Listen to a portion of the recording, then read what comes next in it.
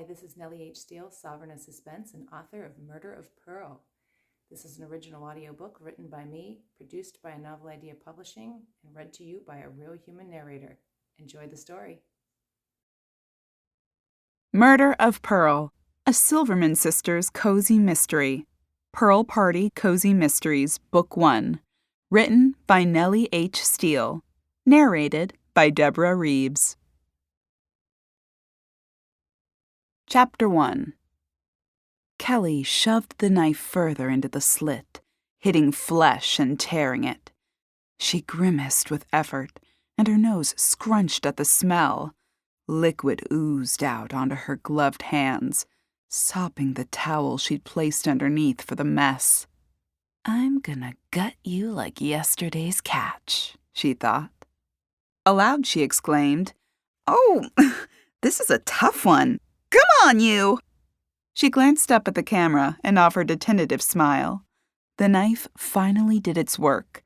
The top of the oyster popped off. "There we go," Kelly said, once again glancing at the camera. "And oh my gosh, you guys, this one is so beautiful!" She whisked the pearl off into a bowl of salt off camera to clean it, then smiled at the camera. "Who's excited to see this pearl?" Bright lights glared down on her within her makeshift basement studio. 2 large umbrella lights shone from either side. With her laptop perched on a stand and her cell phone also connected to read comments, Kelly shifted her eyes between each screen, switching back and forth between scanning for comments and making eye contact with the camera. Across the room, her younger sister Jodi monitored her orders page. She held up 2 fingers and wiggled them at Kelly. Kelly gave a slight nod to acknowledge the additional 2 orders received as she shifted the pearl from the salt bowl to the water bowl.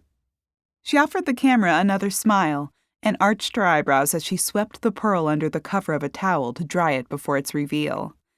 After years with the Pearls Unlimited Company, a business specializing in pearl set jewelry, she'd become a master at all things pearl party related. Together with Jodi, Kelly worked to organize events like in-home or online pearl parties as part of their sales plan. Customers placed an order for jewelry, and with each piece, they received a live oyster opening. Kelly would shuck an oyster, remove its pearl, and then measure and show its color to the purchaser before the pearl was set into the jewelry of their choice. The draw was the allure and mystery surrounding which size and color of pearl the purchaser would receive. Off camera, Kelly set the pearl on a display card before sliding it in front of the lens. With her Pearl Vision lens slid into place, Kelly held the pearl in front of the special setup. "Ladies, this is an absolutely gorgeous rose pink, and it looks like at least a size 7. Melanie girl, you are lucky with this one." Messages scrolled up her screen as party viewers extolled the virtues of the beautiful, rich-colored pearl. After showcasing the pearl, Kelly measured it before sliding it into an envelope marked with Melanie's name. She gave the group an overview of the jewelry piece Melanie had selected, showing them a picture of the necklace in her catalog. After she revealed the rose-colored pearl, 3 more orders popped on the screen. Jodi wiggled 3 fingers at Kelly. "All right, ladies, keep those orders coming. I'm here until they stop. And remember, no more parties for another 2 weeks after this one. Jodi and I are booked for an exclusive private event this coming weekend. I'll have plenty of pictures when I get back to share with you, and one lucky gal will win access to our next still-to-be-determined weekend event at the end of the party tonight. All you have to do to be entered is place an order." Kelly recited the order information off by heart as Jodi posted instructions in the live stream videos chat. She powered through the remainder of the party, opening over 30 oysters before the party concluded. She wound down with another promise of pictures from the exclusive weekend event, a wink and a wave. As the camera's light blinked off, Kelly blew out a long breath. "Wow, that was a whopper of a party," she said to Jodi as she slumped in her chair. She fanned herself with her hands. "Gosh, these lights are hot." "Getting you ready for the spotlight this weekend." Kelly sucked in a breath as she leaned forward and started to clean up the soppy towel soaked with smelly oyster juice. "How many oyster openings do we have for that one so far?" Jodi shuffled through a stack of papers. 122. Kelly dropped the drenched towel onto the tabletop. Her eyebrows shot toward her hairline. "What?" she exclaimed, eyes wide. "And more to come, probably," Jodi said. "I told you before, this one was a fantastic setting. Old mansion, lots of ladies with disposable income." "What's the occasion again?" "Oh, someone named Pearl's birthday. One of her friends or something thought it would be a cute theme to have a Pearl-themed party for Pearl." "And we're the only entertainment, so to speak?" Kelly asked as she continued her cleanup. "That was my understanding," Jodi answered. "They want a jewelry showcase on Friday, Pearl openings on Saturday afternoon, and a Pearl-themed cocktail party Saturday night. We don't have to do anything to prepare for that, but we were invited. And then Sunday brunch followed by openings for any last-minute orders." Kelly blinked her eyelids rapidly as she considered the whirlwind weekend ahead. Jodi reached out and clapped a hand on Kelly's shoulder. "Relax, Kelly. It'll be fun." "What I can't understand," Kelly answered, as she stuffed a wad of wet paper towels into her trash can, "is why women with enough money to rent out this mansion for the weekend for someone's birthday party hired us to provide the entertainment. Come on, they must have much more extravagant jewelry than what we offer." "They didn't rent out the house," Jodi answered. "It's Pearl's place."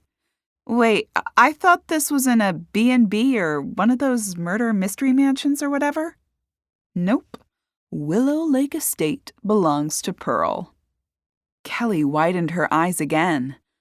"Now I really don't understand why they hired us." "Who cares? We'll probably do over 150 openings over the weekend, and if we're lucky, we'll get a few more bookings. Plus, it's all expenses paid. They provide the rooms, food, everything." "I guess it's not a bad way to spend a weekend." Jodi grinned. "It's gonna be a killer weekend."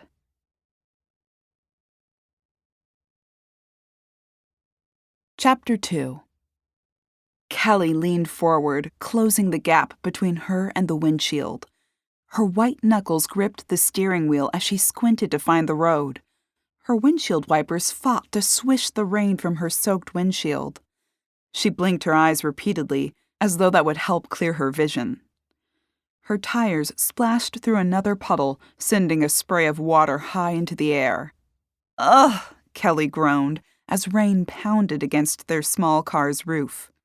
"You should have bought that crossover SUV," Jodi said from the passenger seat. "If you can't say anything helpful, pipe down, Jodi," Kelly warned. They drove for another few minutes before Kelly groaned again. "This weather is terrible. I can barely see the road." "It's not much further," Jodi said. "Thank goodness. My wipers are losing the battle against the torrential downpour." Jodi let out a sigh as she studied the passing scenery. "Once we get there, we can park the car and enjoy the weekend." "If we get there," Kelly huffed. "This weekend is starting off terribly." "We'll make it," Jodi countered. "I told you, it's not much further." Kelly crawled along the slick road as the rain buffeted the car. Her windshield wipers, set on high, flicked back and forth wildly, but the path ahead resembled a melted painting as the rain fell in torrents. Moments later, the skies offered another assault. Chunks of hail pounded down around them. "Oh!" Kelly exclaimed, as the sound threatened to drown out her own thoughts. "You've got to be kidding!" "What?" Jodi shouted over the din. "I said you've got to be kidding!" Kelly yelled back, as the marble-sized chunks pounded their roof and the road around them. "Look on the bright side," Jodi said, her voice still at a holler. "Soon we'll be at a mansion!" Kelly tightened her grip on the steering wheel again and leaned forward, narrowing her eyes at the road. Another few nerve-wracking minutes passed before the hail let up, and a few more drops of rain fell before the precipitation ceased entirely. "There," Jodi said, waving her hand at the clearing weather. Kelly shot a narrow-eyed glance in her direction, a silent response designed to pass along her annoyance without a word. "I hope it lasts long enough to get the luggage in," Kelly said after a moment. Jodi fiddled with her phone in the passenger's seat. "Will you stop playing with that phone and help me figure out where we're going?" Kelly said. "I'm fiddling with the phone so I can tell you where to go," Jodi answered. "Oh, there." She waved a finger out the window. "Where?" Kelly said. "There." Jodi pointed to a small road hidden by the leaves of a large and sagging tree. Kelly passed the road, unable to make the turn given the short notice. "You missed it." "You didn't tell me until the last second." "I told you way before," Jodi countered. "No, you didn't," Kelly said, hunting for a place to turn around. "Yes, I did. I said there forever ago. You were too busy complaining about me using my phone." "What, that vague meh thing you did? I had no idea what you were even talking about." "Just find a place to turn around and go back." "Yeah, I'm trying. Do you see any suitable locations?" "The roads are half washed out from that rainstorm. I'm not going to try to inch onto the shoulder. We'll get stuck." "If you would have bought that crossover." "Don't even say it," Kelly shot back through clenched teeth. With a huff, Kelly adjusted her grip on the steering wheel as she frowned, detecting the subtle eyeballing from Jodi at the last statement. She found another side road and, after completing a 3-way turn, headed back in the direction they'd come. "It's up here on the left," Jodi announced as the road came into view. "Enough time for you?" "Yes, thank you," Kelly retorted, flicking on her turn signal and easing the car onto the small side road. They rounded a bend, and a house came into view. Rising high on a hill, the Gothic-style mansion with its dark, rambling roof, multiple chimneys, and massive facade contrasted the gray sky behind it. Kelly gulped as she ducked to stare up at it. "Yikes! Looks like something out of a horror movie." "It does not," Jodi argued. "I can't imagine what it would be like to live there. It's huge." "Good. We'll have plenty of places to hide from the crazed murderer then. Or the ghosts." Kelly continued toward the house, making no additional mistakes given the obvious path forward. She pulled up to a set of black iron gates. 2 large brick columns stood on either side. The fence stretched as far as she could see around the property. A communication port rose from a thin, silver rod at the side of the entrance. Kelly pressed the large silver button. A buzzing sounded. Kelly glanced at the large gate, expecting it to open. She threw her hands in the air as nothing happened and pressed the button again. A camera on one of the red brick pillars rotated down slightly before a tinny voice sounded from the speaker next to the button. "Yes?" a clipped male's voice said. Hi," Kelly said, leaning out the window and pressing the button as she spoke. A garbled response came back. She let off the button before pressing it again. "What?" she said. "Ma'am," the voice said. "Yes?" Kelly inquired, pressing the button as she spoke. "Ma'am, please stop pressing the button when you're speaking. I can't hear you." "Oh, sorry," Kelly said, feeling color rising in her cheeks. She shot Jodi a glance as she fidgeted in her seat. "Can I help you?" the voice responded. "Yes, I need the gate opened." No one responded for several moments.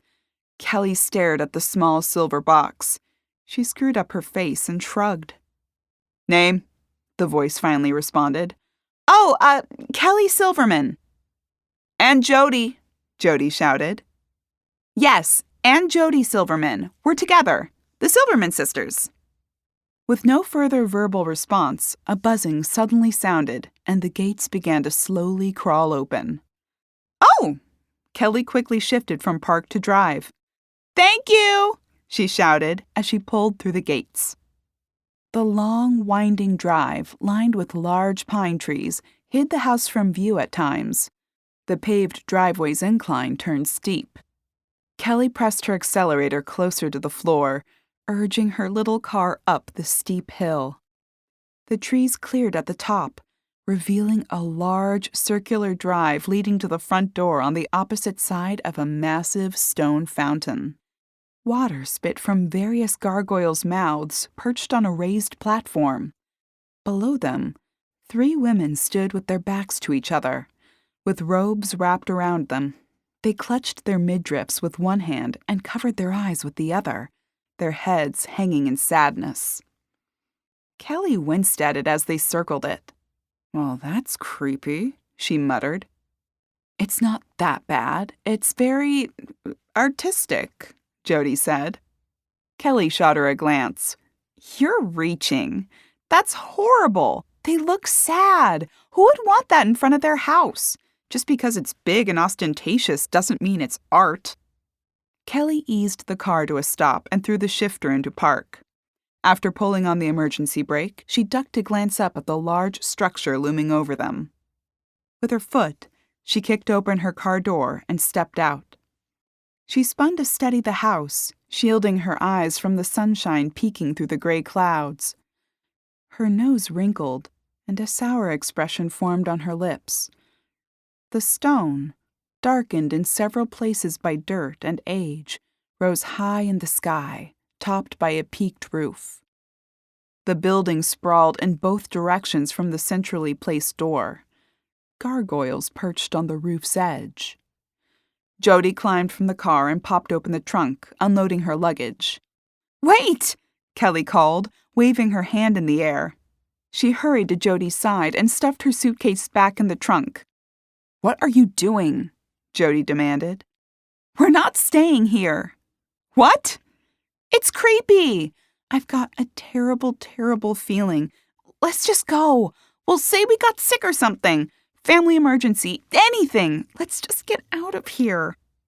Jodi pulled her suitcase out of the trunk a second time and placed it on the ground. "You're being ridiculous." She pulled another bag from the trunk and shouldered it. Kelly tossed the suitcase back inside the trunk again. "I'm not. Look at this place. There are creatures looming on the roof, and the strange fountain, and the creepy mansion. The whole thing is weirding me out. I have a bad feeling."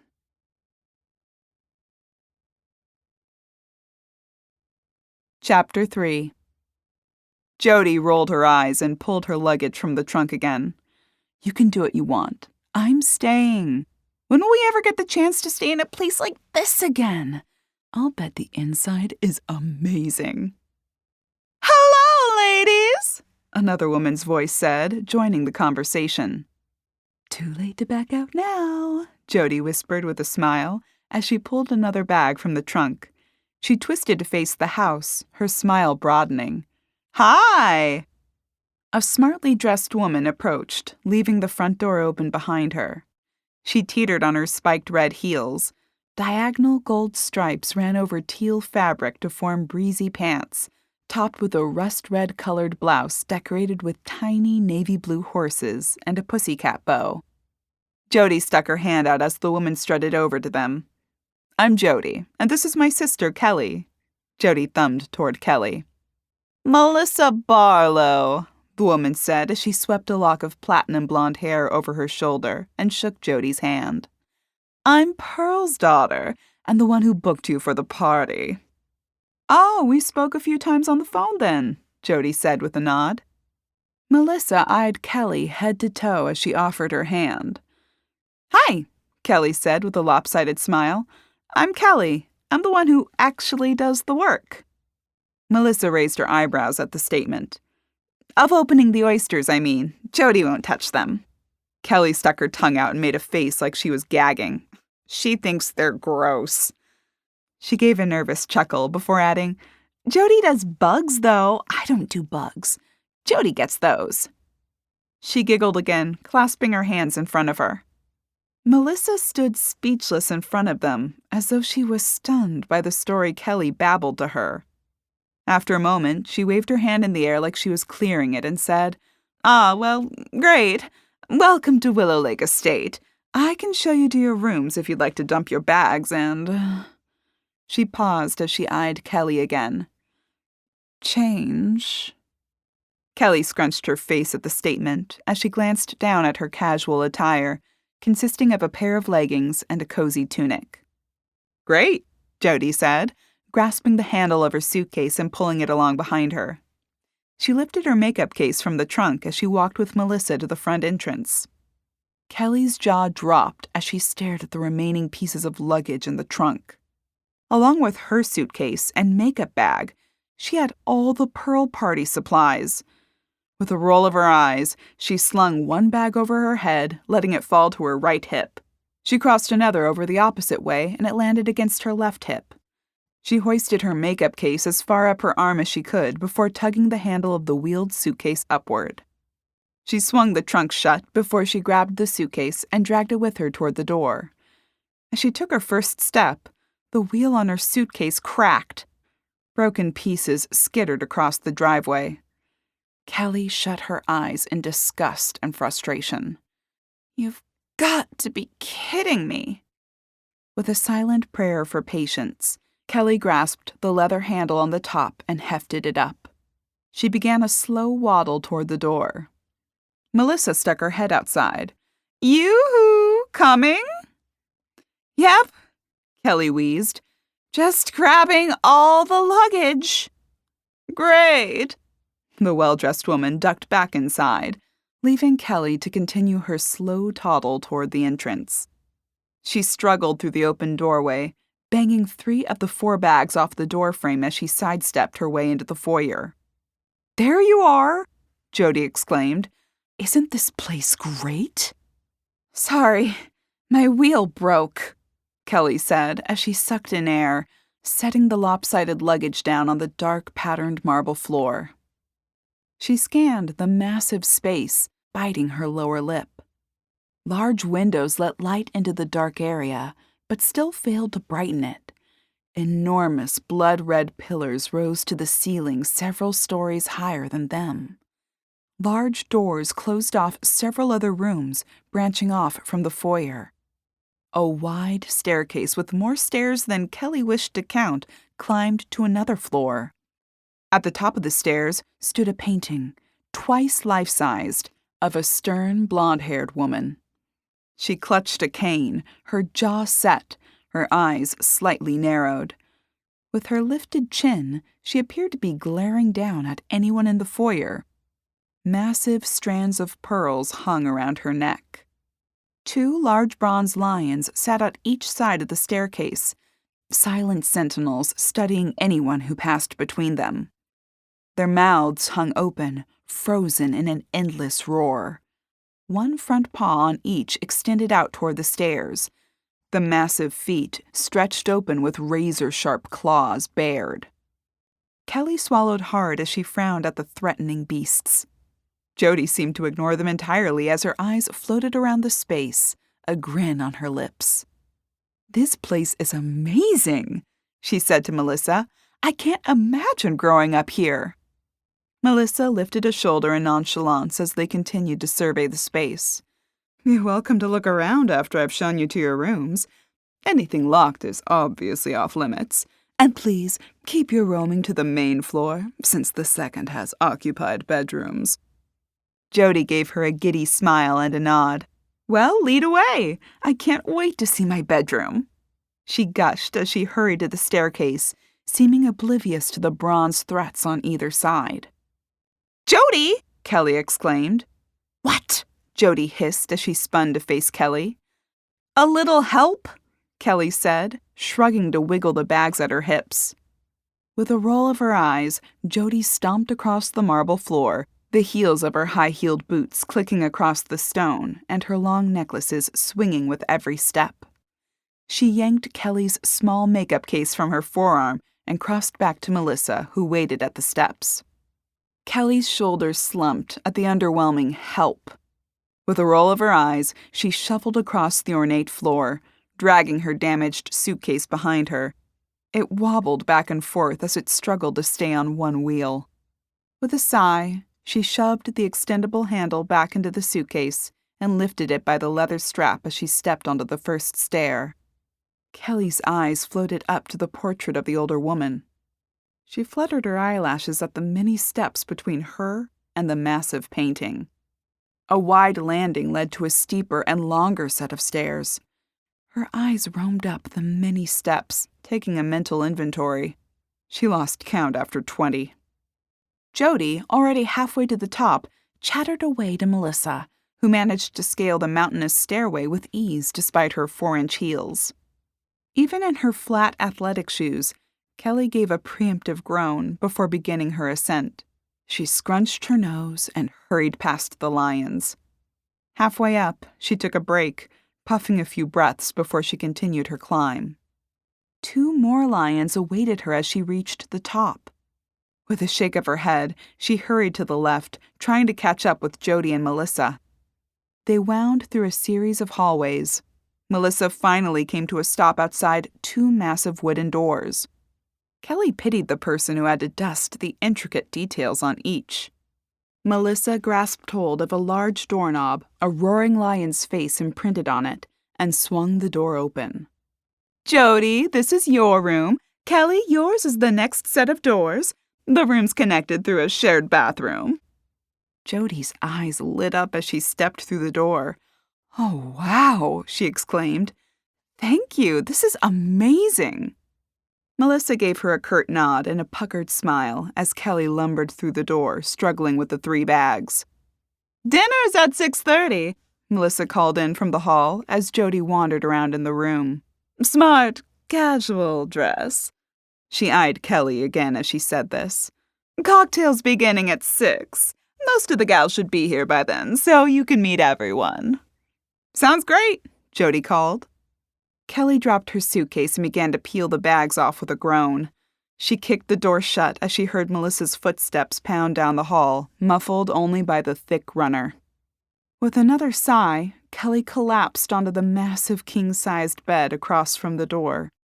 Jodi leapt from the bed just as Kelly sat down.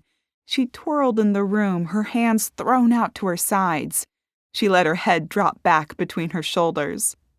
"Isn't this marvelous?" she asked, a broad grin on her face as she snapped her head up to stare at Kelly. Kelly wore a shocked expression on her face. She gave a slight shake to her head as her eyes flitted over the room's features. In a word, no." Jodi screwed up her face. "Are you kidding me? Look at this room!" Her hands formed fists and she jiggled them with excitement. "This room is creepy. This entire house is creepy." "What? You're kidding! This place is amazing! I can't wait to explore. Hurry up and dump your stuff in your room so we can go look around."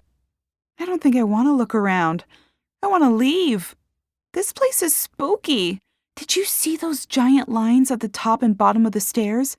Yeah, aren't they great? You've got to get a picture of me with them. And then this room. First, the roaring lion doorknob, and then—" Kelly scrunched up her nose and waved her hand around. "What?" Jodi asked, her shoulders slumping. She let her eyes travel over the space as if she searched for Kelly's meaning. Kelly's eyes widened. "You can't be serious," Kelly questioned. Jodi lifted a shoulder and gave Kelly a quizzical look. Kelly set her mouth in a line, her shoulders dropping an inch before she replied. She closed her eyes for a moment, then fluttered them open and responded, "The whole creepy baby thing. Come on, you can't actually think it's not creepy." Jodi focused on the wooden carvings gracing the corners of the room. "The angels?" "Those aren't angels. They're creepy little babies staring at your bed from every corner." "They're not babies. They're not that bad." Kelly shook her head and pushed herself to stand. "I hope they aren't in my room." Jodi grabbed her broken suitcase and dragged it toward the shared bathroom. Kelly lifted one of the other bags containing the Pearl Party paraphernalia and followed her. She pushed open the door to the massive bathroom separating their rooms.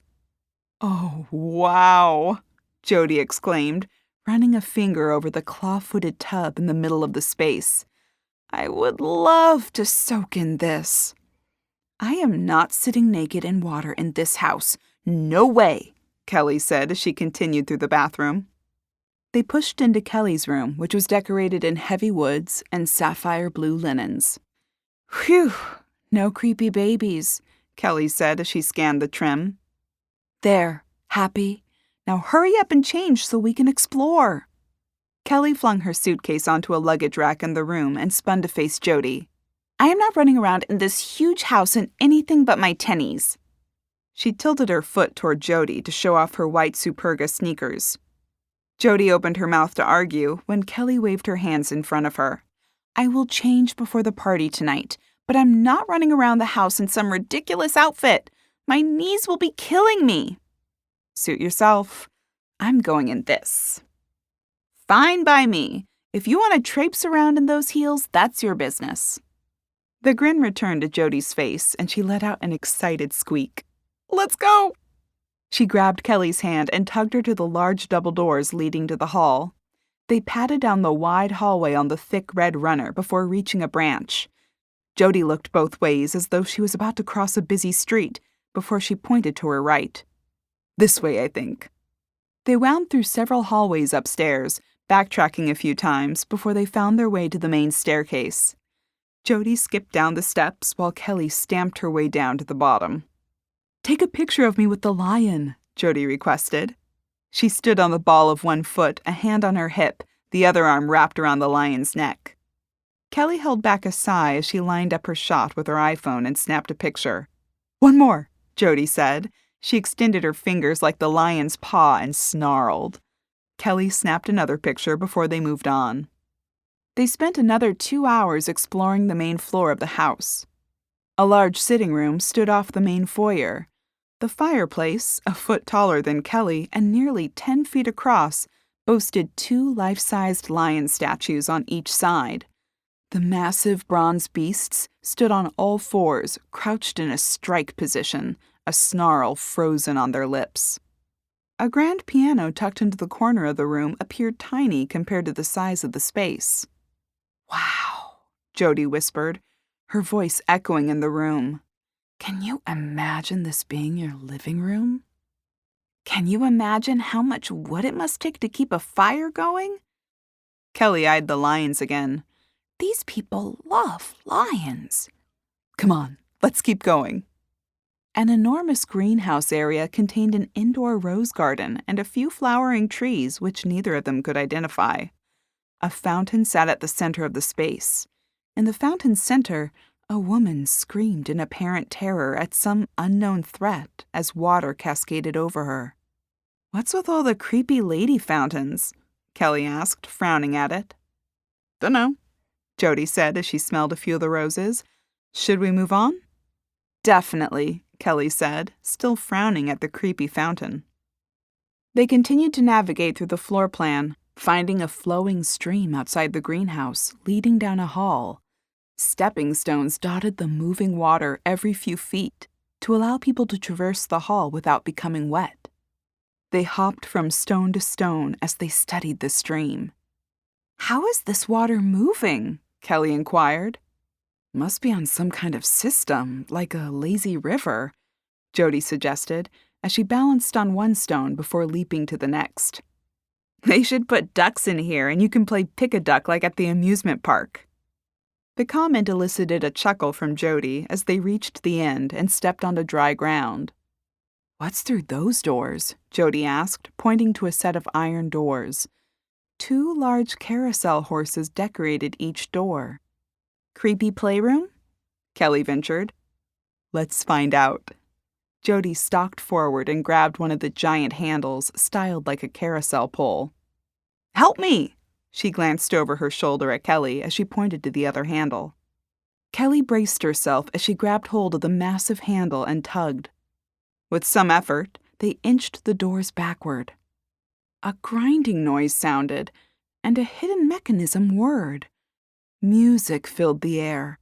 Warm light flickered before glowing to life, illuminating the space. Kelly's eyes went wide, and her jaw dropped open. Jodi wore a similar expression. OMG, Kelly whispered, as she eyed the room's contents. A grin formed on Jodi's lips, and she glanced at Kelly. "Come on!" She grabbed Kelly's hand and pulled her toward the room. They stopped before entering, preparing themselves for stepping onto the spinning platform.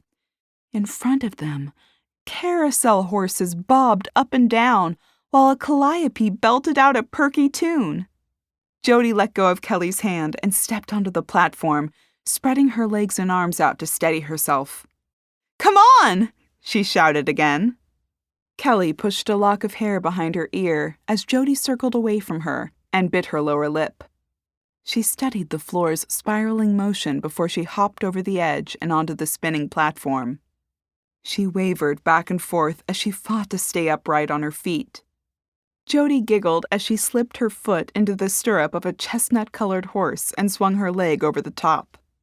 Kelly climbed atop a snow-white horse, its head tossed back in a whinny. "I can't believe they have a carousel in the house!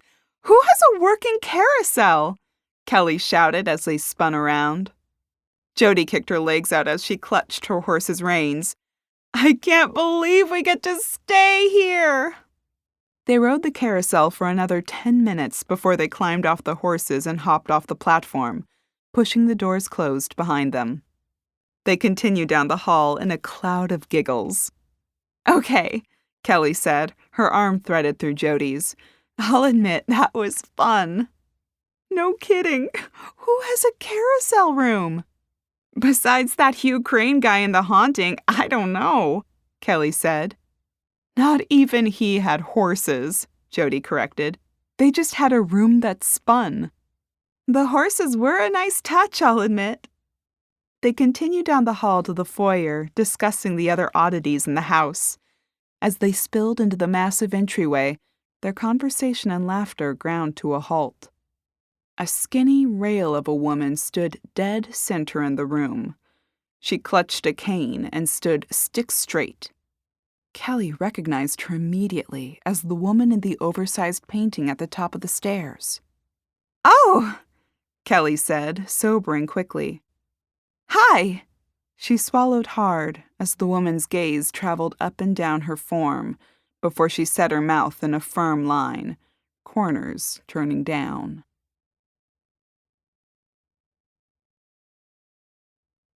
Chapter 4.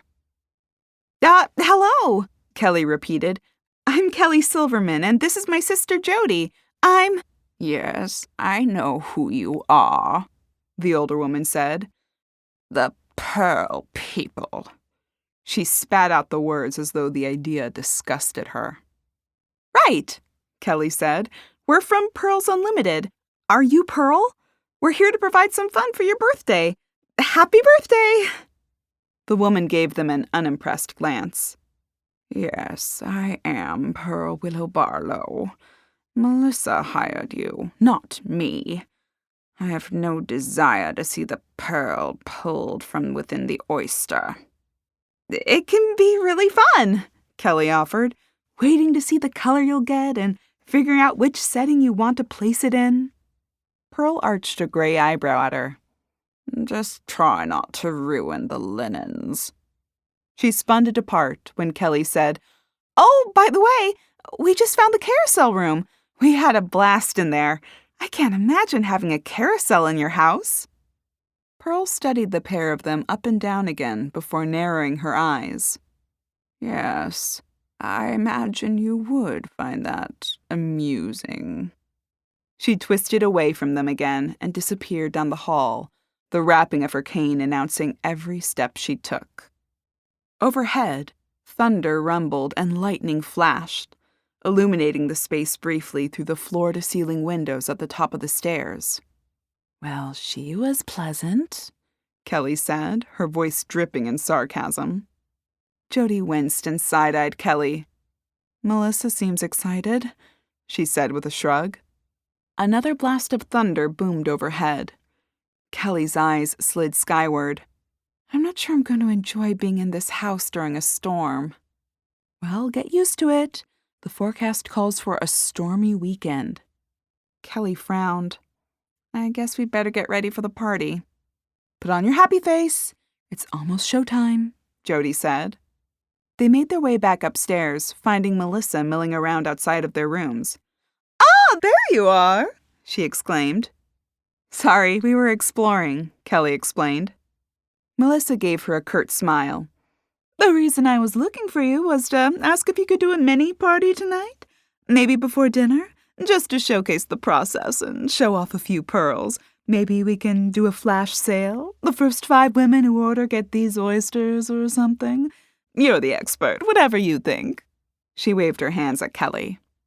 "Oh, Kelly hesitated. "She'd be happy to," Jodi exclaimed.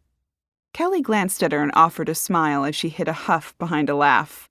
"Well, I need to set a few things up." "Oh, absolutely! You should still have time before you, She paused, eyeing Kelly's comfy clothes again. "Change." Her voice dripped with disdain. She cocked her head and continued, "You can sit up in the sitting room. I had a table put out for you near the fireplace." "The one with the massive lions?" "That's the one," Melissa said, flicking her finger in the air. "Thanks, ladies. See you at 6:30. Kelly smiled at the woman as she disappeared down the hall. With a sigh, she said, "We better get moving if we're going to set up for this." "And change," Jodi said, eyeing Kelly up and down and doing her best impression of Melissa. "Don't remind me," Kelly said. "Come on." They spent 45 minutes laying out their materials on the table in the enormous sitting room. Kelly set up her salt and water bowls, patted the table with extra towels, and put out her shucking board, knife, and bucket of oysters. Jodi placed a few pieces of jewelry on each side of the table and dropped several catalogs around the room. "That should do it," Jodi said as she scanned the decorated space. "We better get going and change. We don't have much time." Kelly nodded in agreement, and they hurried up the long staircase and wound through the halls to their bedrooms. Kelly unzipped her suitcase and pawed through the clothes she'd packed, suddenly feeling as though everything was inadequate. She found her dress for the evening and laid it out on the bed, desperately trying to flatten it to remove any wrinkles.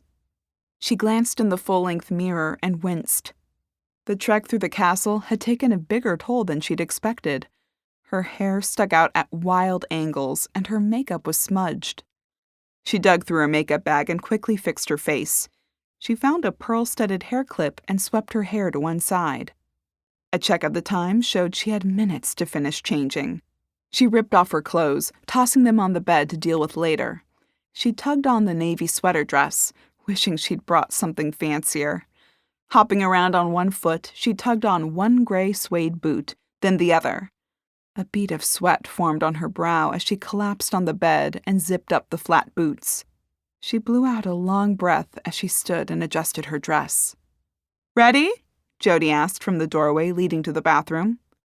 "Yep," Kelly said, still tugging at the dress. Jodi scrunched her nose. "That's what you brought for the cocktail party?" "What?" Kelly asked, glancing down at it. She eyed Jodi's outfit.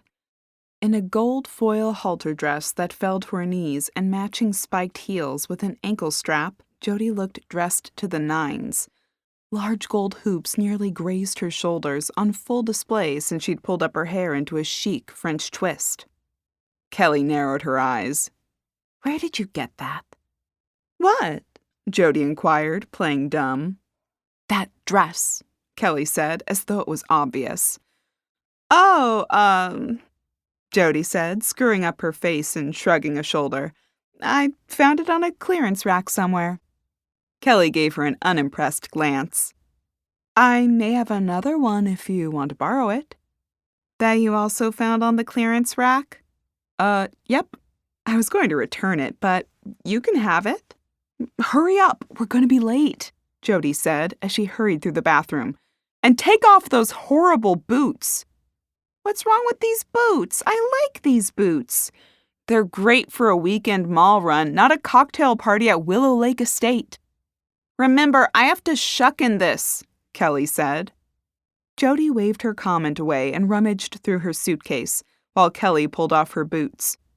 Jodi pulled a silver lilac dress with a lace overlay from the suitcase and tossed it to Kelly. Kelly shimmied out of her sweater dress and into the knee-length cap-sleeve dress. Jodi set out a pair of silver peep-toed T-straps. Good thing we're the same size. "Oh, I hate heels," Kelly groaned as she squeezed her foot into the shoe and buckled it. "Hurry up," Jodi said. Okay, Kelly said, buckling her second shoe and standing on wobbly legs. "Just give me a second to get my sea legs." Thunder rumbled overhead again. Wind whipped outside the window, blowing the trees wildly. "Sounds like another storm," Kelly said as she hobbled to the door. "Yeah," Jodi agreed. "Thank goodness we don't have to drive." Rain pounded against the massive windows above the main staircase. Kelly glanced up at the skylight. Black clouds rolled across the sky, and lightning pulsed. Large droplets of rain bombarded the glass. With a firm grip on the banister, Kelly tottered down the stairs. She adjusted the skirt of her dress and smoothed her hair when she reached the bottom. "Come on," Jodi said through clenched teeth as she waded across the foyer. Kelly tiptoed across the floor in an awkward half-run, half-crawl. "Careful with those shoes." Kelly cleared her throat as she smoothed her dress again. "Okay, let's go," she said as she caught up with Jodi. Jodi spun and plastered a smile on her face. They wandered into the massive sitting room through the open doors. Melissa stood with a half-empty champagne flute in her hand, surrounded by 4 other women. Melissa, an animated expression on her face, waved her hand in the air as she chattered away. After a moment, they all burst into cackling laughter. Other women milled around the room in pairs or trios. A few glanced at Kelly's setup or flipped through one of the catalogs. Kelly arched an eyebrow at the scene. "This looks like Mean Girl Central." She shot a glance at Jodi, who appeared to actually be enjoying the spectacle. Melissa waved at them and approached, leaving her posse behind. "There you are," she said as she narrowed the gap between them. "You two clean up nicely. And here I worried you'd come in something like a sweater dress." She issued the high-pitched cackle again. Kelly offered a gratuitous laugh and shot Jodi a sideways glance. Jodi mouthed a whew to her and raised her eyebrows. "That's crazy," Kelly said, still chuckling with nervousness. "It's a cocktail party." "Well, anyway, most of the girls are here. A few of them should arrive any minute. Abby's coming straight from the airport. She just got in from Greece." "Oh, wow," Kelly said. Melissa shrugged. "She was only there for 2 weeks, so not much to brag about." Kelly pursed her lips at the statement. "Anyway, most of us are here. We're just waiting for Mother. I'll introduce you around, and then if Mother's down, maybe you can do your little demo." "Right, sure," Kelly said with a nod. She grasped hold of Jodi's hand and tugged her along with them. Melissa approached the group of women she'd just left. "Hello again, ladies," Melissa said. "Say hello to Kelly and Jodi Silverman. These are the ladies I told you about with the pearl business." "That's so cute that you had a pearl-themed party for Pearl," one woman said. Melissa offered her a cat-who-caught-the-canary smile. "Thank you, Mad," she said. "Kelly, Jodi, this is Madison Montgomery." The chic brunette held out her slender hand, laden with expensive-looking rings. "Madison is one of my very best friends." "Hey, I thought I was your very best friend," a blonde with a shoulder-length blowout said with a giggle. "Well, I said one of," Melissa defended herself. "This is another of my very best friends." She laid her hand on the woman's forearm. "This is Harper Martin." She motioned toward another woman in the group. With auburn hair, sparkling blue eyes, and a dazzling smile, the petite woman filled out her dress like a supermodel. "This is Aurora Powell, another fantastic friend. And last but certainly not least, Everly Dixon, my roommate from college." "Hi," Kelly said, nodding her head way too much. "I'm Kelly. Nice to meet all of you." Melissa led them across the room to a tall, slender brunette and a younger woman who resembled her. She snagged another champagne flute from a waiter on her way, taking a sip. Jodi followed her lead, grabbing 2 glasses and passing one off to Kelly. Kelly took a long sip of the dry beverage. "This is my Aunt Emily and my cousin Penelope." "Hi, great to meet you," Emily said. She carried a cane in one hand, though she seemed to walk well enough. "Oh, are you Pearl's sister?" Jodi inquired. "No, actually I'm Pearl's sister-in-law." "Oh, okay," Kelly said, bobbing her head again and wishing she could stop herself. "Well, I hope you both love pearls." "Oh, we do," Emily said.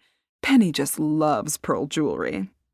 "Of course, Penny has a beautiful set of heirloom pearls," Melissa said with a roll of her eyes, "but I'm sure she'll find a few of these pieces fun for a picnic or something." Kelly forced her lips from a frown into a fake smile at the comment. "Well, sorry we can't stay and chat, Auntie, but we've got to move on." "Nice meeting you," Emily said to Kelly, who waved as Melissa led them away. In short order, Melissa introduced them to Reagan Walker, Pearl's cousin, and Aubrey Robinson, Reagan's daughter, Julia Palmer, Pearl's older sister, and Peyton Carter, a cousin-in-law. Introductions were interrupted by Pearl's arrival at the party. The woman's pounding cane echoed off the walls as she smacked it against the floor with every step. "Mother!" Melissa exclaimed. She whispered a short, "Excuse me," over her shoulder as she rushed to assist Pearl to a seat in the room's center. Pearl shook off her grip and rolled her eyes before stamping over to the couch and plopping onto it. The women gathered around her, offering their well wishes, happy birthdays, and other schmoozing over the rich older woman. Set in a firm line, Pearl's mouth never formed a smile. She stared at most of them with narrowed eyes and an unimpressed expression. Julia perched on the couch next to her, and Peyton claimed her other side. "Wow, must be nice to have everyone fawn all over you," Jodi said to Kelly as they hung back from the crowd. "She doesn't look impressed." "She's probably used to it." "I'm never going to remember all these names, and there's still 4 more people we haven't met." After everyone had had a chance to speak with Pearl, Melissa tapped her champagne glass. "Ladies, ladies, yoo-hoo!" A hushed silence fell over the room. Melissa offered another coy smile at the group. "Welcome to Willow Lake, everyone, for a very special occasion. When I first started planning Mom's 80th birthday party, all I could think of was what an incredible woman Pearl Willow is." Jodi scrunched up her face. Did Pearl just roll her eyes? Kelly studied the old woman's face. "Well, she doesn't look impressed with Melissa's speech so far, that's for sure." "Oh, the charity work, the business connections, and of course the fantastic daughter she raised." Melissa paused and struck a pose as a few chuckles went up through the crowd.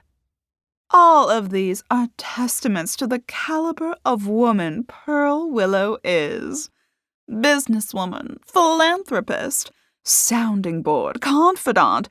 She's so many things to so many of us.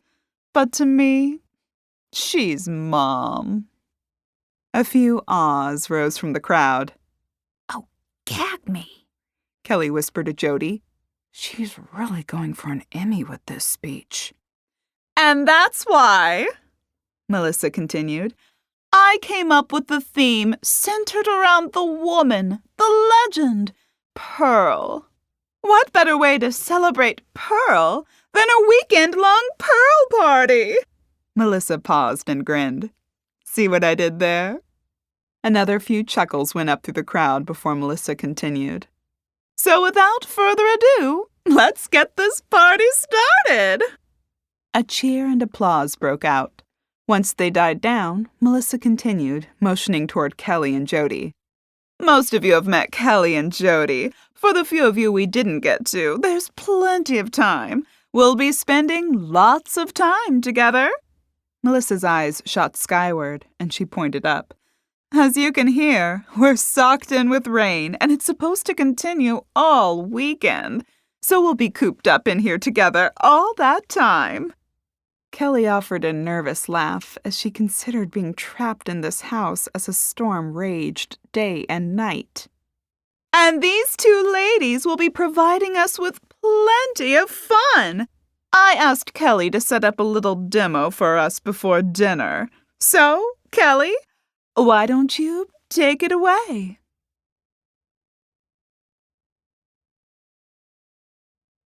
Chapter 5. Kelly stood frozen for a moment.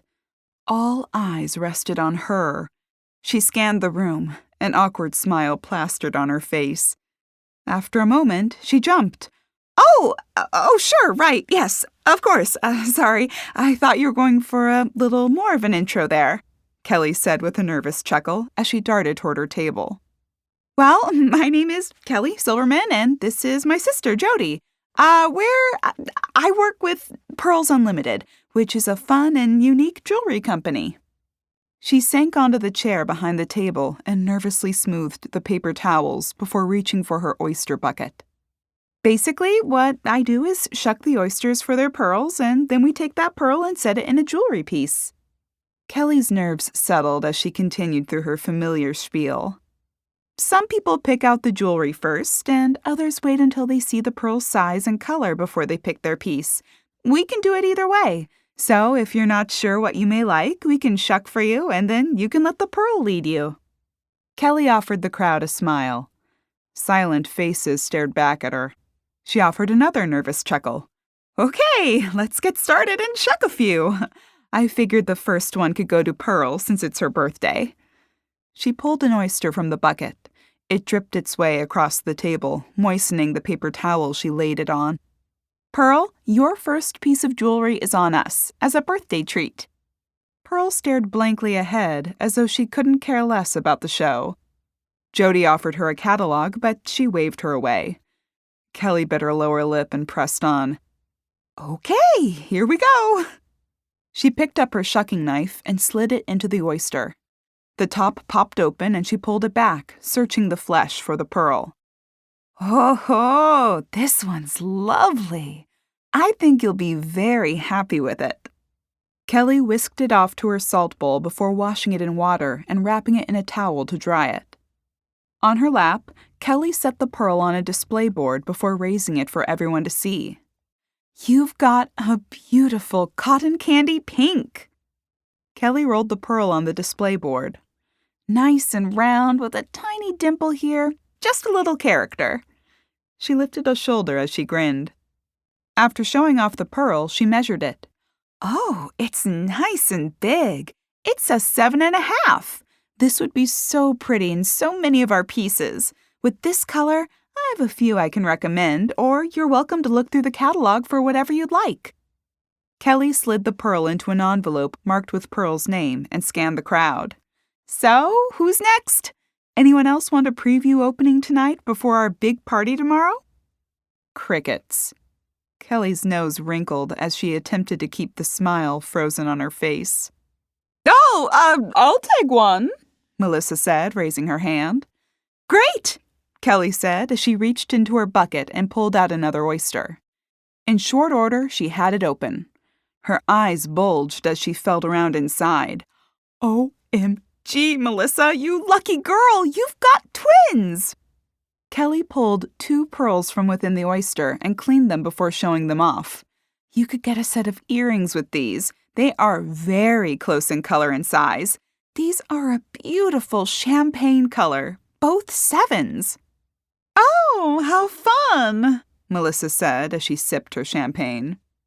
"So, are you thinking of 2 pieces of jewelry or earrings?" "What do you recommend?" "Well, I love the pedal-to-the-metal studs if you'd like something small. Or if you're looking for something a little more ostentatious, the heck-raising hoops are a nice choice." Melissa sipped her champagne and shrugged. Decisions. I'll have to think about it." "Sure, take your time. I've got these set aside for you. Who's next?" Kelly scanned the crowd, but received no response. "Well, okay, we can save all the fun for tomorrow. I know you all have lots of orders in already." We probably should head in for dinner anyway, Melissa said.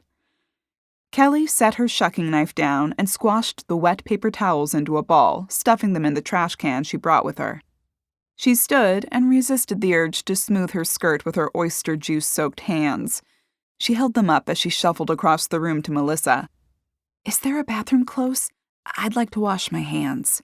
"Oh, sure," Melissa said, guiding her to a powder room along the way to the dining room. After a quick hand wash and a much-needed adjustment to her dress, she emerged, ready for the meal. "Well, that didn't go as well as I expected," Kelly whispered to Jodi as they continued down the hall toward the dining room. "It'll get better," Jodi said. "They already purchased over 100 oyster openings." "I'm shocked. They seem completely uninterested in the entire thing." Jodi shrugged. "Oh well, like I said, we've already gotten hundreds of orders, so just relax and enjoy the weekend." They entered the dining room. A long table stretched down the middle of the room, with candlelit centerpieces decorated in pearl strands, pearl-encrusted silverware, and an ornate tablecloth. The dining table looked like it came straight out of a magazine page. Pearl sat at the head of the table. The last to arrive, Kelly and Jodi, found seats at the far end of the long rectangle. Jodi took the seat on the end, and Kelly squeezed between her and an auburn-haired woman she hadn't met. She pulled her napkin onto her lap and turned to the woman. "Hi, I'm Kelly," she said. "Kennedy," the woman answered.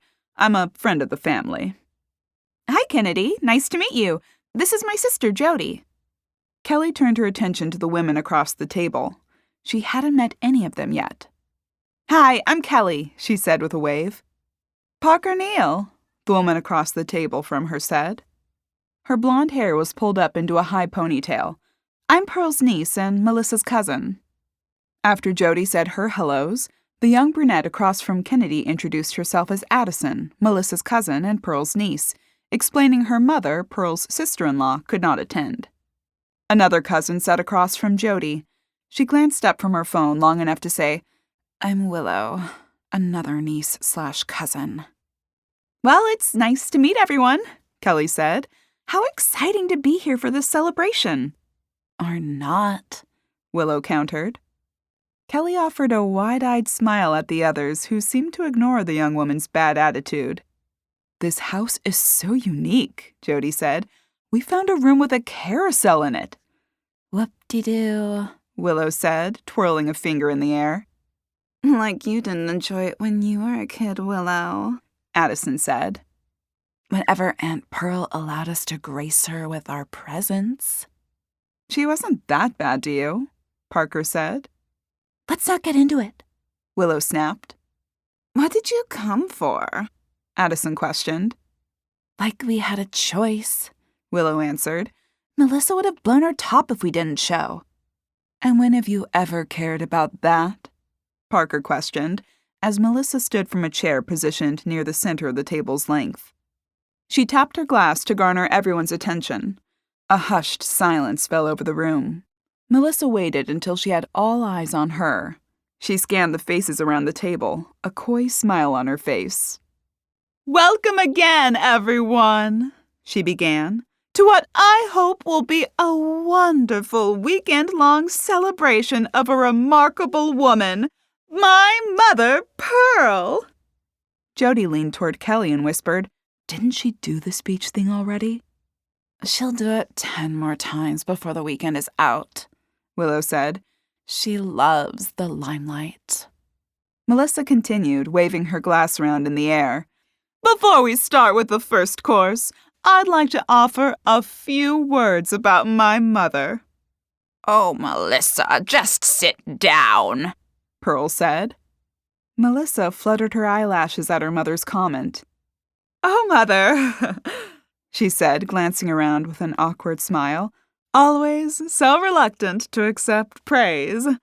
I just wanted to say a few words, then let everyone else chime in." Pearl rolled her eyes. "You wanted the attention on you, like you always do. And the rest of you, don't think I don't know why you're here. You want my money. You want to keep your spot in the will. Bunch of money grubbers is all you are." Kelly's eyes went wide as she listened to the scathing speech. "Whoa," she whispered to Jodi. Pearl continued on her rant. "You can't stand each other, but you're lined up to be at every event so you can appear in my will. Don't think I don't know what you're all up to. Well, I got news for you. I'm not planning on dying anytime soon, so you've got a long wait on your hands." "Mother," Melissa tried, her jaw tightening, displaying her clear annoyance with the situation. "Sit down, Melissa, and shut up. Let's just get this weekend over with." Pearl twisted to glance over her shoulder at a man dressed in a butler's uniform. She snapped her fingers and shouted, "Roberto, let's eat." With a sour expression and a shake of her head, Pearl whisked her napkin onto her lap. Melissa sank into her seat and sipped at her champagne. She winced as she turned toward Aurora, seated to her right, and whispered something, shaking her head. Thunder boomed overhead, and the lights flickered as the serving staff burst from the double doors across the room. "I hope the food's good," Jodi mumbled. Dishes clattered as the first course, a cold mango soup, was served, and everyone dug in. Conversation resumed around the table as the shock of Pearl's outburst wore off. Kelly flicked her gaze to an open seat across from Melissa. The empty chair must have been for Abby, who she recalled was coming from the airport. She wondered if she'd make it given the weather. The storm seemed to rage on, pummeling the house with rain and hail and generating a tremendous amount of thunder and lightning. As the serving staff cleared away the first course, the lights flickered again. "I really hope the power doesn't go out," Kelly said. As if on cue, the lights dimmed again and then went dark. Kelly reached out to clutch Jodi's hand. A few gasps sounded in the darkened room. In a moment, they popped back on. A new woman stood in the doorway. In a sleek pantsuit and wide-brimmed hat, she struck a pose. "Well, talk about making an entrance," she exclaimed to the hushed diners. A few chuckles emerged from the crowd, and Melissa leapt from her seat and raced over to the woman and embraced her. "Abby, you made it!" "And not a moment too soon," the woman announced as they strode arm in arm to the table. "I hope none of you are planning on leaving. The roads are gone." "What?" Emily questioned. "Literally, the road washed out behind us as the driver drove me here. He's stuck here, too. I'll probably have to pay him for the weekend." Abby rolled her eyes at the statement and waved her hands in the air. Never mind my troubles, though. We're here for a party, right?" "Well, she's certainly lively," Kelly said. "Are the roads really washed out, do you think, or is she just being dramatic?" Jodi asked. "We're probably stuck here," Willow said. "Happens all the time in weather like this." Addison nodded, adding, "The little bridge just before you climb up to the house is probably submerged. And it's supposed to keep raining through tomorrow night. We'll be lucky to be leaving by Sunday."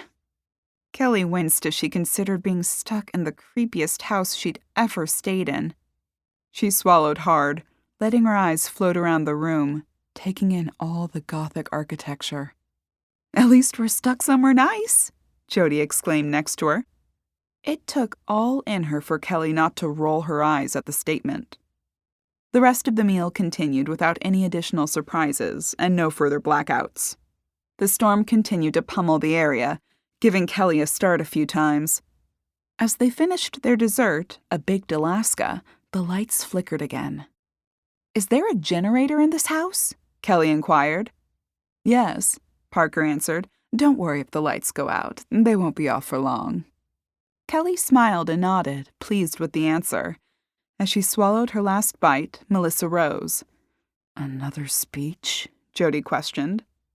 "Ladies, if you'd all like to join me in the sitting room for post-dinner drinks, we'll be showing a slideshow of Pearl's life." Chatter resumed as the ladies began to leave their seats and make their way down the wide hall and across the foyer to the sitting room. A large screen had been set up across from the sofa. Pearl wandered in and plopped in the center of the couch. The waitstaff filtered through with more champagne. Kelly and Jodi snagged another glass. "We might need this," Kelly said as she eyed the screen. "Yeah," Jodi agreed. "I hope Pearl doesn't have another outburst like she did at dinner. Talk about uncomfortable." Kelly nodded, her eyebrows shooting high as she sipped at the pink champagne. The lights flickered again before reviving. Melissa fiddled with a remote, waving it at the screen until a blue light shone on it. After a moment, and a bit more fiddling on Melissa's part, an image sprang to life. With one more emphatic push on the remote, music filled the air, and pictures of Pearl as a baby floated across the screen, captions appearing below them. "Even as a baby, Pearl was incredible," the screen boasted. "Wow, it's getting deep," Kelly murmured. "No kidding," Jodi said. Thunder boomed overhead again, and lightning flashed through the windows. The video played for another minute before another massive clap of thunder shook the house. The loud bang made everyone jump. Then the room plunged into darkness. Women shouted as the lights went out and the music slowed to a stop. Kelly reached blindly to her left and clamped her hand onto Jodi's arm. At least she hoped it was Jodi's arm. "Great," she groaned. Movement swept around the room. Someone bumped into Kelly, sending her spiraling forward as she desperately attempted to keep her balance. A croaking groan sounded before everything whirred back to life. Jodi grasped Kelly to prevent her from falling. "Phew, thanks," she said as the lights came up.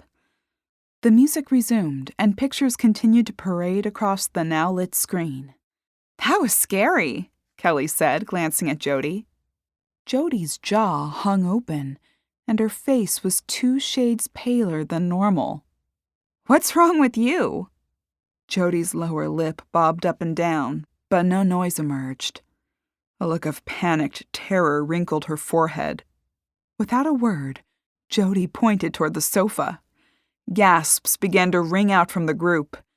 Kelly followed the line of Jodi's pointed finger, her eyes widening as she spotted the scene. "Oh my goodness!" she exclaimed, her hand shooting up to cover her gaping mouth. Across the room, sprawled on the sofa, sat Pearl. With her eyes closed and her limbs slack, Kelly's shucking knife stuck out from Pearl's chest.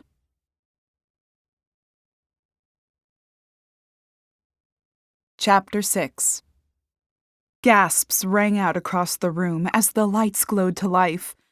The sound of smashing glass hit Kelly's ears as Pearl's sister, Julia, dropped her champagne glass. Her hands clutched at her cheeks as she shrieked before her eyes rolled back in her head and she slipped to the floor. Kelly sprinted across the room, nearly twisting an ankle in her heels, and scooped the woman up before she hit the hard wood. Her champagne sloshed in the glass, still clutched in her hand, threatening to spill over onto the area rug. Reagan and her daughter, Aubrey, hurried across the room, aiding Kelly in easing the faint woman to an armchair. "Someone call 911!" one of the women shouted, though Kelly couldn't say which of them. Across the room, Jodi already had her phone pressed to her ear. Melissa's friends gathered around her as she slumped on weak legs. With pinched faces, they hovered over the woman.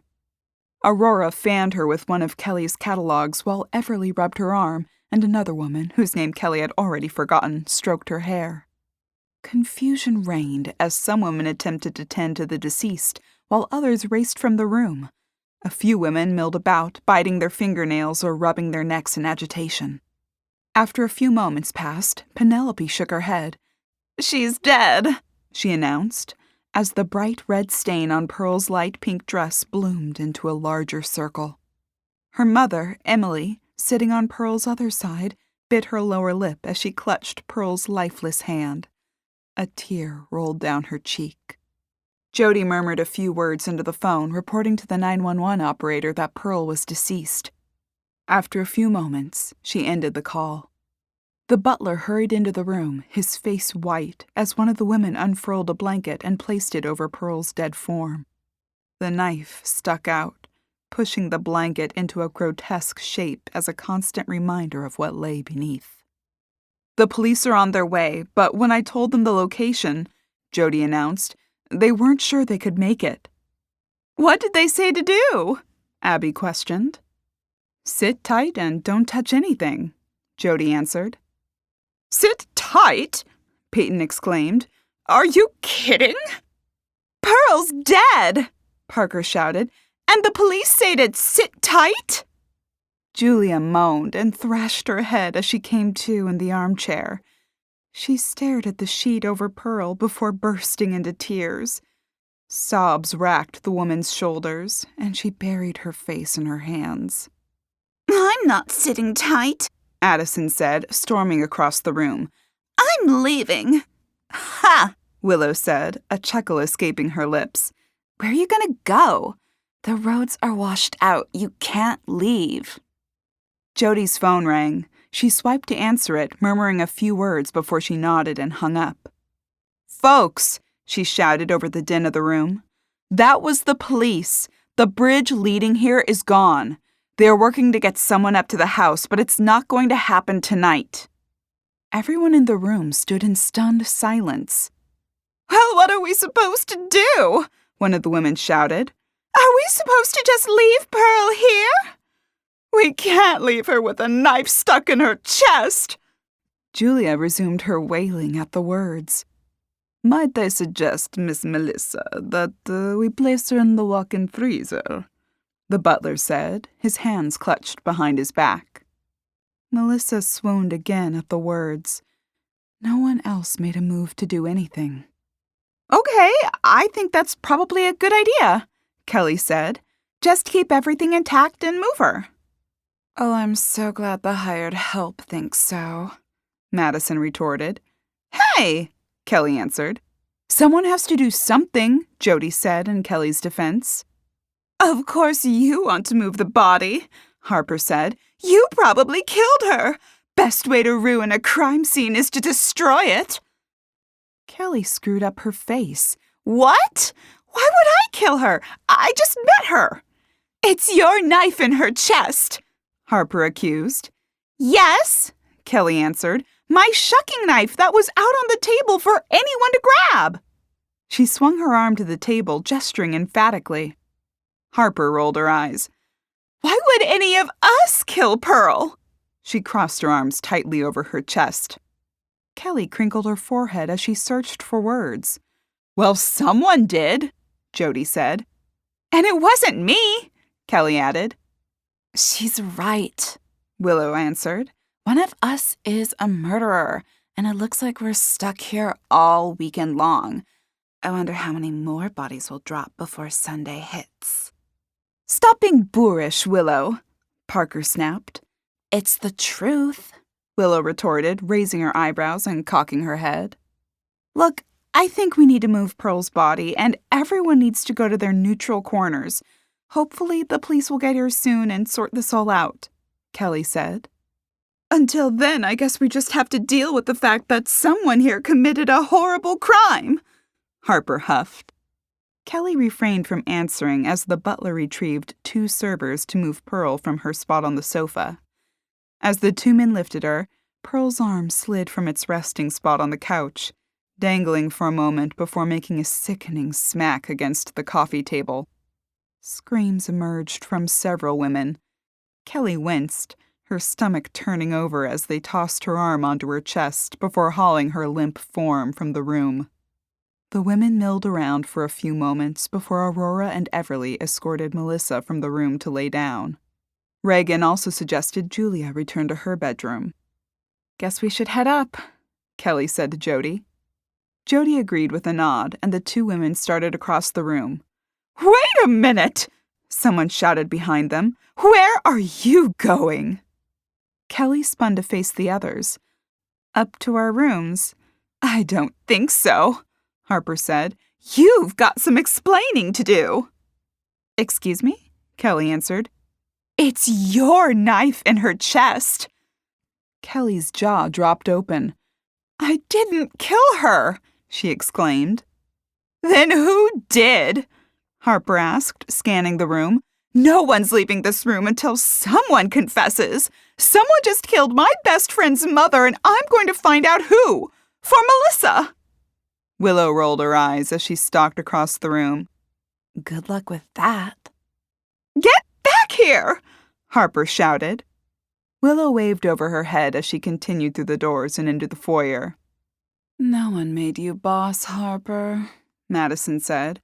We all want to help Melissa, but being a self-proclaimed detective is a little much. I'm with Willow, Addison said, crossing the room. I'll be in my room. The women slowly started to filter from the space, leaving an annoyed Harper behind. Kelly and Jodi slogged through the halls to their rooms. Kelly pulled her heels off as she ambled through the door and collapsed on Jodi's bed. Throwing herself backward onto the soft duvet, she sighed. I can't believe this. Really? Jodi murmured. Talk about a killer party. Literally, Kelly agreed. Jodi sank onto the bed and pulled off her shoes before sliding off her bangles. After a few moments, Kelly rolled over and stared at her sister. She propped her head up on her hand, resting her elbows on the cushy mattress. Who do you think did it? Jodi shrugged as she unclasped her necklace. I'm not sure.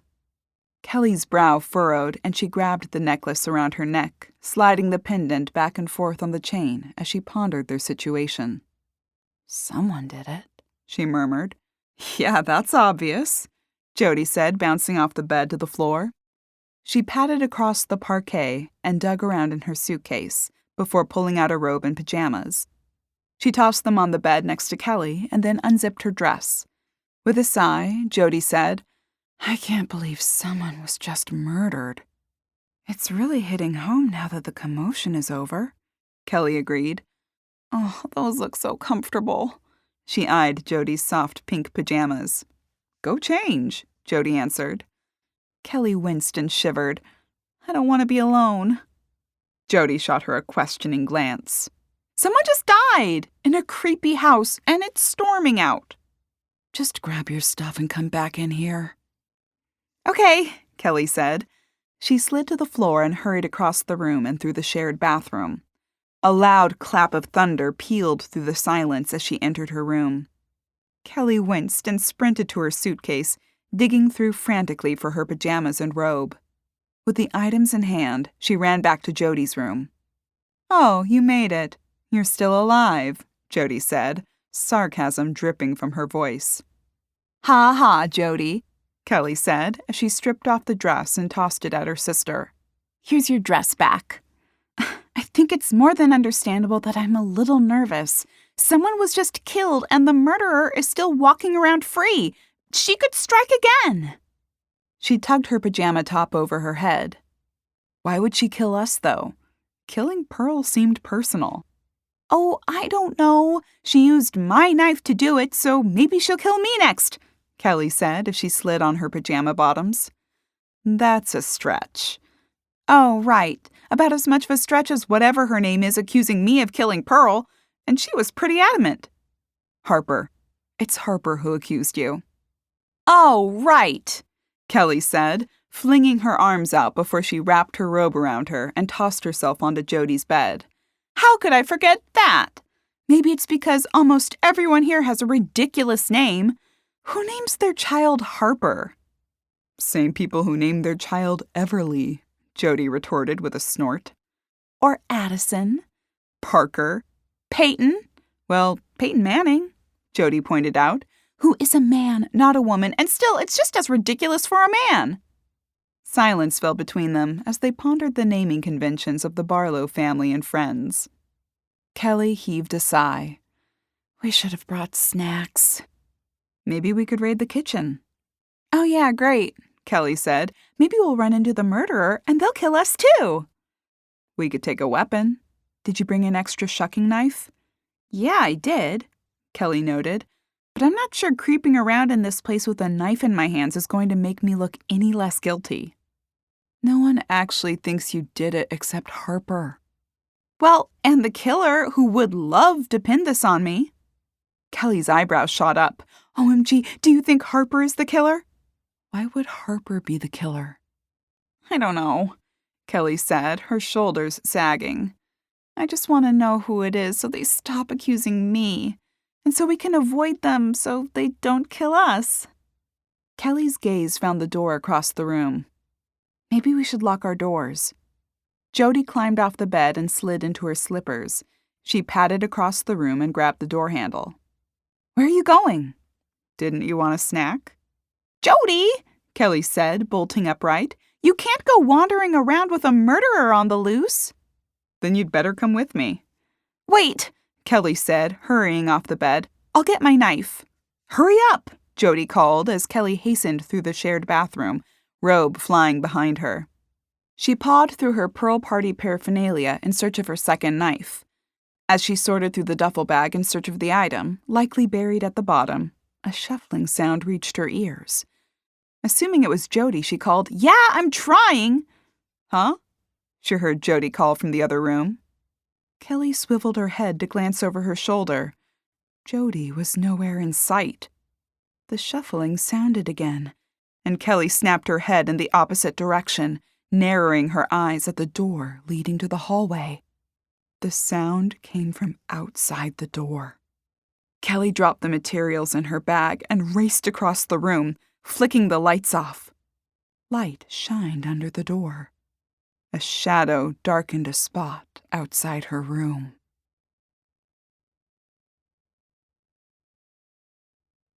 Chapter 7.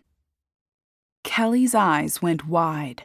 Someone was hovering outside her door. She flicked the lights on and sprinted across the room. Her fingers fumbled to turn the lock. She backed away, plastering the hair behind her ears as she stared at the wooden barrier. The lion's head doorknob slowly began to twist as someone tried to gain entry to the room. Kelly's eyes bulged as she bumped into a small table in the room. It screeched across the floor, causing her to wince. The knob ceased moving. Kelly pursed her lips, holding her breath as she waited to determine if the person on the opposite side of the door would leave or not. She sidestepped her way back to her Pearl Party duffel bag and frantically dug through it in search of her knife. She discovered it in its protective case at the bottom of the bag. Yanking it free, Kelly tightened her grip on the knife's hilt and returned her attention to the door. The knob began to twist back and forth quickly. Kelly squeezed her lips together and raised the knife above her head. Thoughts crowded into her mind. Who was on the opposite side of the door? Was it the killer? Would the lock hold? If it didn't, could she actually use her knife to protect herself? Would she freeze? Would she end up murdered? The door handle stopped moving again. Kelly bit her lower lip as she backed toward the bathroom. She inched through the doorway and slammed the door shut, locking it too. She hurried across the space and into Jodi's room. Took you long enough, Jodi said from the armchair. Someone's out there. Huh? Someone's out there, Kelly repeated in a whispered tone, her voice choppy from gasping for panicked breaths. Jodi furrowed her brow and stalked back to the door. No! Kelly shouted. Don't open it! It could be the killer! Jodi rolled her eyes and tugged the door open. She glanced into the hallway, her head swiveling left and right. There's no one here.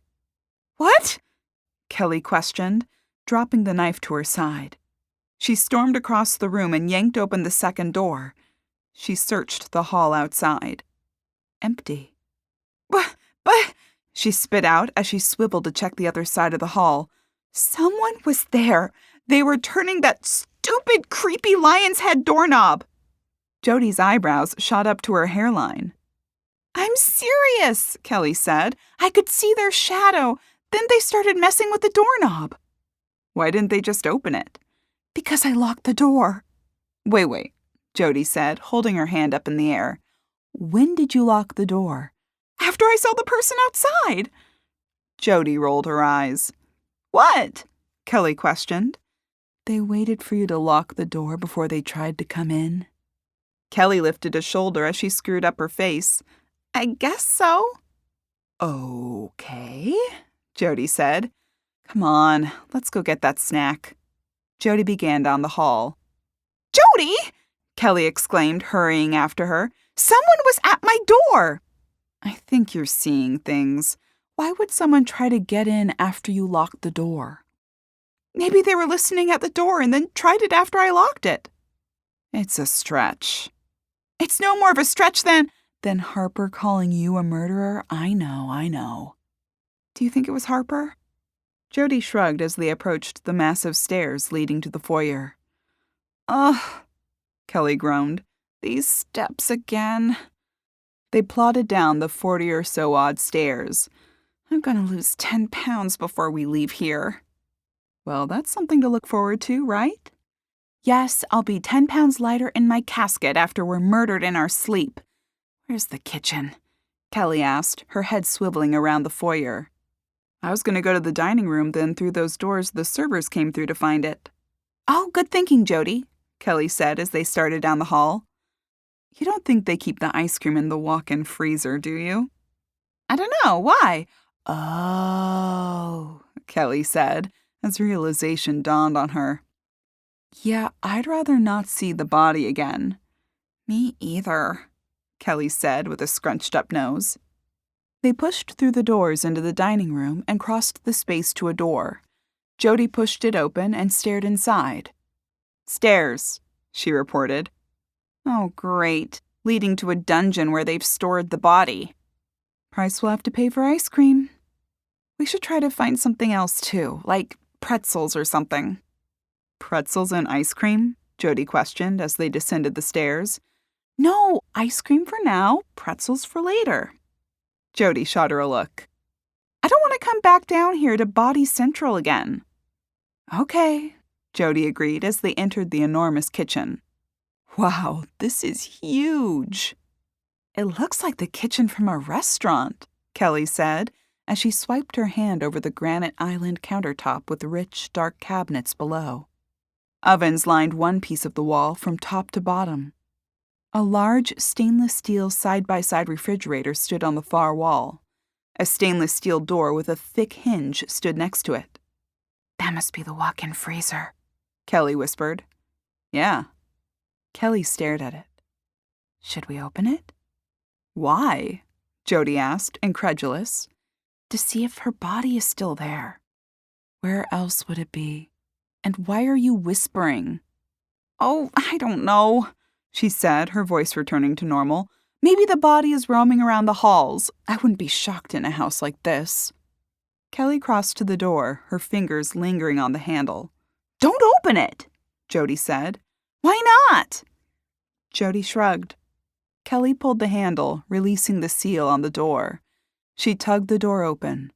Cold air rushed out. On the floor, a sheet cloaked a lumpy form. The characteristic hilt of the knife stuck up from the figure's chest. Happy now? Jodi inquired. Very, Kelly said. She's still there, and so is the knife. Now let's get the snacks and get out of here. Kelly tiptoed over to the refrigerator. I hope the ice cream's in this freezer. Jodi searched through the cupboards. Kelly spotted an open door to her left. Jodi, pantry! There's got to be snacks in there, Jodi said, making her way across the kitchen toward it. Kelly tugged open the heavy freezer door of the massive fridge. A puff of frosty air greeted her. She studied the inside, moving various things around in search of ice cream. A large 5-gallon tub of chocolate ice cream hid behind a stack of frozen dinners. Kelly shoved them aside and pulled the tub out by its red handle. Really? Jodi asked as Kelly closed the door. Kelly spun, her eyes wide, before biting her lower lip, the huge tub of ice cream clutched in her hand. Kelly gave a quick shake to her head. No, I was going to just find a few bowls. After scouring the cupboards, they found bowls, spoons, and an ice cream scoop. With ice cream brimming over the edges of their bowls, one bag of pretzels, and another of cheese popcorn, they headed for their room. Kelly stuffed her knife into her robe pocket, keeping her hands free to carry their loot. They climbed the stairs and skirted through the dining room and down the hall toward the foyer. This ice cream is going to be totally worth it after these stairs, Kelly groaned as they climbed the last few to the second floor. Good thing we brought the extra snacks, Jodi agreed. They wound through the halls, seeking their bedrooms. After the second left, hushed voices floated down the hall from around a corner. Kelly stopped walking, her eyes going wide. She crept toward the other hall. With her head, she silently motioned for Jodi to inch closer.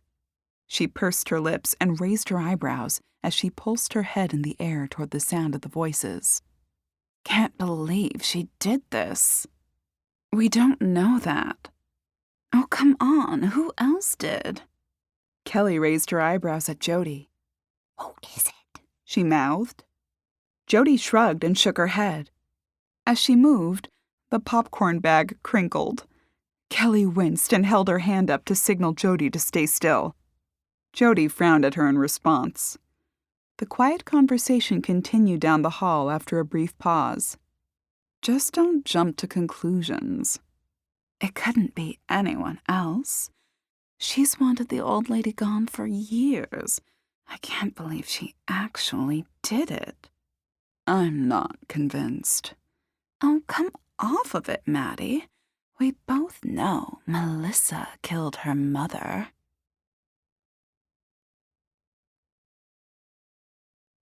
Chapter 8. Kelly's jaw unhinged at the statement, and she stiffened. Her sudden movement caused the spoon, precariously teetering on a mound of ice cream, to topple from the bowl. It clattered to the floor, bouncing around on the hardwood floor before rattling to a stop. "Hello?" a voice called down the hall. "Shoot," Kelly hissed. She snatched the spoon from the floor, dropping the bag of pretzels. "Crap! Is someone there?" She snagged the bag's corner with 2 fingers as she palmed the spoon. "Run," she breathed to Jodi. They hurried down the hall, taking the first turn they found, winding through the halls they'd never seen before. Kelly stopped 3 halls away, leaning against the wall and gulping in air.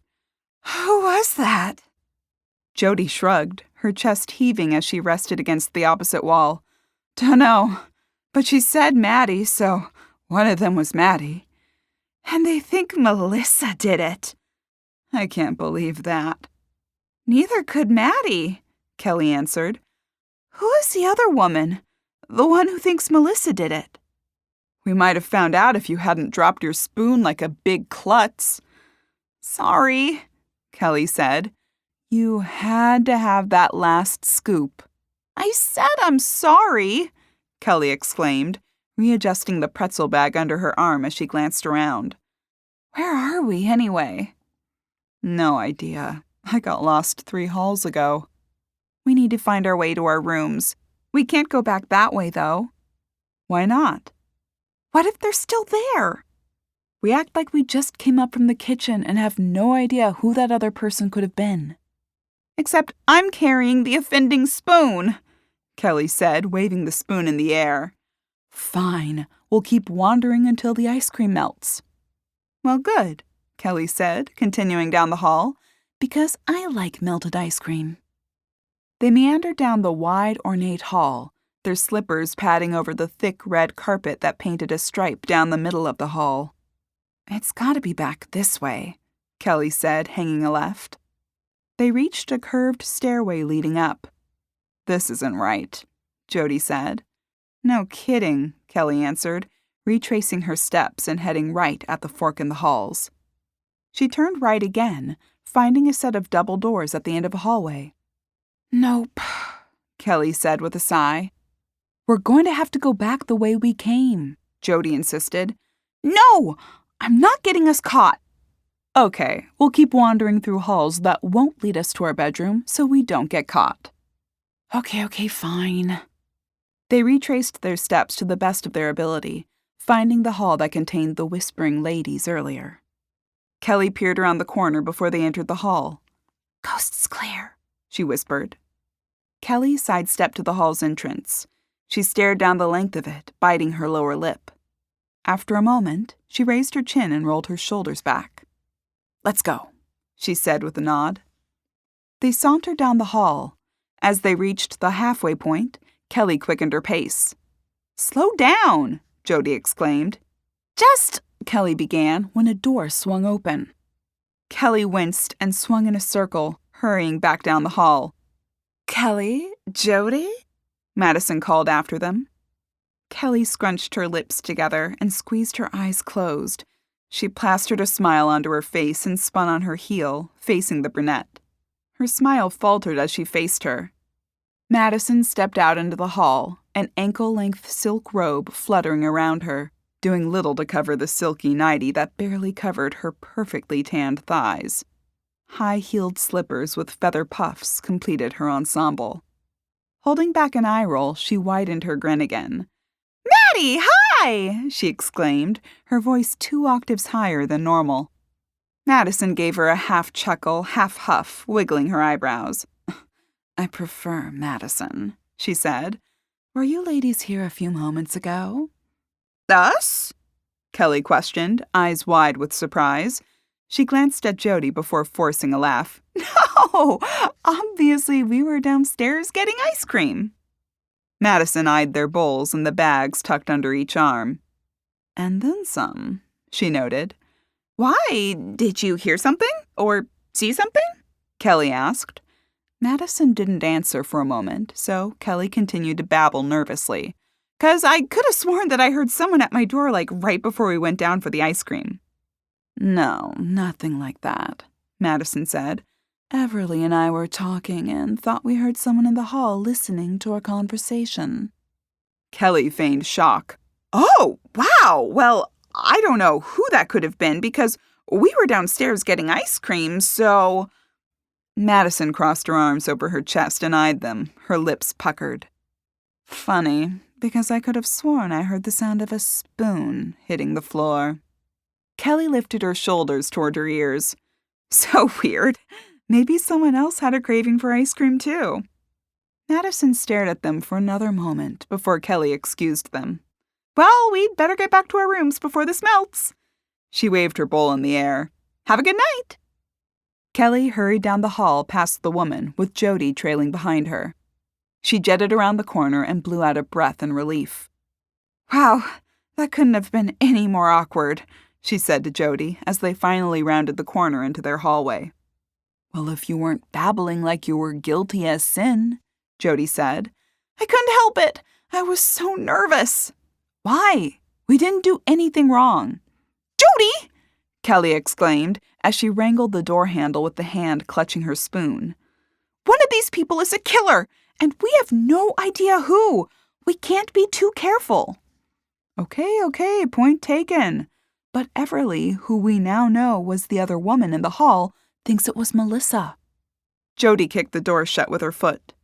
Kelly hurried across the room and dumped the bag of pretzels on the bed, sliding her ice cream bowl onto the night table. She darted back to the door and locked it. "Do you really think Melissa killed her own mother?" Kelly asked as she climbed onto the bed next to Jodi and grabbed her ice cream bowl. Jodi considered it as she slid the spoon from her mouth. This ice cream seems better than the kind we get." "Jodi!"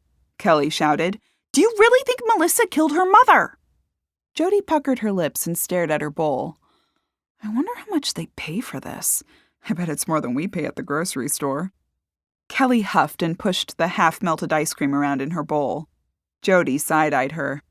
With a roll of her eyes, she said, "I don't know if Melissa killed her. How would I know?"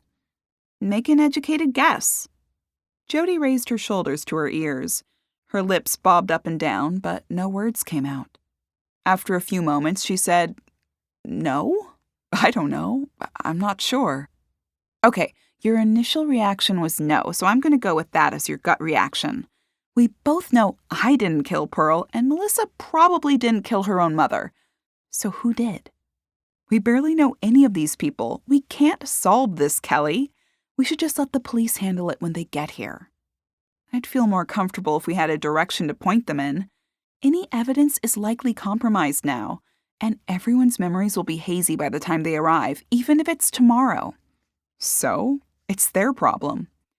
It's our problem if Harper runs her mouth about me being the culprit. No one's going to believe that."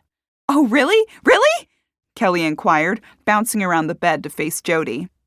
Will the police just take my word for it, or will I get hauled downtown and harassed while they sort this out? Plus, my prints are all over that knife. Jodi sighed. I guess you have a point, but I don't think we stand a good chance of solving this. You never know until you try. Kelly scooped up the last spoonful of ice cream, licked the spoon clean, and tossed it into her bowl. It clattered around the ceramic as she shoved the bowl onto the night table and leapt from the bed. Be right back. She tiptoed across the room in bare feet and disappeared through the bathroom door. With her laptop and a notebook and pen in hand, she returned. You'd think they'd spring for heated floors in this place. She tossed her stuff onto the bed and climbed on top. Okay, first we need to make a list of everyone. Then we need to write any motives they might have or reasons they couldn't have killed Pearl. She tapped her laptop. I brought this in case we can't remember someone's name. If they placed an order, we've got their name. Okay, number 1, Melissa, Jodi said. Kelly nodded and jotted her name on the pad. Melissa Barlow. Motive? What? She said, tapping the pen against her lips. Money, Jodi said. Kelly nodded as she wrote it next to Melissa's name. Jodi continued, presumably Pearl has all the money and Melissa will get all of it when she dies. Right. Excellent motivation to kill her. Any others? Jodi murmured. Oh, Kelly exclaimed. Her mother was really mean to her. Jodi wrinkled her brow and snapped her eyes to Kelly. Seriously? Well, she was. We both heard that nasty speech. Still, your mom is mean to you, so you off her? It could happen. Okay, fine, Jodi said. Write it down. Kelly nodded and slid the pen across the paper to jot the note. Okay, she said as she emphatically jabbed the pen against the paper to place a period. Anything else? Can't think of anything. Okay, reasons she couldn't have killed her? She was her mother, Jodi said. Kelly's eyes searched the room as she considered it. But is that really a reason not to kill someone? Yes, Jodi said, her tone questioning. I was thinking more like she wasn't in the room or something. But she was. But you know what I mean, Kelly said. Like she wasn't near the knife or she was too far away to have made it in time.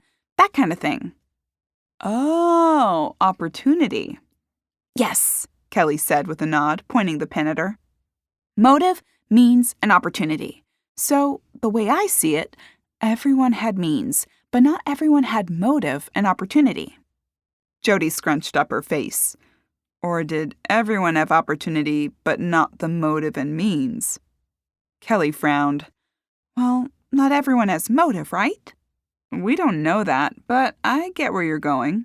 So how is opportunity different than means? Means is... I don't know, Jodi said. Means is when you have the means to do it. You can't use the word in the definition, Kelly. Well, I mean, how else can we say it? Means is when you can do it. Or is that opportunity? Like, you have the opportunity, so that's when you can do it. I don't know, Kelly said after a moment. Look it up. Right, Kelly said, setting the notebook down before dragging her laptop onto her legs. She pulled open the top and tapped around.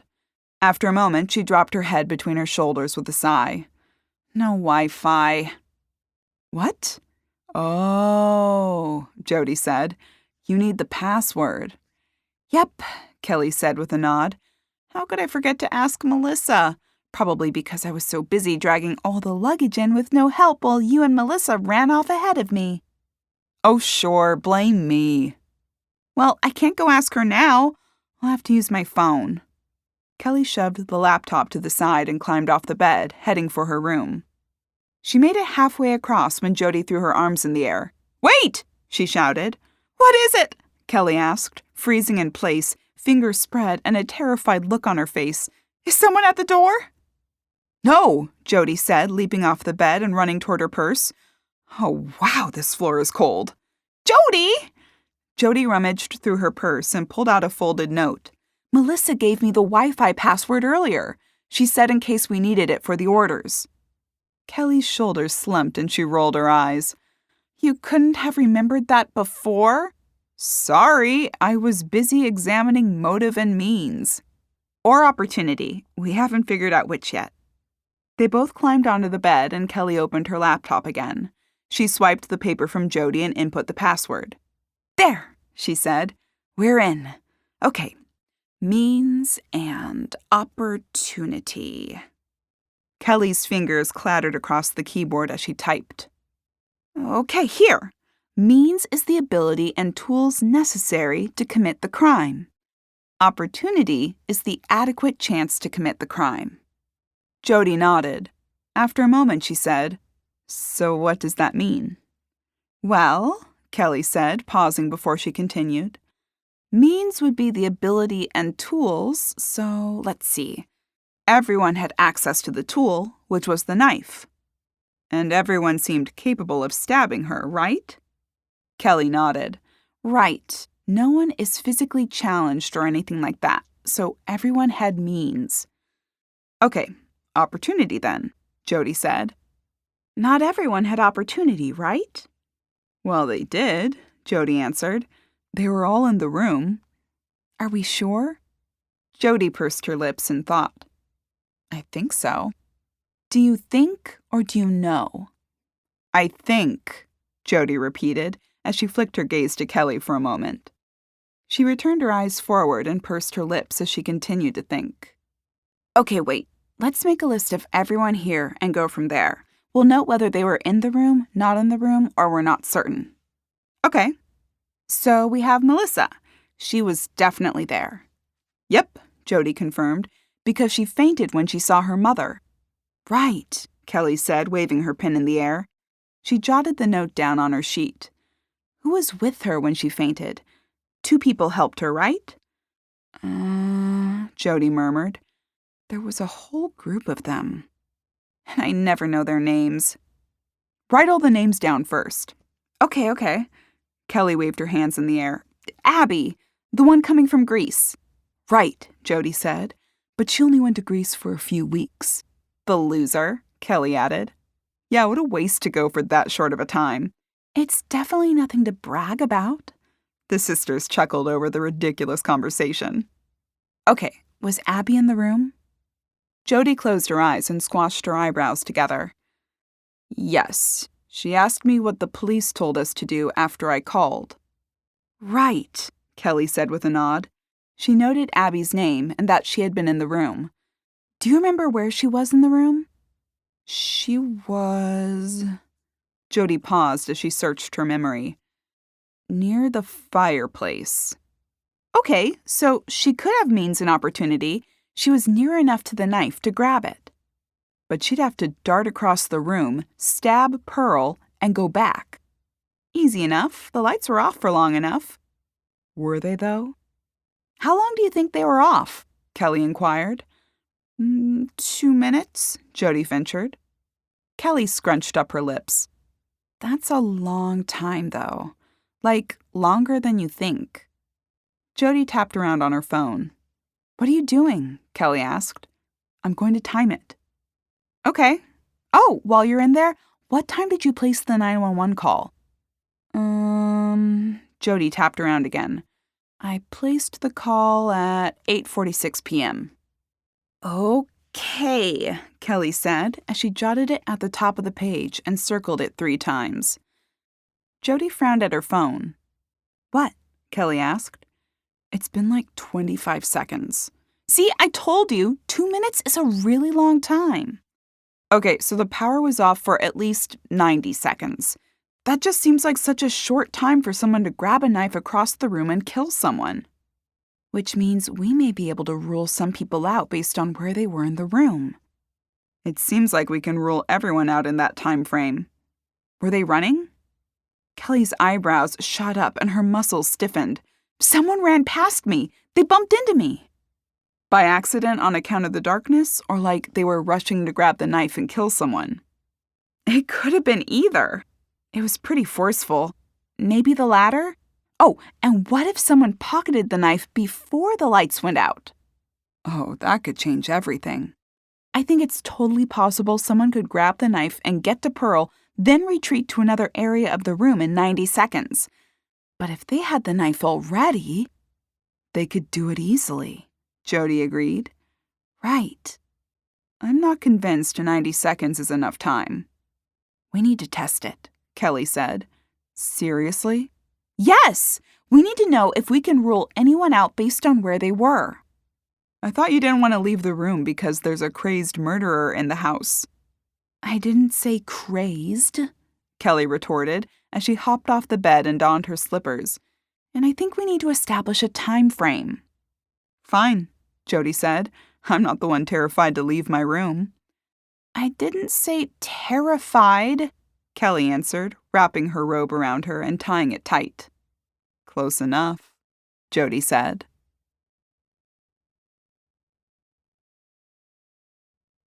Chapter 9.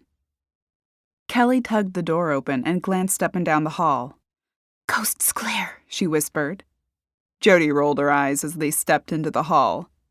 I thought you didn't want to go down those stairs again. Ugh, Kelly groaned, dropping her head between her shoulders. Those stairs. They're gonna kill me before the end of this weekend. Oh, bad choice of words. Oh, you're right, Kelly said with a wince. Either way, no, I'd rather not go down those stairs again, but duty calls. Duty? Jodi repeated, her lips curling up with the words. It's not on you to solve this. It kind of is on me to clear my name. Oh my gosh, Kelly, no one really thinks you did it. Either way, I'd like to be prepared. They emerged from the halls, and Kelly stared down the many steps. Her shoulders slumped, and she took a deep inhale before she circled her finger in the air. Let's go. They lumbered down the steps, with Kelly groaning most of the way. Why would anyone put this many stairs? High ceilings, Jodi answered. This high? Didn't you see those things? They're like 15 feet high easily. Kelly sighed as they reached the end. Whew. I'm glad we don't own this place. I love our normal height ceilings. Oh, come on. You don't want a house with a carousel in it? Jodi asked as they entered the sitting room. Kelly shrugged as she scanned the room. Okay, Pearl was there. She pointed to the couch. Knife was there. She swung her arm across to point at the table and narrowed her eyes at it. Got your timer? Yep, Jodi answered. Okay, I'll start over here near the table. Kelly strode to a spot near the fireplace. Start the timer. Jodi tapped and said, okay. Kelly hurried across the room, pretending to grab a knife. She raced to the couch, shoved it into the imaginary Pearl, and retreated to a spot near the fireplace. Time? 47 seconds. Okay, doable. Let's try another. She crossed the room closer to the screen. This trial took a similar amount of time. Try one from across the room, Jodi suggested. Kelly blew out a long breath. You try one. I can't. Why not? Because it'll bias the data. I'm a different speed than you, Jodi said. I'm a different speed than all the other people in the room, too. So what? It's best to keep everything the same. Kelly made a face. Ugh, you're such a wuss. I'm doing the smart work, Jodi claimed. Right, Kelly said as she positioned herself across the room. She sped past the couch, grabbed the imaginary knife, stabbed thin air while pretending it was Pearl, and hurried back to her spot. 65 seconds, Jodi reported. So, basically, everyone had means and opportunity, Kelly said with a sigh as she stalked to the couch and sank onto it. Ew, you're sitting in the dead person's spot. Kelly leapt up and winced, wiping off her robe as though she'd catch cooties. And probably, yes, everyone could have done it, especially since we didn't consider they could have started and ended in different places. Kelly rolled her eyes. So this was a waste. Well, not really. How do you figure that? You probably burned off all the calories from your ice cream. Very funny, Jodi, Kelly said with a groan. Let's go back up and continue making our list. Okay, You sure you don't need a breather before we tackle those stairs? I'd rather get it over with. If I sit down again, I may not move. They left the sitting room, crossed the foyer, and, with heaving breaths, scaled the mountainous staircase. Kelly puffed out a long breath as they reached the top. I don't even want to know how many more times we'll have to climb those. They wound through the halls and arrived back at Jodi's door. Kelly locked the door behind them after they pushed inside. Jodi slogged to the bed and climbed on top, kicking off her slippers, then sliding under the covers. Kelly tested the doors before joining Jodi, jiggling them back and forth to be sure they held tight. After she slid under the covers, she pulled her notebook onto her lap again. Okay, list of people. So far, I have Melissa and Abby. And Abby could have done it, Jodi noted. Right, Kelly said, jotting it down, as could everyone else in the room, which also included... Kelly paused for a moment in thought. Harper! Kelly scribbled the name on her notepad. She definitely was there because she accused me of killing Pearl. Wait, was she? Or did she come in and accuse you? Kelly scrunched her face in thought. She was there. Jodi nodded. You're right, she was. And she had means and opportunity. Like everyone in the room. Except us. Right, except us, Jodi agreed. But did Harper have motive?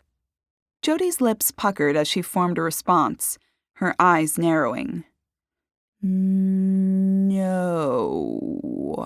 she said slowly. Are we sure? What motive would she have? Oh, you're right. She's Melissa's friend, so why would she care if Melissa's mother is dead or alive? Unless she killed her for Melissa. Oh, Kelly said, her eyebrows shooting toward her hairline. An accomplice. No, the killer. Melissa's the accomplice. Are you sure? Kelly asked. 'Cause I was thinking Melissa is like the mastermind and Harper is the accomplice. She's only an accomplice if she's planning it with her, but isn't the killer. Well, okay, whatever. We're getting wrapped up in details that don't matter. Harper was there. She had means and opportunity, and we have a plausible motive, even if it's more far-fetched than the others. When we're done, we can order people in terms of how likely it is they did it. Kelly, I'll be asleep by then. Then we'll do it tomorrow, Kelly said. Now come on and give me more names. The sister, what's her name? Oh, right, Reagan? No, Reagan is Pearl's cousin. Right, Kelly said, writing the name next. Let's work on Reagan. I'll put the sister next and put her name down when we remember it. Reagan was there, Jodi said. And so was her daughter, Audrey. Aubrey, Kelly corrected. Right.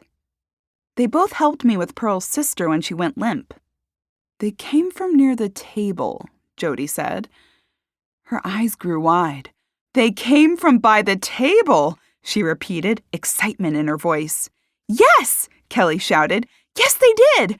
We were nearer the armchair I put what's-her-name in, and they came from further across. Either of them could have done it then. Kelly nodded and noted it on the paper. Means, motive, and opportunity. Kelly jotted the final note on the paper. What's the motive? Money! They're probably in the will. Okay, that's likely.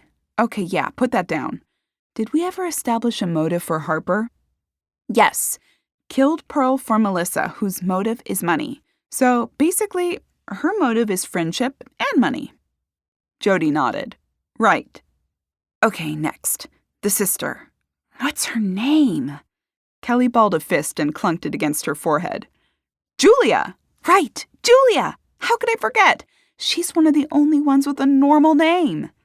Kelly jotted Julia's name on the page. Judging by her reaction, I'd say she didn't do it. What if she's a phenomenal actress? Kelly puckered her lips in thought. Okay, so she races across the room from her chair, grabs a knife, kills her sister. Why? Money. Kelly jabbed the pin at Jodi. Right, money. She races back to her location by the chair, then pretends to faint when the lights come up. Plausible. Okay, another one with means, motive, and opportunity. How many do we have? 6 so far. And there were... Jodi paused as she closed her eyes and counted, her lips moving as she did the math in her head. 16 people here. 10 more to go. Open the popcorn. Jodi nodded and pulled the bag open, setting it between them. Let's try to get Melissa's friends done. Okay, we have Abby and Harper so far. Kelly grabbed a handful of the cheesy popcorn, tossing a piece in her mouth. Madison and Everly, Jodi said, reaching into the bag for a handful of the treat. Kelly nodded as she wrote. Everly is the one who thinks Melissa did it. But Madison doesn't. Both of them were in the room. So both had means and opportunity. Motive the same as the other friends. But Everly thinks Melissa did it, so she couldn't have, right? She popped another piece of popcorn into her mouth. Unless she's lying, Jodi said between pieces. True. Okay, so there's those two accounted for. What's the other friend? The redhead? Aurora. She was there. She was with Melissa when she almost fainted. Okay, Kelly said as she finished her writing. That's all the friends. Emily, the sister-in-law. Oh, definitely motive. She probably hates Pearl for having her husband's money. Are we sure it's not Pearl's money? No, but still, in-laws are tough. Did she have means? She doesn't move too quick, and she uses a cane. Maybe she used the cane to get the knife. Or maybe she doesn't need the cane. She seemed to walk pretty well. Maybe. Well, put a question mark by means. Kelly placed a large question mark in the means column next to Emily. Done. She grabbed another handful of popcorn. Emily had a daughter. Penny, Kelly finished while she munched on a piece of popcorn. And she has the good pearls, darling, Kelly said, fluttering her eyelashes and using a posh voice. Oh, well, actually, that may matter. If Emily and Penny have money, less motive. Bingo, Jodi said, digging in the bag for more popcorn. I'll put a question mark on motive for them both.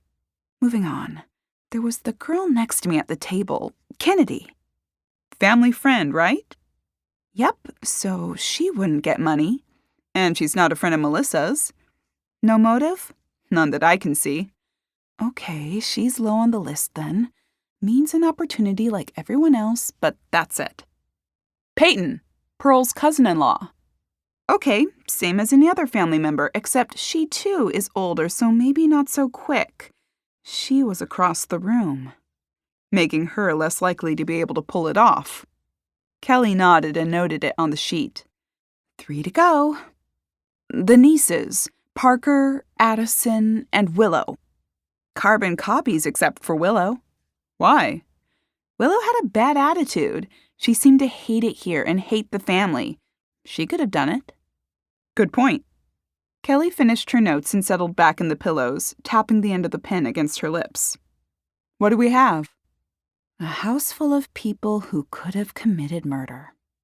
Another waste, Jodi complained. Not necessarily. The 2 most likely culprits on here are Melissa and Willow. With Melissa topping the list. Yep, she has the most to gain from Pearl's death, presumably. And Pearl was really nasty to her. Imagine living with that all the time. And Everly thinks she did it, which says a lot. Kelly put a star next to Melissa's name, although Madison doesn't think she did it. But Everly was her roommate. Madison wasn't. They stared at the sheet for a few more moments before they agreed to get some sleep. I am not going to sleep by myself in that other room, Kelly said, so make room. She folded the bag of popcorn down and set it on the night table.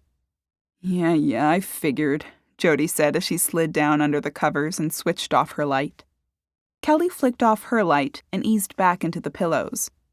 She stared at the ceiling as dim light filtered through the windows and lightning occasionally lit the room. Jodi, she whispered after 20 minutes. She received no answer.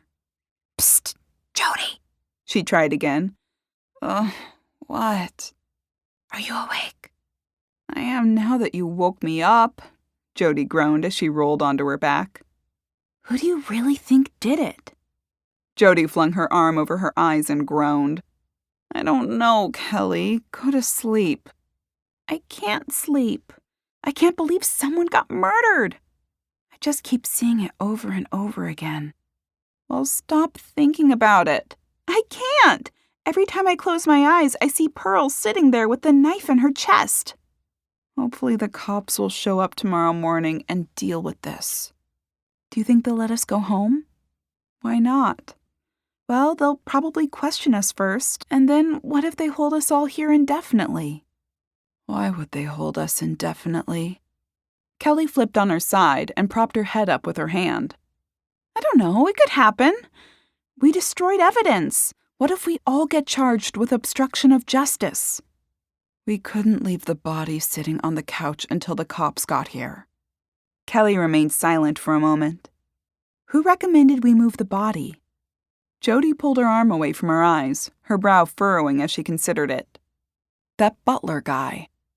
Oh my gosh, Kelly exclaimed. What if he did it? He wasn't even there. Oh, did he come in after? Yeah, at least I think so. Still, we're completely overlooking that the staff could have done this. I don't remember any of them being there. Well, they did bring the champagne, so they were there at some point. What if one of them hung around or slipped back in? It's not like we'd noticed them that much. I guess it could have happened. What's their motive?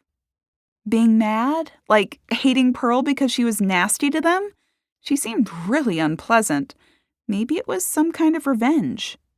I guess it's as plausible as any other theory we have, Jodi yawned. But I still think we need to leave this to the police. Kelly flopped back into the pillows, staring at the ceiling. After another 30 minutes of lying awake, she reached toward the night table. She eased the popcorn bag off the table and onto her lap. She pushed up to sit and quietly unfurled the bag. She winced with every squeak. I can hear that, Jodi mumbled. I'm hungry, Kelly admitted. How can you be hungry after all that ice cream? I don't know, but I am. Don't judge. Kelly tossed a piece of popcorn into her mouth. The bed jiggled as Jodi sat up and turned over. The least you can do is share. Says the person who can't fathom how I'm hungry. I don't want a chance getting hungry after you finish eating because you kept me up. Kelly waved the bag over as Jodi flicked on her light. They ate in silence for 10 minutes before Jodi waved the bag away. Think you can sleep now? I hope so. Just stop thinking about it, Jodi said as she squashed her pillow into a ball and slammed her head on it. Yeah, Kelly murmured as she inched down and eased into her pillow. She blew out a long breath and closed her eyes. After pursing her lips following a number of loud booms of thunder, Kelly slipped off to sleep, pondering who may be a murderer.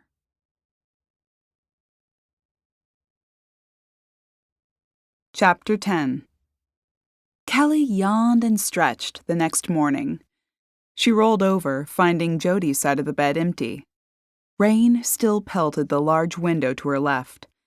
Kelly ducked to view the sky, still filled with black clouds. Another beautiful day at Willow Lake, Kelly groaned. Jodi popped out of the bathroom. Oh, you're up. Good. I want to get breakfast. I bet they put out an amazing spread. How can you think of eating? There's a dead woman in the freezer. I doubt they keep the breakfast food in there.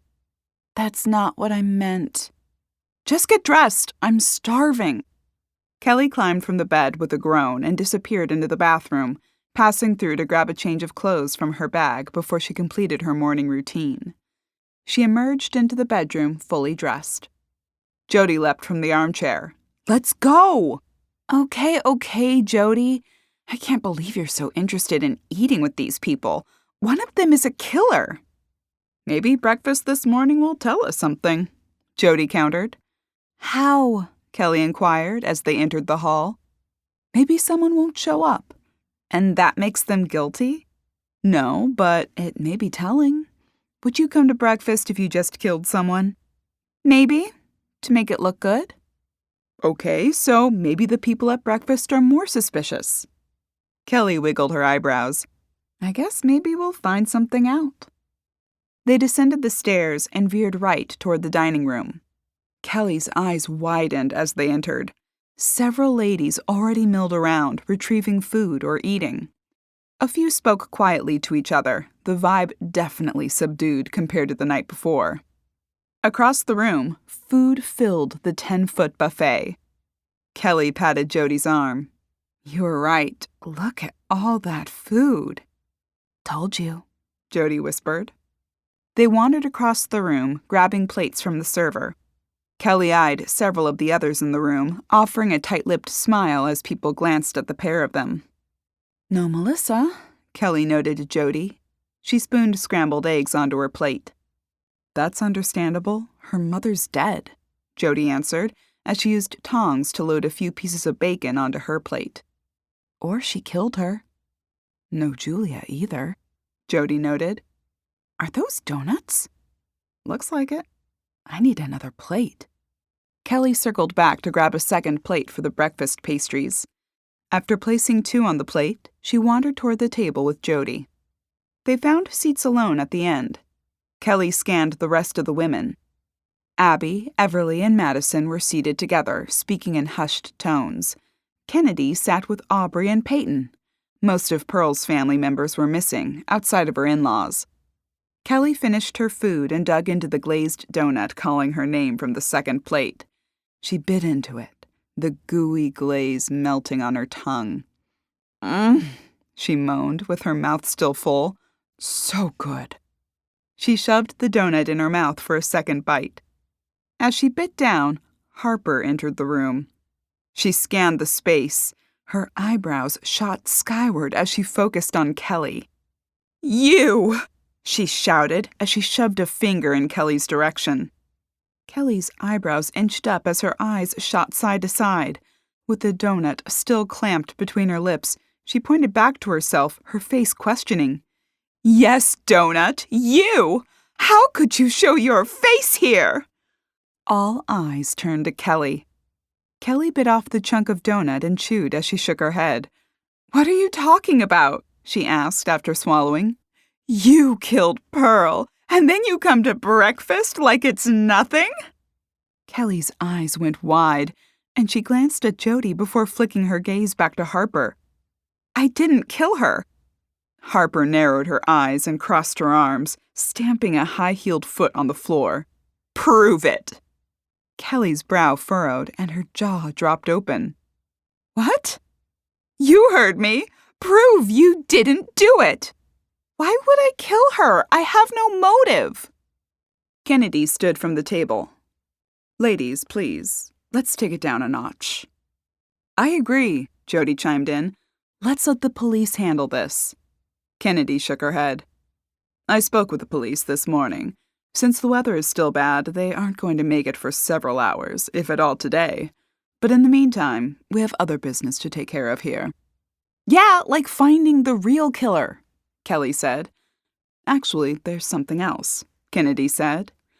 And that's why I'm asking all of you to join me in the sitting room after your meal. Pearl is dead, and there's the matter of her estate to settle.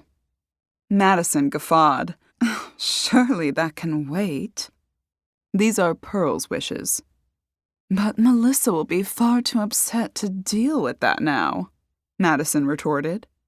I'm only doing what Pearl asked of me as her attorney. Kelly shot Jodi a glance, her eyebrows shooting upward. She's Pearl's attorney, not just a family friend, she murmured. Jodi bobbed her head up and down discreetly. I can't wait to find out who profits the most. It might help us. Especially with the police not coming. Jodi wiped the corners of her mouth and nodded. The others had already begun to parade to the sitting room. Kelly leapt from her seat. I'm going to grab another donut and we can strategize how to get the information after they're finished. Kennedy approached them.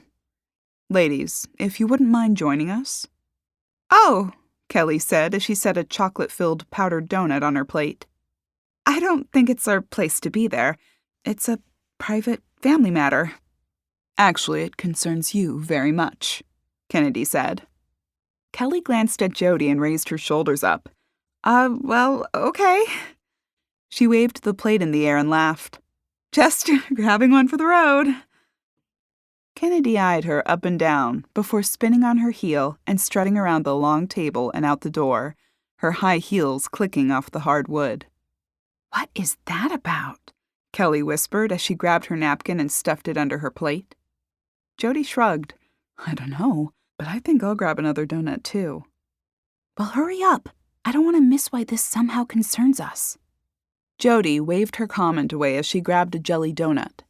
She took a bite before setting it on the plate and licking her fingers. Maybe we need to be witnesses or something, Kelly suggested. They skirted the table and strode down the hall, each polishing off half of their donuts on the way. They entered the sitting room, plates in hand. A group of 4 women consisting of Madison, Aurora, Everly, and Harper hovered over Melissa, who sat in an armchair, clutching a tissue. I can't believe she's gone, Melissa choked out. Harper spotted Kelly and Jodi and narrowed her eyes. How dare you come here? Easy, Harper, Kennedy said as she strutted across the room, a remote in her hand. I asked them to come. Why? Willow inquired. She slouched on the couch, her arms crossed over her loose-fitting hoodie covering her top half and down to the thighs of her pajama pants. Julia sank into an armchair across the room. Her shoulders slumped forward and shook as she sobbed. The others milled around the room, everyone avoiding the spot Pearl had sat in last night when she was murdered. A few stragglers, including Abby, Parker, and Penelope, strolled in. Reagan sat on a bench in front of the grand piano tucked into a corner of the room. Aubrey leaned against the colossal object like a lounge singer. Penelope hurried toward them and hugged them both. Her mother, Emily, joined them, leaving her seat on one of the room's chases. A few other family members grouped around Julia as Kennedy stood near the projector screen which had played the montage of photos of Pearl less than 24 hours ago. Ladies, if you please, Kennedy shouted. The hushed conversations across the room ground to a halt. Kennedy continued, As many of you know, I am Pearl's attorney. Reagan waved her hand in the air to stop Kennedy. I'm sorry, Ms. Moore, but is this really necessary? Pearl died less than 24 hours ago. We're all still grieving. And shouldn't we wait for Pearl's other family? Peyton asked. Yeah, like the males in the family specifically, Willow offered. Kennedy pursed her lips and nodded before waving her hands in the air to stop the barrage of questions. Ladies, please. This meeting stems directly from Pearl's request. She couldn't have known that when she died, the estate would be inaccessible by most family, Parker said. Kennedy drew in a deep breath and licked her lips before she spoke. Actually, Pearl made recent updates to her will. Gasps sounded throughout the room. And, Kennedy continued, she gave me specific instructions for what to do in the event that she did not live beyond this party. What? Julia choked out. Are you saying Pearl specifically told you she thought she might die this weekend? Penny asked. I'm saying, Kennedy answered, Pearl gave me specific instructions about her wishes in the event that she did not survive this weekend. And those were? Aubrey asked. I'll let Pearl tell you herself, Kennedy said, motioning toward the screen behind her. Kennedy pressed a button, and a blue screen sprang to life on the white canvas. Within moments, a frozen image of Pearl formed on the screen. Seriously? Willow asked. Can someone get the lights? Kennedy asked, her finger hovering over the large center button on the remote. Closest to the door, Kelly dimmed the lights. Kennedy pointed the remote toward the screen and pressed a button.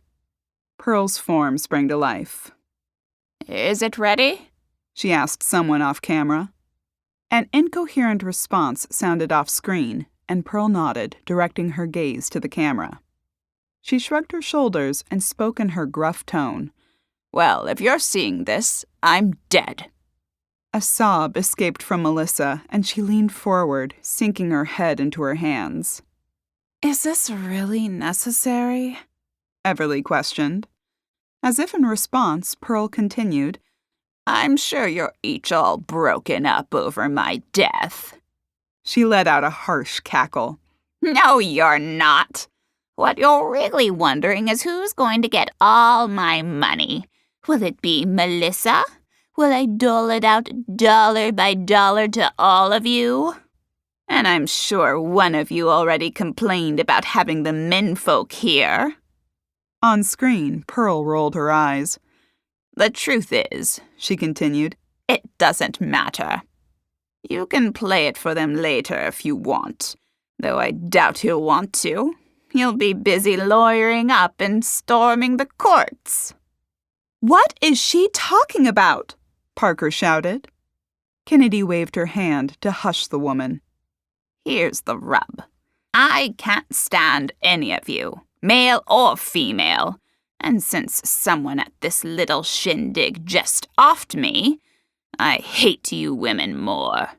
One of you killed me, and the rest of you let it happen." Gasps rang out at the admission from Pearl.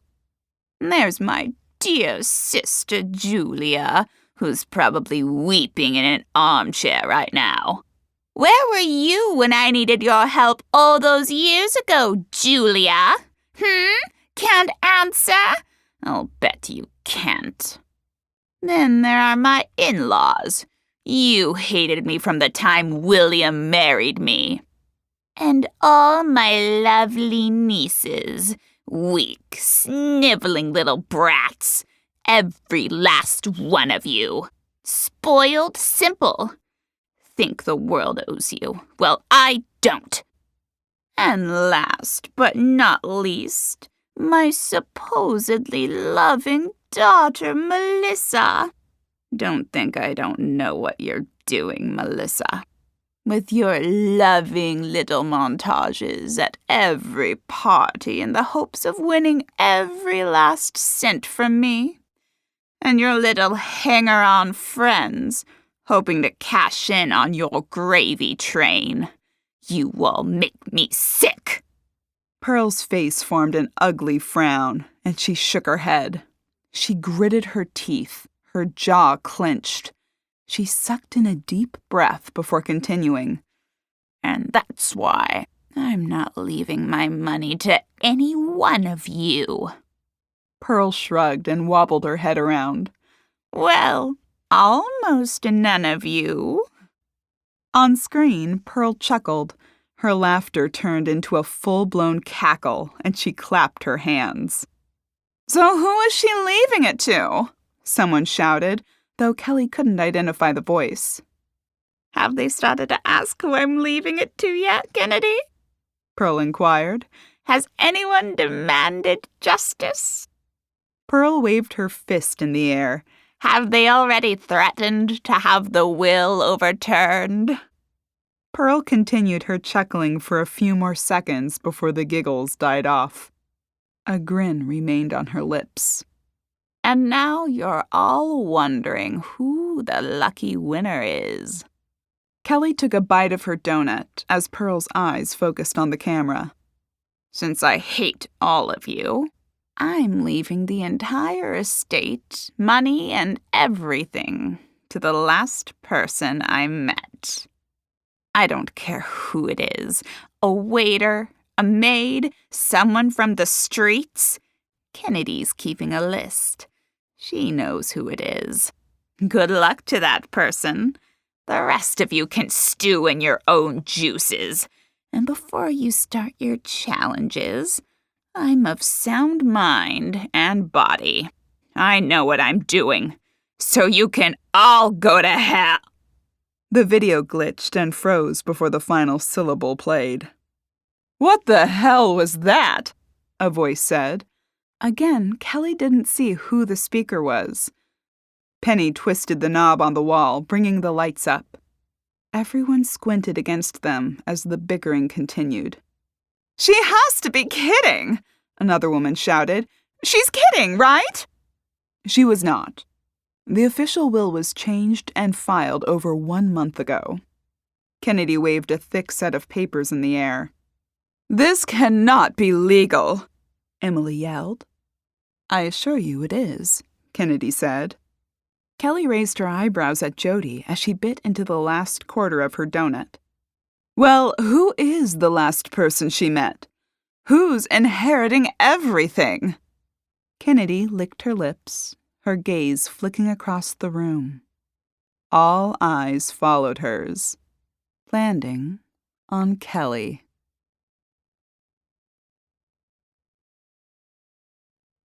Chapter 11. Kelly froze mid-bite as she became the center of attention. A few of the ladies stood. Melissa's friends glared at her. Aurora crossed her arms and narrowed her eyes at her. Julia's lower lip trembled. Addison threw her arms in the air. "You're kidding!" Willow burst into laughter at the turn of events, doubling over with giggles. Kelly set the remaining bit of donut on the plate and chewed the wad in her mouth. "Me?" she questioned with her mouth full. "Technically, she met both you and your sister at the same time," Kennedy answered. "But who's counting?" "As if you didn't know," Harper said, stamping her foot on the ground, her hand resting on her cocked hip. Kelly gulped down the donut. "How could I know?" Kelly exclaimed. "You knew, and you killed her!" "That's crazy!" "Your powdered sugar fingerprints are all over this," Harper snarked. Kelly glanced at her fingers and then rubbed them on her napkin. "This is ridiculous. I'd never met Pearl before yesterday. How could I possibly know this?" "Seems like you've worked it out pretty nicely for yourself," Aurora said. "Again, how could I have known this?" "It doesn't matter," Melissa said, standing from her armchair. She sniffed once, flicking away a tear, her face set in stone. "It'll never hold up in court." She stalked toward the door, flicking her gaze toward Kelly, her eyes filled with contempt. "You'll never own Willow Lake." She pushed past Kelly, knocking her back a step as she skirted through the door. Her posse of college friends followed her in short order, each of them glowering at Kelly and Jodi. Reagan and Aubrey grouped around Julia. "Come on, Aunt Julia," Aubrey said, helping the woman from the chair. "I think we've heard enough." "We'll talk in private about what to do," Reagan said. Together, she and Aubrey led the grieving woman from the room. Aubrey shook her head at Kelly. Kelly's jaw fell open, and she scrunched up her face as she glanced at Jodi. The remaining women stood speechless, most of them still focused on Kelly. Kennedy addressed what was left of the group. "That's all I have for you, ladies. Kelly, Jodi, I'll be in touch once this horrible weekend is over. In the meantime, if you have any questions, feel free to ask. I have some of my paperwork with me, so I can give you general specifics." Kennedy shoved the papers she'd been holding into a briefcase sitting on the floor under the screen and grabbed it by the handle. She stalked from the room, handing her card off to a stunned Kelly and Jodi. Kelly and Jodi pushed through the doors leading to Jodi's room. Kelly still wore the stunned expression she'd had in the sitting room. Not even the mountain of stairs had removed it from her face. She eased the doors shut and leaned against them, her mind moving in 100 different directions at once. Across the room, Jodi paced the floor as she turned Kennedy's card over and over in her hands. "I can't believe this," Kelly finally choked out. Jodi stopped her pacing and glanced at Kelly. "Do you think we heard right?" Kelly cocked her head. "Yeah, I'd say we did. Kennedy said we're the ones inheriting all Pearl's loot, and now everyone hates us even more than they already did when they thought all I did was kill the woman." "It can't be real," Jodi said, flopping onto the bed. "No, I can't believe it'll hold up in court. I think Melissa's correct on that point. All this does is muddy the waters. We have no new evidence as to who may have killed Pearl. Could you imagine how different our lives would be if it was? Jodi, Kelly said with a frown, be serious. We're never going to inherit this place, and that's probably for the best. Jodi wrinkled her forehead at Kelly. How do you figure that? Someone died here. So what? Jodi said with a shrug. I'm pretty sure all the other perks outweigh that. No more money troubles. We don't have money troubles, Kelly said, slumping into the armchair. We sort of do. We get by. No more getting by, Jodi corrected. We could travel like we always wanted to. Kelly shrugged as she considered it. And imagine all the Pearl parties we could host here. Why would we host Pearl parties? We won't need to work. Well, we could work for fun, to supplement or give it to charity or whatever. Jodi leapt from the bed and paced the floor again. Her eyes lit up and she pointed a finger at Kelly. And carousel room. The carousel room may be worth it, I'll admit, but at what cost, Jodi? Think of climbing those stairs daily. I'll make the sacrifice. Well, my knees may not. I'll buy you a chairlift. Forget that. We'll put in a fancy elevator. She sighed before continuing. It's never going to happen. We'll probably get sued 6 ways from Sunday by every person in this house, and I'll go to jail for killing Pearl. The police can't possibly believe that story. Why would you kill her? Because apparently we're inheriting a fortune? How could we have known that? Maybe Kennedy told us at dinner, and then I killed her to make sure I was the last person she met. OMG, Jodi said, pausing in her pacing. Did she tell you? No, Jodi! I'm just saying as a for instance. But that's exactly my point. Even you're starting to question if I knew. Imagine being the police. They could totally buy that story. I wonder if I'd still inherit if you went to jail. Jodi! Kelly shouted at her. We have to figure this out so I don't. Sorry, I'm just trying to find a silver lining if this goes south. Oh, I'll bet.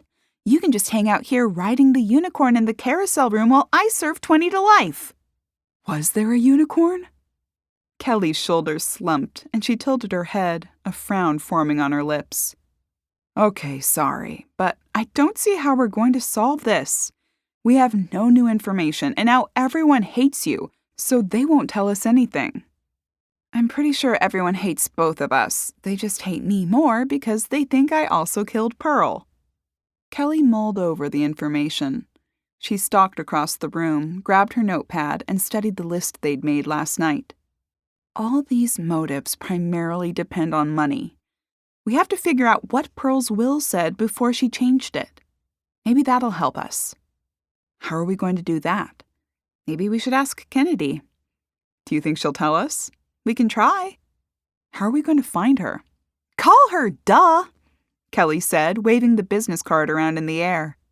She pulled her phone from the pocket of her cardigan and punched in the number. Put it on speaker, Jodi whispered. Kelly nodded and clicked the speakerphone button. The line trilled 4 times before they received a message about leaving a voicemail. Kelly ended the call. Why did you do that? You should have left a message. And say what? Hey, Kennedy, this is Kelly. I'm just trying to figure out who killed Pearl since I didn't do it and wondered if you could tell me who should have inherited Pearl's money. No, Jodi said, rolling her eyes. Just say you had a few questions and wondered if we could speak in private. Oh, Kelly puckered her lips, considering it. That's kind of good. Okay, wait. I'll call back and leave a message. Kelly dialed the number, and the phone rang again. She waited through the 4 rings before the recorded message played. Kelly bobbed her head and motioned with her hand for the message to hurry. When the beep sounded, Kelly went into her spiel, ending with a "Thanks, bye," before ending the call. Jodi plopped onto the bed and crossed her legs at her ankles. Okay, I guess we'll wait for her to call back. Kelly paced the floor, biting her thumbnail. I can't relax. Isn't there something else we can do? Like what? Kelly shrugged as she continued to pace. Go search a file cabinet or something. Jodi narrowed her eyes as she considered the suggestion. Okay. Kelly ceased her pacing and stared at her sister. Seriously? Well, we can explore the house. It's ours now. Be serious, Jodi, Kelly said. We'll never actually inherit it. Melissa is bound and determined to make sure we don't. Either way, right now we're inheriting this place, so we have every right to check it out, like a home inspection. Good enough excuse for me. That's what we'll tell anyone we run into. Yeah, Jodi said as she pulled the door open. They already hate us. We may as well give them even more reason to. Do you think they'll cancel all their orders? Doesn't matter. Kelly meandered down the hall next to Jodi. If we don't inherit this place, it might. I guess we'll cross that bridge if we come to it. I didn't see an office downstairs when we were wandering around, but that's where it would be, right? I didn't see one either, but we probably didn't go everywhere. I guess we'll start down there then. Oh, the stairs, Kelly lamented as they reached the top. They descended them and stood in the foyer, spinning in a slow circle to scan the space.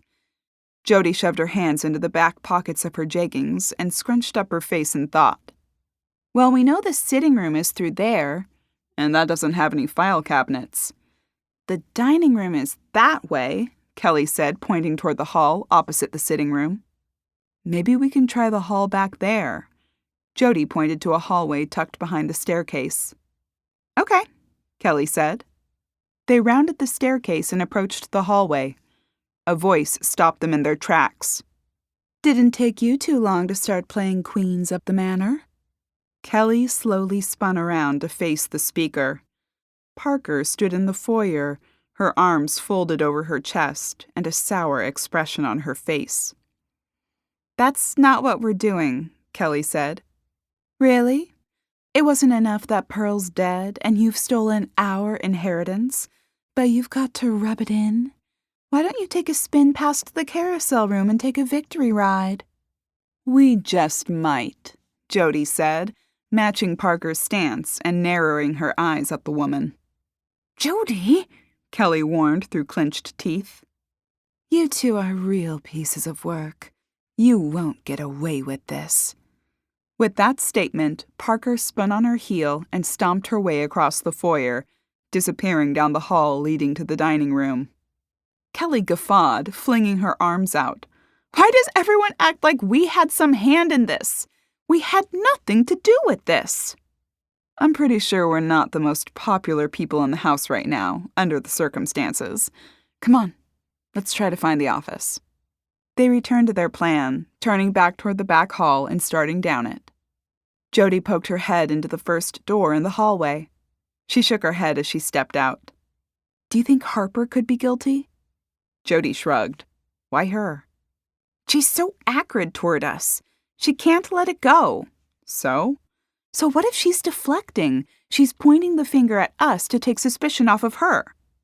I suppose that's possible, Jodi answered as she checked another room. Library. Do you think there'd be something in there? Kelly asked. We can take a look around. Let's see what books are in our new library, Kelly said with a wink.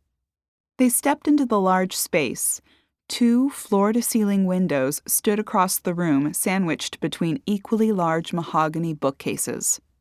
Kelly took a few steps into the room, spinning to take it all in. A fireplace stood against the far wall, leather armchairs surrounding it. Kelly ran her hand along the curved wooden banister of a spiraling staircase leading to the gallery above with yet more bookcases. How long do you think it would take to read all these? Kelly asked as she scanned volume after volume packing the shelves. More time than we have. Not if we have the rest of our lives. We'd still never make it through these. Kelly stepped on the circular staircase. I'll take a look around up here. Okay, Jodi said as she wandered around the lower level. Kelly climbed the rounded staircase and stepped onto the second level. She ran her fingers along the white and mahogany banister as she wandered down the suspended gallery. No files or file cabinets graced this level. Nothing more than books.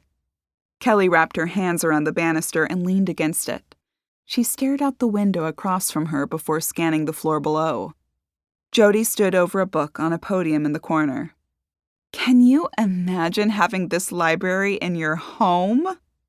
Jodi glanced up at Kelly. Amazing, Jodi said, though I doubt it will be ours. Losing faith already? Kelly questioned. Jodi pointed to the book. This is the family Bible. It tracks the Willow family for generations. So? Kelly made her way back to the spiral stairs and descended them. So they didn't keep this in the family for all this time to give it away to two Pearl pushers because Pearl was being a bit... What are you two doing in here? A voice asked. Kelly and Jodi spun to face the room's newest occupant. Willow stood at the door. Just looking around, Kelly said with a shrug. Killing time? She squeezed her eyes shut as she realized her terrible choice of words. Interesting choice of words, Willow said.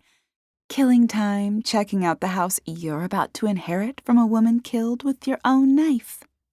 Kelly sighed, slumping her shoulders before launching into a tirade about her innocence. Before she could, Willow continued, Don't get me wrong. I don't think you did it, but I'm probably in the minority. I couldn't care less if you take this pile of bricks. I don't want it. Really? Jodi asked. Why?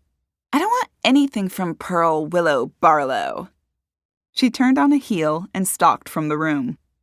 Wow, someone has a real problem with Pearl, Kelly said. Do you think she could have done it? I wouldn't be surprised, a new voice said. Kelly spun to identify the next person entering the library. Penelope sashayed into the room. She stalked to the drink cart in the corner nearest the door and poured herself a drink. She sipped it as she sauntered to the window and gazed out. Care to explain that? Kelly inquired after a moment. Penelope shrugged. Willow is complicated, and she has every reason to hate Pearl. Kelly's eyebrows raised, and she shot Jodi a glance. Why's that? Jodi asked. Pearl is responsible for her mother's death.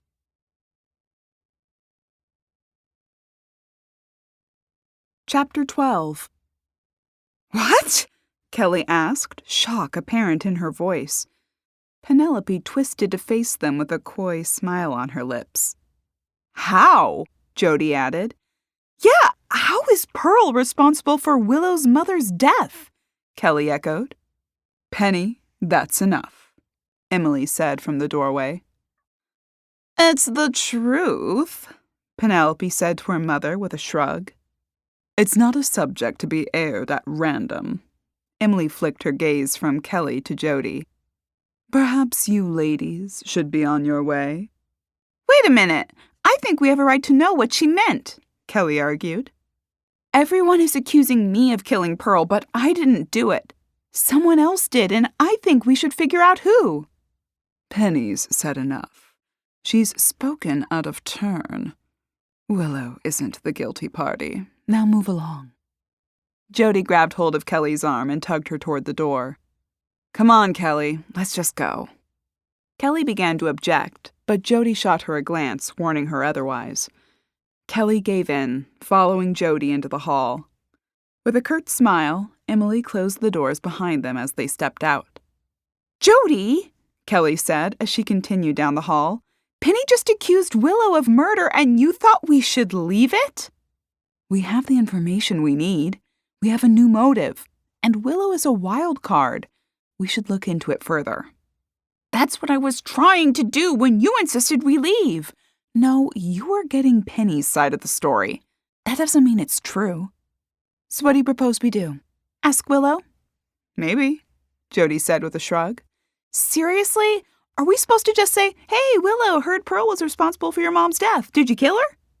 No, but... Jodi glanced into another room. Bingo. Office. Ooh, maybe we'll find something in here, though I still think we should have just pursued that lead with Penny. We can ask any family member. I'll bet they all know. Emily wasn't going to let her say anything else. We'll have to follow it up another way. They stepped into the small office space. 2 file cabinets stood next to the door leading inside. Another stood on the adjacent wall. I'll check these two, Kelly said. You try that one and the desk. Jodi crossed the room and pawed through the drawers of the desk. Kelly pulled open one of the filing cabinets and scanned the folders. This is all house stuff. Oh, good. We'll know where to find it when we move in. Ha, right.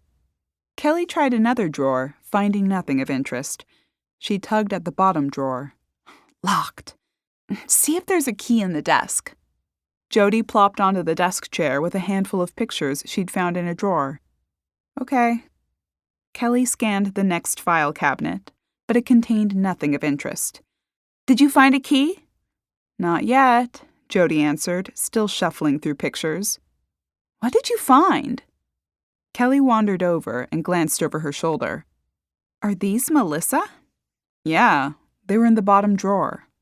Wait, go back, Kelly said as Jodi flipped through them. Jodi flicked back through the pictures. There, that one, Kelly said. The picture showed a young girl standing in a pink leotard and tutu. Ballet shoes were strapped to her feet. She posed in first position.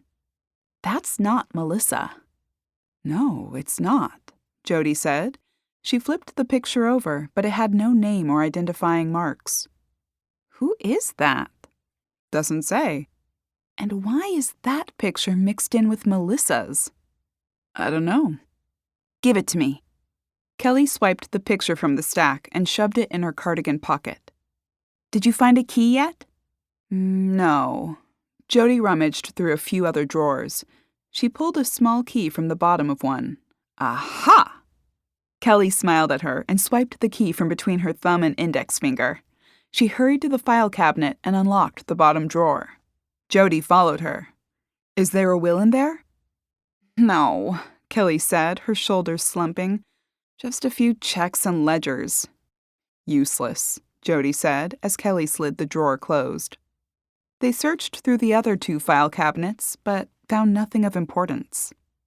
I guess we'll move on, Kelly said as she climbed to her feet.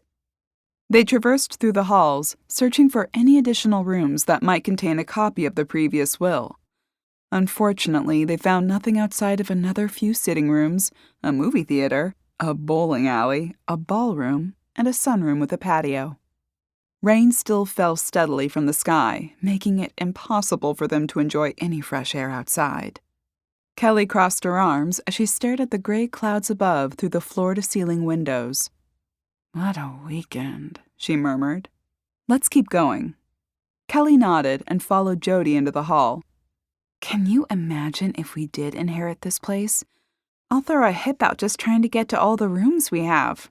Could you imagine the pearl parties we could throw, though? Weekend-long events complete with movies, bowling, amusement park rides, and more. They rounded a corner into the hallway with the lazy river. Oh, let's take a ride on the carousel, Jodi said. We may as well. It may be the last time we get to ride a carousel in a house. I don't think we'll be invited back after this. And I still don't believe we'll actually inherit this place. Jodi chuckled at the statement. They found the large doors to the carousel room and tugged them open. The calliope wound up and music filled the air. Horses bobbed up and down as the platform spun to life. Kelly and Jodi stepped onto the spiraling platform, careful to keep their balance, before selecting their steeds.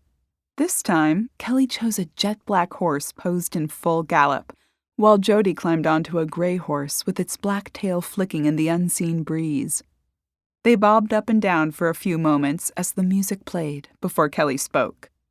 Do you think Willow did it? She shouted over the music. Do you? Jodi answered. You shouldn't answer a question with a question. I thought Melissa was our most likely suspect. Because of the money? Don't answer a question with a question. If we could find out if Melissa was the sole or largest heir in a previous version of the will, we may have something, Kelly said, pushing a lock of hair from her face as it blew across from her ride. But Penny seemed sure it was Willow. Harper seems sure it's you. That doesn't make you guilty. No, and it's because I'm not guilty that we need to take some of these accusations seriously. Someone did it. And our two most likely suspects are Melissa and Willow. I wonder how Pearl was responsible for her mother's death. Maybe we can Google it when we get back to our room. What are you going to search? How did Pearl kill Willow's mom? No, duh. We'll search for Willow's mother's obituary and see what it says. Jodi shrugged as she climbed from her horse. Maybe we'll find something out. Kelly sighed as she dismounted from her horse and they exited, closing the room off behind them. I'd rather ride around on the carousel all day. Me too, Jodi admitted. But the stairs call. Kelly glanced into the distance, a sad expression on her face. Too bad we didn't find an elevator. How did Pearl do this every day? I guess she was used to it. They reached the massive staircase and started their trek to the second floor. They wound through the halls to their bedrooms. Jodi flung the door open to her room and stepped inside. A crinkling noise sounded. She stumbled forward, glancing behind her to find what caused her to trip. A manila envelope lay just inside the doorway. Kelly snatched it from the floor. What's this? A tripping hazard, Jodi complained. Kelly stepped inside with the thick, unmarked envelope and closed the door. She glanced at Jodi, who was hunched over, rubbing her ankle through her boot. Did you twist it? It's fine, she said after a moment. I just stepped wrong on it. What's in that? I don't know, Kelly said. She flipped over the envelope and studied the back. No marks graced either side. Guess I'll open it. She tore open the flap and glanced inside. Jodi lifted her chin, peering over the edge. What's in it? Kelly slid out a variety of papers. A few loose papers fluttered to the floor. Jodi retrieved them. There's a note.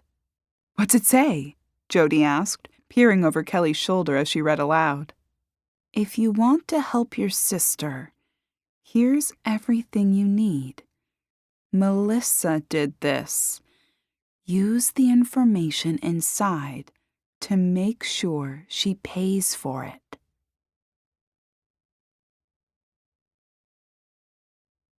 Chapter 13.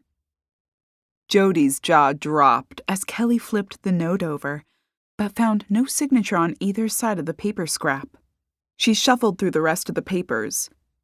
There's a copy of the will here. Kelly paged through it as she sank onto the bed. It names Melissa as the primary heir. She gets the house, almost all of the money, and everything Pearl owns. Wow! When is that dated? Kelly searched through the pages, finding signatures and dates. 6 months ago. Jodi's eyebrows raised. So as recently as 6 months ago, Melissa thought she was getting the whole shebang. Seems so, Kelly said, as she scanned through the rest of the will. Which is an excellent reason to kill someone. But your own mother? Kelly questioned. What are those? She motioned toward the papers in Jodi's hand, which had fluttered to the floor. Jodi scanned the sheets. Printouts of text messages, she murmured as she studied them. Text messages? Jodi nodded, and Kelly stood, circling around her to peer at the pages. There are no names other than Melissa Barlow at the top. Whoever this was talking to Melissa. Jodi read them aloud. No idea. She frustrates me so much. Sometimes I could just kill her. Jodi shuffled to the next page. Honestly, I cannot wait for her to kick it. She's such a monster. Yet another page detailed another nasty message about her mother, this one naming Pearl. The earth will be a better place when Pearl Barlow is gone. Wow, Kelly mumbled. Really? Talk about issues with your mother. She really hated her, Kelly agreed. But did she hate her enough to kill her? Money's a strong motivator, and she was set to inherit everything. And did you notice how different she acted when she found out she wasn't inheriting? Her tears dried up like that. Kelly snapped her fingers. And she was in fight mode. Coping mechanism? Would you care right after your mother was murdered?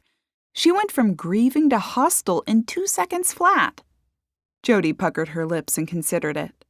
She stared down at the papers in her hand. The evidence does seem to be against her. Should we show this to Kennedy? Why her? Jodi asked. Why not? She's handling Pearl's estate. What if she sent this? Maybe she sent it to see if we'd turn Melissa in. Jodi's eyes darted around as she reflected on the statement. So what was she expecting us to do? Turn her in or not turn her in? Is it a test? Kelly shrugged. Maybe it's not even Kennedy. Everly seemed pretty convinced Melissa did it. Maybe these are from her. Maybe. In which case, Kennedy wouldn't know anything about it. And maybe we're supposed to show it to her. Why give it to us? Why wouldn't Everly give it to her directly? I don't know. I don't even know what we're supposed to do with this. Do we confront Melissa? Do we talk to Kennedy? Call the police? Jodi shrugged. Has Kennedy called you back? Kelly checked her phone. No, nothing. Maybe we should go try to find her. At the very least, even if she does nothing with this information, I think someone should know we received it. It can be perceived as a threat. To us or Melissa? Both. Kelly let her arms slap her sides. Okay, I guess we'll go roaming around again in search of someone, anyone. Kelly shoved the papers back into the envelope with a sigh. They headed out the door again. I wish we could lock the door behind us, Jodi said. Too bad we don't have a key, Kelly agreed. After another trek down the monster staircase, they meandered through the halls. The library, occupied by Penny and Emily when they'd left, was now empty. Kennedy was nowhere to be found downstairs. Kelly tried to call her again, but received her voicemail message. She hung up in frustration. Now what? She asked as they stood in the foyer. Do we go upstairs and start knocking on random doors? It's getting close to lunchtime. Someone has to be somewhere. As if on cue, a maid scurried past with a tray in her hands, climbing the stairs without so much as a nod to them. Or they're all ordering food, Kelly said, waving her hand at the girl as she disappeared upstairs. That's an idea, though. Order lunch? Kelly asked. No, ask one of the staff where Kennedy's room is, Jodi said.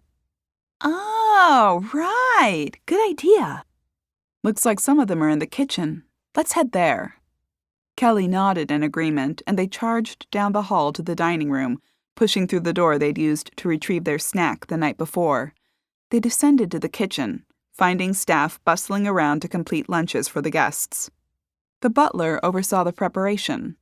Kelly approached him, gently touching his elbow. Excuse me? Yes? Lunches will be up as soon as they are ready. Oh, okay, thanks. I have another question, though. Oh, yes, of course. What is it? Could you tell me what room Kennedy Moore is in? Miss Moore? I believe she's in the West Hall, second door on the right as you enter. Kelly smiled and nodded. Thank you. She retreated to where Jodi stood near the stairs. Did you find out? Kelly nodded as they ducked into the stairway and headed up to the dining room. Where is she? Jodi asked. West Hall, second door on the right. Where's the West Hall? Kelly shrugged. I don't know. I didn't want to ask and sound like an idiot. But now we still have no idea where to go. How hard can it be? Kelly questioned as they strode down the hall to the foyer. We just figure out which way is west and then go to that hall. Oh, okay, perfect. Which way is west? How should I know? Exactly. They climbed to the top of the stairs as Kelly fiddled with her phone. Okay, I installed a compass app. West is this way. Kelly stared at her phone and then pointed. She took 2 steps before she stopped. She spun in the opposite direction. No, this way. Jodi rolled her eyes. Are you sure? Yes, Kelly said with a sigh. Sort of. They stalked down the hall, approaching the second door on the right. Kelly shot a glance at Jodi as they stared at the door. With a gulp, Kelly knocked at the door. No one answered. Try again, louder this time. Kelly held back, rolling her eyes as she pounded on the wood again. After a moment, she pressed her ear against the door. "Kennedy!" she called. With a shrug, she flung her arms out. I guess she's not here. Or we went to the wrong hall. Do you want to find West, Jodi? Kelly said with a huff. No, she admitted. Kelly sighed. I need to sit down and regroup. We need to think about what to do next. Okay, we'll head back to the bedroom. They wound through the halls to their room. Jodi pushed in through the door, stopping short of entering. Jodi, Kelly said as she ran into her. You need to call your stops. Jodi's jaw hung open, and she stood speechless. Kelly glanced around her, searching for the reason for her sudden shock. Her expression matched Jodi's as she scanned the inside of the room. Jodi's suitcase lay open and upside down on the floor. Most of the contents were sprawled across the hard wood. The bed had been ripped apart, and drawers were pulled out and toppled onto the floor. We were robbed! Kelly shouted. I'm not sure robbed is the right word. Doesn't look like they took anything. They just scattered my stuff everywhere. Kelly pushed past her sister, skirting the disaster area and running through the bathroom. Oh, they hit my room too. Seriously? Jodi asked. Kelly returned to Jodi's room, leaning on the door jamb leading to the bathroom. Yes, seriously. Why? Jodi asked as she snatched a few articles of clothing from the floor. Kelly shrugged. Were they looking for something? Jodi folded up her blouse before tossing it on the bed and righting her suitcase. What? With a sigh, Kelly shook her head. Proof of my guilt? Well, they wouldn't have found that. And what would that even look like anyway? A handwritten confession? Kelly shook her head again as Jodi continued her cleanup effort. She bit her lower lip as she scanned the mess. You could help, Jodi said. Kelly rolled her eyes, but pitched in, setting down the incriminating envelope and fixing the fitted sheet on the mattress before tugging the flat sheet back into place. This is insane, Jodi said, scooping a boot from the floor. What would they possibly hope to gain from this? Really? Kelly straightened the brocade comforter. It's not like they'd find the murder weapon here or something. She chuckled at her own statement before turning serious. Wait a minute. Kelly's eyes grew wide, and she dropped the corner of the comforter before racing back through the bathroom and into her bedroom. She scanned the items on the floor, finding a pile of her pearl paraphernalia. After dropping to her knees, she sorted through it. Come on, come on. After a moment, she sat back on her haunches. Oh no. Jodi joined her. What is it? My second knife is gone.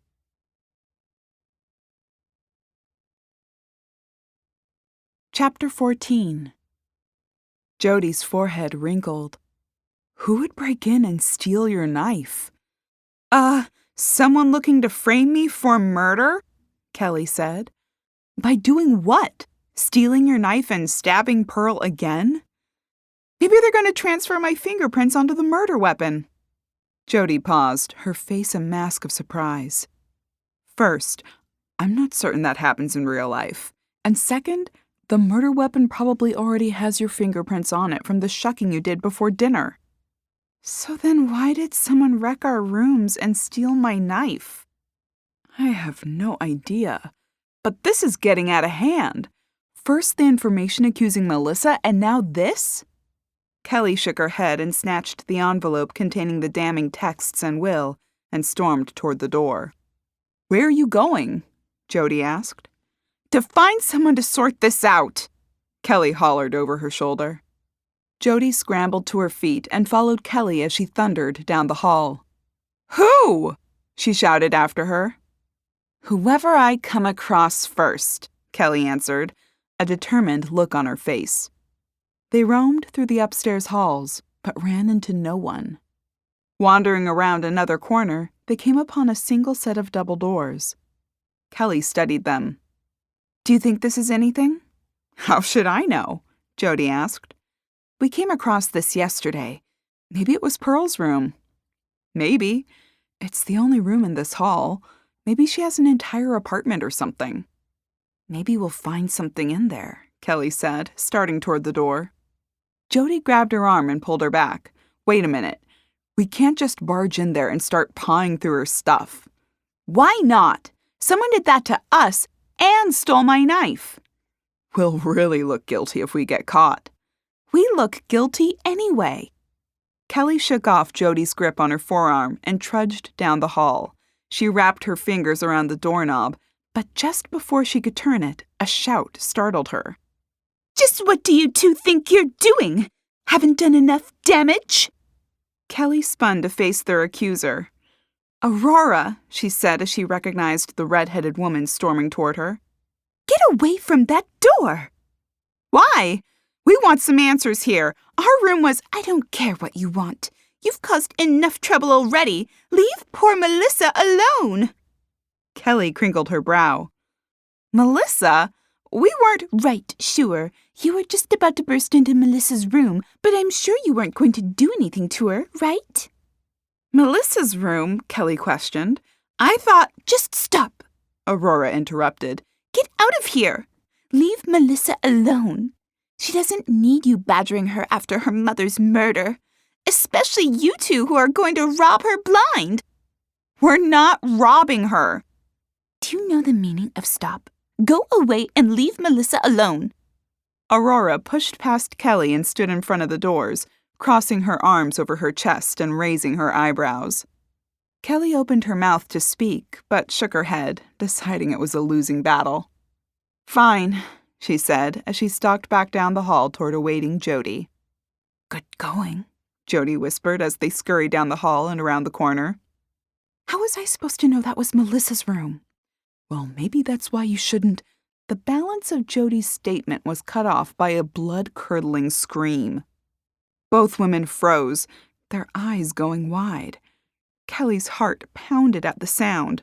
She spun to face the direction they'd come. "That sounded like it came from back there, didn't it?" she whispered. Jodi shrugged. "Maybe." Kelly rounded the corner. The double doors to Melissa's room stood open. "Help!" Aurora shouted from inside. "Come on," Kelly said to Jodi. They hurried down the hall to the bedroom suite. Kelly reached the doorway first and stopped as she took a step inside. Her mouth dropped open. "Oh my goodness." Jodi caught up, nearly toppling into Kelly as she ground to a halt at the scene. Inside, Aurora stood at the foot of the bed with her hands clasped over her mouth and her eyes wide with shock. She stared ahead at Melissa's form laying in the bed. From Melissa's chest stuck Kelly's second shucking knife. Aurora spun to face them, her face a mask of terror. "Get away from me!" she shouted. "What?" Kelly questioned. "We need to get help." "Help for what? To kill me next? She's dead! Melissa is dead and you killed her!" Aurora poked her finger toward Kelly. "No, I didn't!" Kelly shouted in her own defense. Footsteps sounded in the hall behind them. Abby, Harper, and Everly appeared. The scene rendered them speechless. Tears fell onto Abby's cheeks. A few moments later, Reagan and Penny arrived. "What's going on in here?" Reagan questioned. Aurora sobbed. "She killed someone else! How long until we're all victims?" "Oh, that's ridiculous," Kelly said. "I did not." Harper spun to face her. "It's your knife. Again! Coincidence? I don't think so." Aurora added, "And I just saw the two of them hovering at Melissa's door before I came in and found her." "Yes, it's my knife. Someone stole it from my room. Our rooms were trashed and that was missing." "I'll bet," Harper said. "A likely story." "It's true," Kelly said, heat entering her voice. "Oh, how convenient," Everly chimed in. "I bet those two tossed their own room to make it look good." "We did not!" Jodi shouted. "This is insane," Kelly said. "Why would we kill Melissa, or Pearl for that matter?" "To make sure you get the money," Harper said. "You knew Melissa would challenge the will, and you made sure she couldn't." "That's a lie. I'll bet this knife has your fingerprints all over it." "I'm sure it does. I picked it up 12 times. It's mine, but I didn't do it." "Yeah, right," Harper retorted. "First Pearl to get her money, and now Melissa to make sure you keep it." "No!"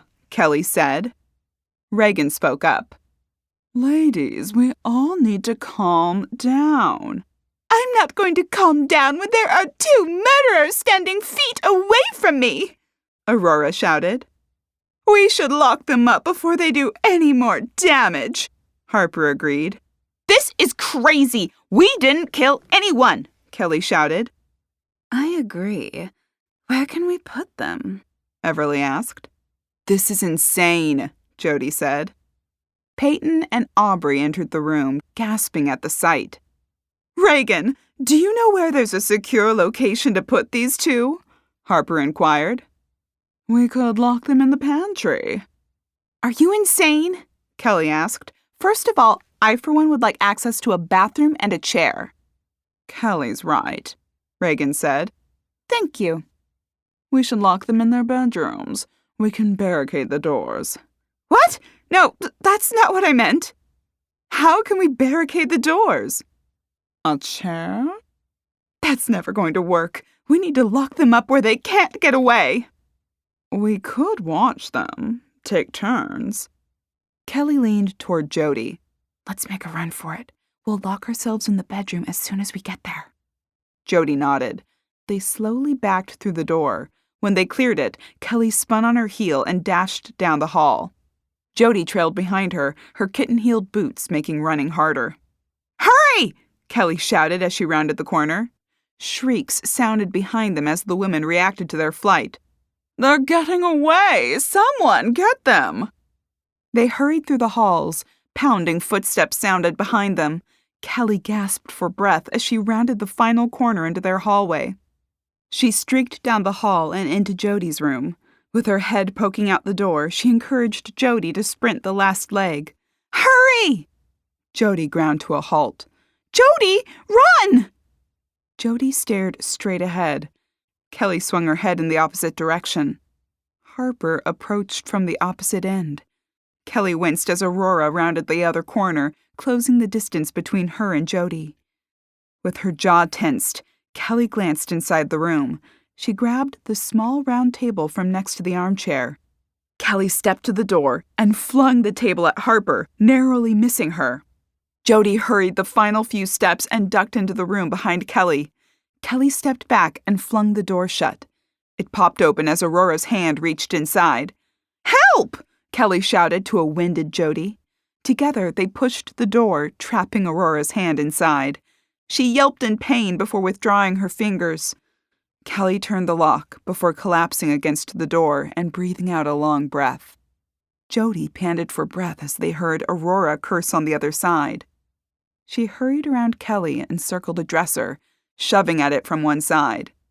"Help me!" Kelly joined her, and they pushed the dresser in front of their door. "She may have broken my hand." "More collateral damage. They don't care. They're murderers." "We need to make sure they stay locked in there." "Watch the door. I'll find something to tie the doorknobs together." Kelly rolled her eyes at the statement before stalking to the bed and flopping onto it. "This is insane. These people are crazy." "One of them is crazy enough to be a murderer." "But which one?" "We need to find out before someone murders us. Or locks us in a dungeon."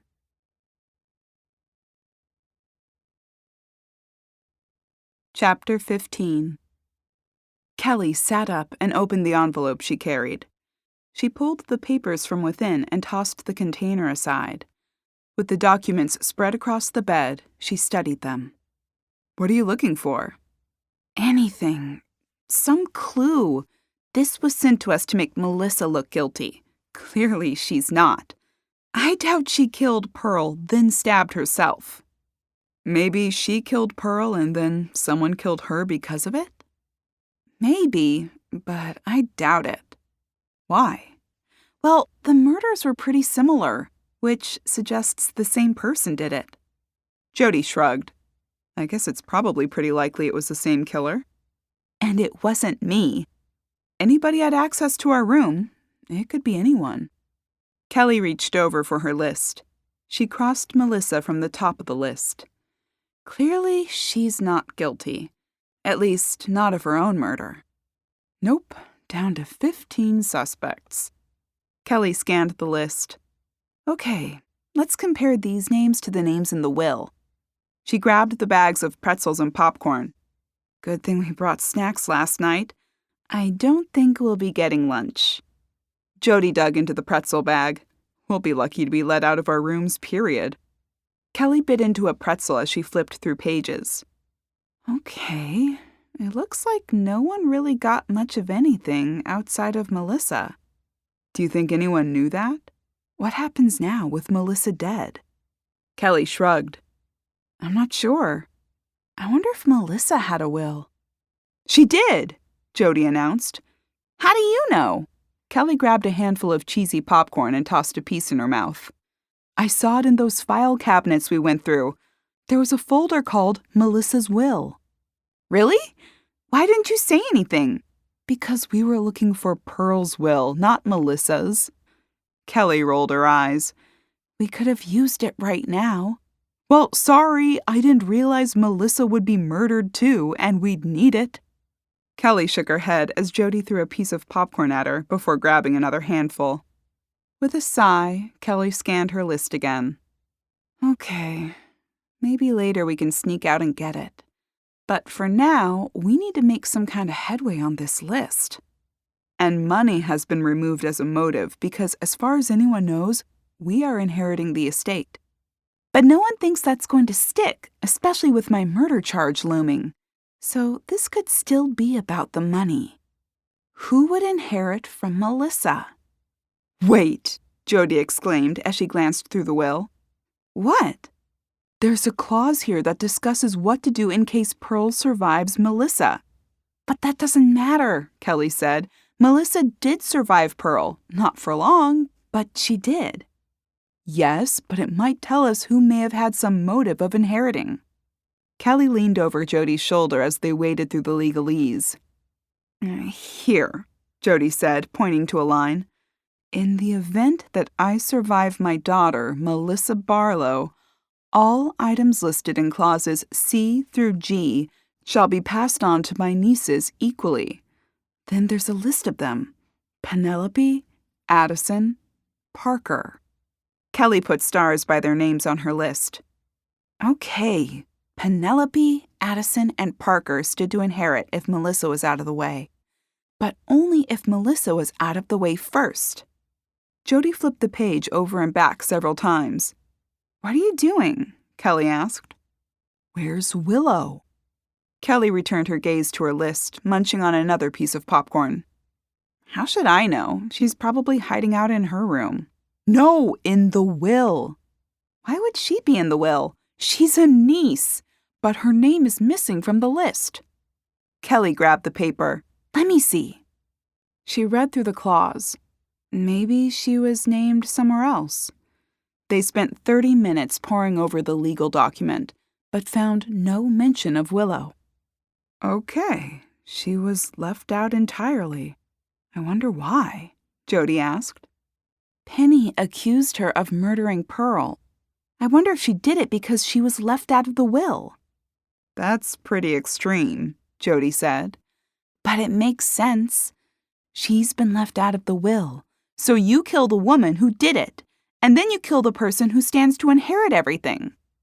So this is more of a revenge killing than money-motivated? Nothing else makes sense.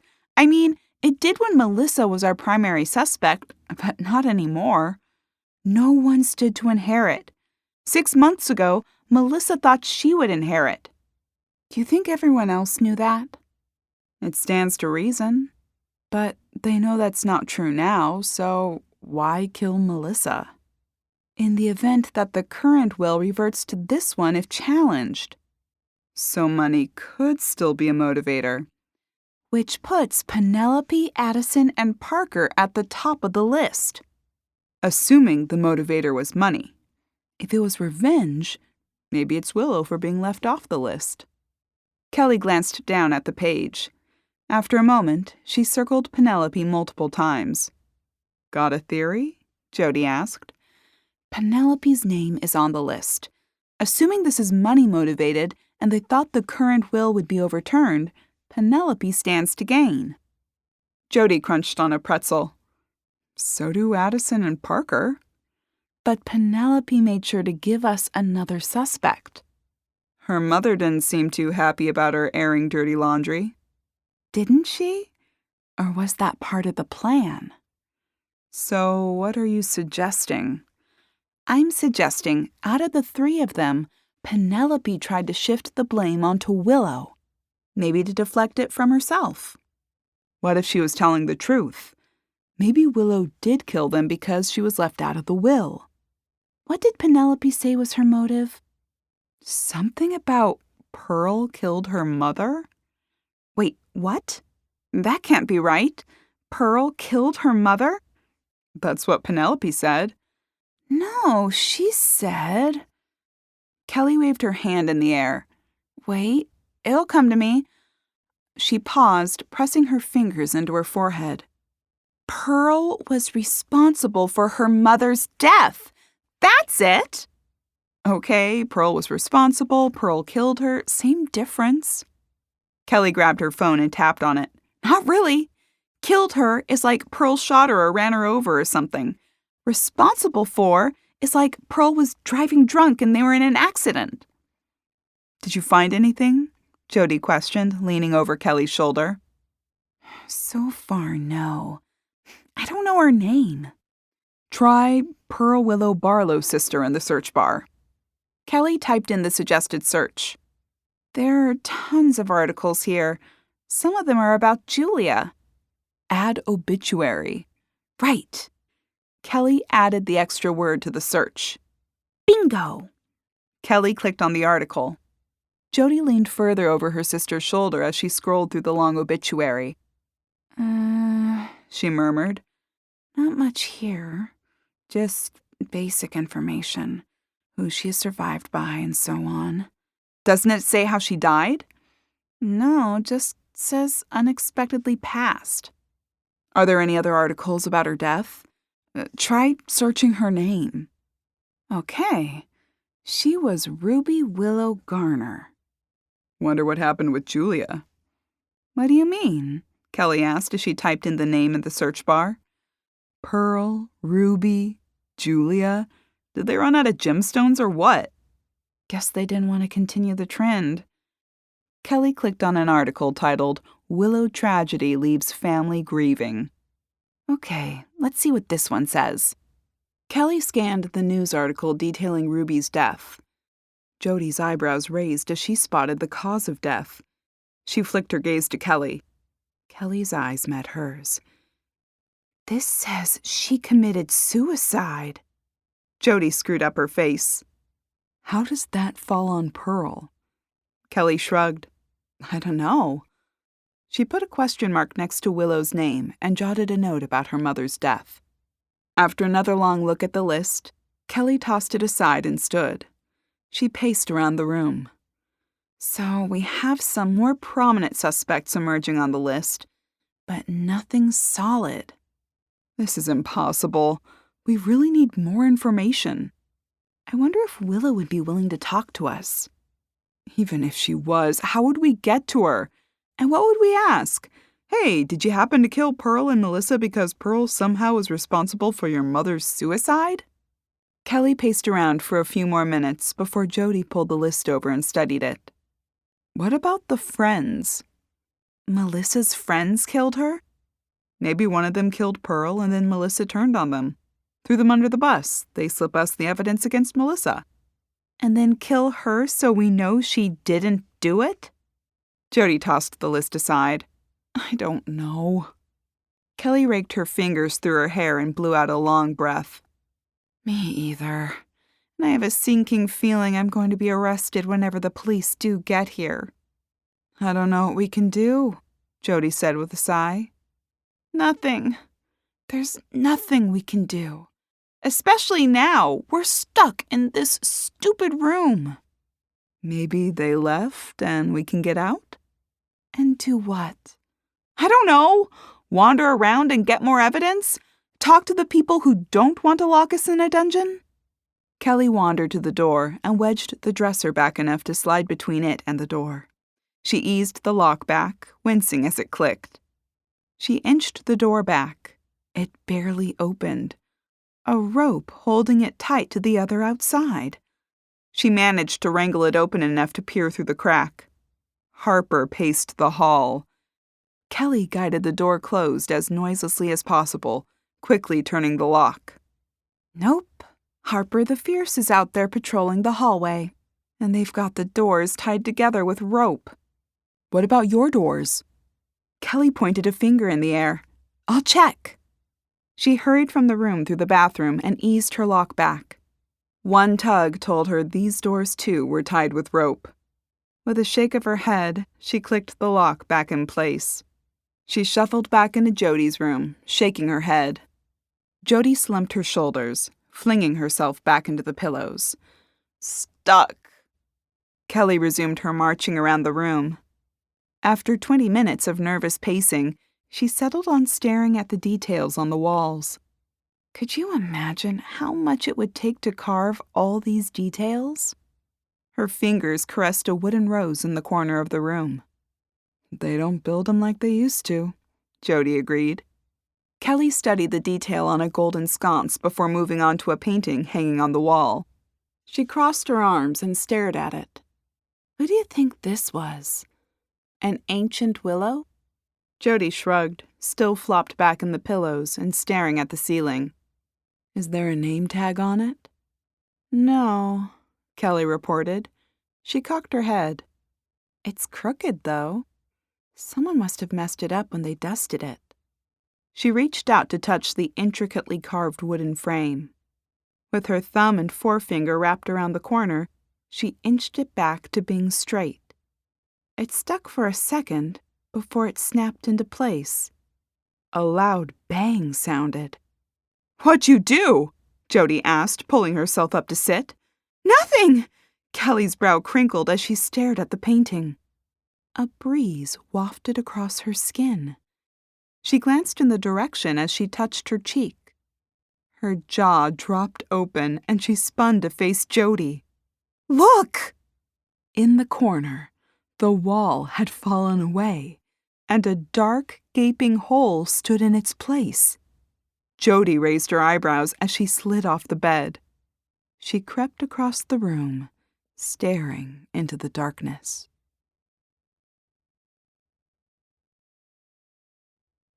Chapter 16. We're free! Kelly squealed as she stared at the secret passage opening. I wonder where this leads, Jodi questioned. Let's find out. Kelly pulled her cell phone from her pocket and toggled on her flashlight.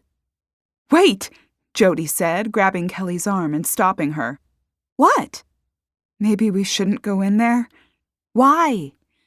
What if there's a trap in there?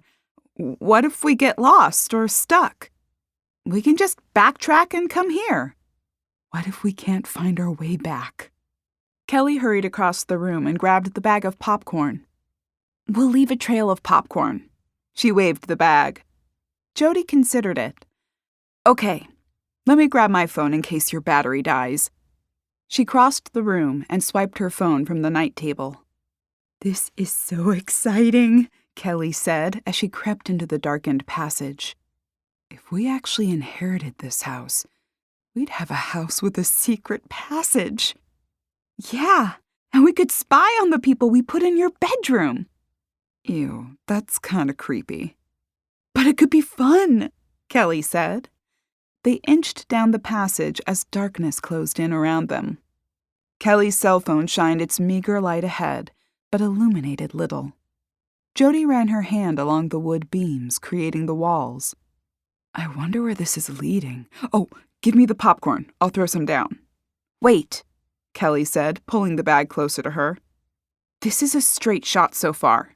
Don't throw any. Why? Because if we do inherit the house, I don't want a trail of popcorn in the walls. And then rodents. Ew! Jodi squealed. Yeah, and I'm not dealing with mice or rats or whatever. You don't even deal with bugs. Nope, that's your job. Speaking of, Kelly said, shining her light into the crevices, I hope there are no bugs creeping around in here. I'm sure there are. Kelly winced. Come on, Jodi said. It's our only way out. The passage veered in another direction. Jodi snatched the popcorn bag from Kelly's hand and pulled it open. I really think we should throw down the popcorn. It's still straight. It turned. But there was no fork or anything, so we wouldn't have to decide which way to go or anything. We just have to literally follow the path. Fine. Jodi crunched up the bag. But if we come to a fork, I'm laying popcorn down, rats or not. Shh, Kelly said. Don't shh me. I'm doing it. I don't want to be lost in here, roaming for days. Kelly waved her hand in the air before clamping it over Jodi's mouth. Listen, she whispered. Voices wafted through the air. Kelly lifted her hand. Where's it coming from? Jodi breathed. Kelly crept down the hall further. She stopped as the voices became clearer and pointed her finger toward one of the walls. Who is it? Jodi inquired. How would I know? The voices continued to reverberate through the walls, sounding muffled. Kelly lowered her light as she pressed her ear against the wood. Jodi toggled on her own flashlight and shined it at eye level. Her eyebrows raised and she inched a wooden panel sideways. A sliver of light streamed from the room on the other side of the wall. Look, she hissed. A spy panel. Kelly jockeyed to reach the panel first and peer through. Hey, I found it. I should look first. Fine, go ahead, you baby. Jodi peered through the sliver of an opening. Who's in there? Kelly whispered. Parker and Penelope, Jodi reported. Let me see, Kelly said, poking at Jodi. You're such a child. Go ahead. Kelly peered into the room through the thin opening. A large bedroom lay on the other side. Parker sat in a wing-back chair, her legs crossed. She sipped at a beverage as Penelope paced the room. I still can't believe this. Sit down, Penny. You'll wear a hole into the floor. Jodi bumped Kelly with her hip. Move over. There's room for both of us. Who cares? It's not our house anymore, Penelope answered. Do you really think those two hooligans are going to inherit? Hey, Kelly breathed. Who's she calling a hooligan? Penelope nodded. I think they stand a better chance with Melissa dead than they did with her alive. Will the judge really side with extended family? And wouldn't it go by Melissa's will at this point anyway? Whose will do we challenge? Who is Melissa's heir? Parker asked. I have no idea. What a mess this is. I'm afraid those two Pearl sisters will steal the inheritance right out from under us with all the confusion. Not likely with the fleet of lawyers they'll be up against. Pearl's will was clear. I mean, for Melissa's will to even apply, we'd have to get Pearl's current will thrown out. And with Melissa out of the picture, the biggest advocate for the will to be reversed is gone. Parker shook her head. I cannot believe they offed her. Probably for that reason. I'm not convinced they did it. Come on, who else would have done it? Think about it, Parker, Penelope said. Why would they have killed Pearl? They couldn't possibly have known how much they'd stand to gain by her death. Maybe they did, Maybe they overheard the details being discussed at a lunch or where? In Pearl's private limo? In Kennedy's office? either. Maybe one of them is a secretary at the firm. Maybe a legal clerk. They could have gotten hold of the papers. And then roped Melissa into having a Pearl party so they could kill Pearl? It's plausible. It's a stretch, Penelope said. So what's your idea then? Who would kill Pearl and Melissa? Willow, she said matter-of-factly. Really? Come on. She was the only niece not named in Pearl's will, and Pearl's responsible for her mother's suicide. She hates this family. Yet she's here every time there's an event, like she's trying to get back into the will. Someone killed them. Who else would it be, putting aside the Pearl girls? I don't know. I cannot wait for this weekend to end. Penelope sank into a chair next to Parker with a sigh and a murmur of agreement. Kelly motioned for them to continue down the hall. Jodi closed the peephole, and they snuck down the passage, rounding a corner before Kelly spoke, keeping her voice low. That's the second time Penelope mentioned Willow.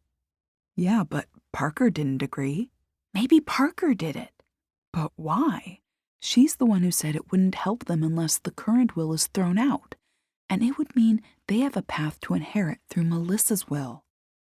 We need to get Melissa's will, Kelly said. With any luck, this will lead us somewhere where we can make a run for it. Ugh, no more running, please. That last race from Melissa's room did me in. I think I pulled all my muscles. I wonder if there are any other peepholes. Kelly stopped walking. I'm not sure. We should check. Should we go back? Kelly continued forward. No, maybe we should check on the way back. We also need to grab Melissa's will. And in order to do that, we need to find out where this ends. And if we can make it to and from the office from wherever this comes out. That's our priority. But if we happen past any other voices, we'll look for a peephole. This could be a great way to get information. They continued down the passage, which wound around several times before they arrived at an intersection.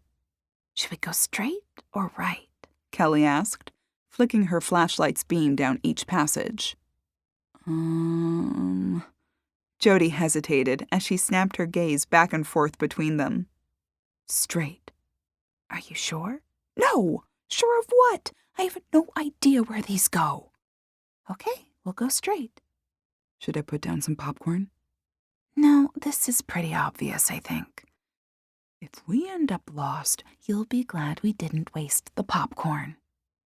they proceeded down the passageway, coming to a dead end several feet down the passage. After a quick search, They found a peephole. the slit showed a large sitting room. Pictures of family littered the mantel above a large fireplace. This room looks like it's been lived in, Kelly said. Yeah, I wonder if it was Pearl's room. Maybe. Do you think we can get in there? Let's look for a handle, Jodi suggested. Kelly shined her beam along the walls. In short order, They found a handhold. Jodi wrapped her fingers around it and pushed. Nope. Try pulling. Jodi tugged on the panel, and it gave way, revealing an entrance into the room. Kelly doused her flashlight as they stepped into the space and shoved her phone into her pocket. They spread out and studied the room. Kelly focused on the pictures scattered across the mantel. These are all of Pearl with various people. I bet this was her suite. Yeah, that's what I'm guessing too. Kelly wandered to an archway leading to another room. A plump four-poster bed stood against the far wall. Across the room, a wooden vanity with a backless chair sat centered on the wall, wedged between two dressers. Kelly approached the table, eyeing the silver comb, brush, and mirror set. She spritzed perfume from the atomizer, sniffing at the rose-scented liquid as it disappeared in the air.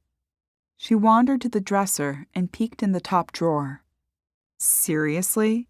Jodi questioned from the door. Kelly shrugged and slid the drawer shut. Maybe she hid something in her underwear drawer. Like what? A note that says, "Here's who I think is going to kill me"? Kelly shrugged again and stalked over to the bed. She pulled open the drawer of the nightstand. It contained a pair of glasses, rosary beads, and a few loose throat lozenges. A book was shoved in the back of the drawer. Kelly wiggled it free from the drawer and glanced at the cover. "Ghosts, Lore, and a House by the Shore," she read from the cover before flipping it over. She must have liked cozy mysteries. Kelly flipped open the front cover. Several papers fluttered to the floor below as she perused the first chapter. Jodi scooped the papers off the floor and shuffled through them. "Oh my gosh!" she exclaimed. "What is it?" Kelly asked, ceasing her reading for a moment. "These notes. They're all threats."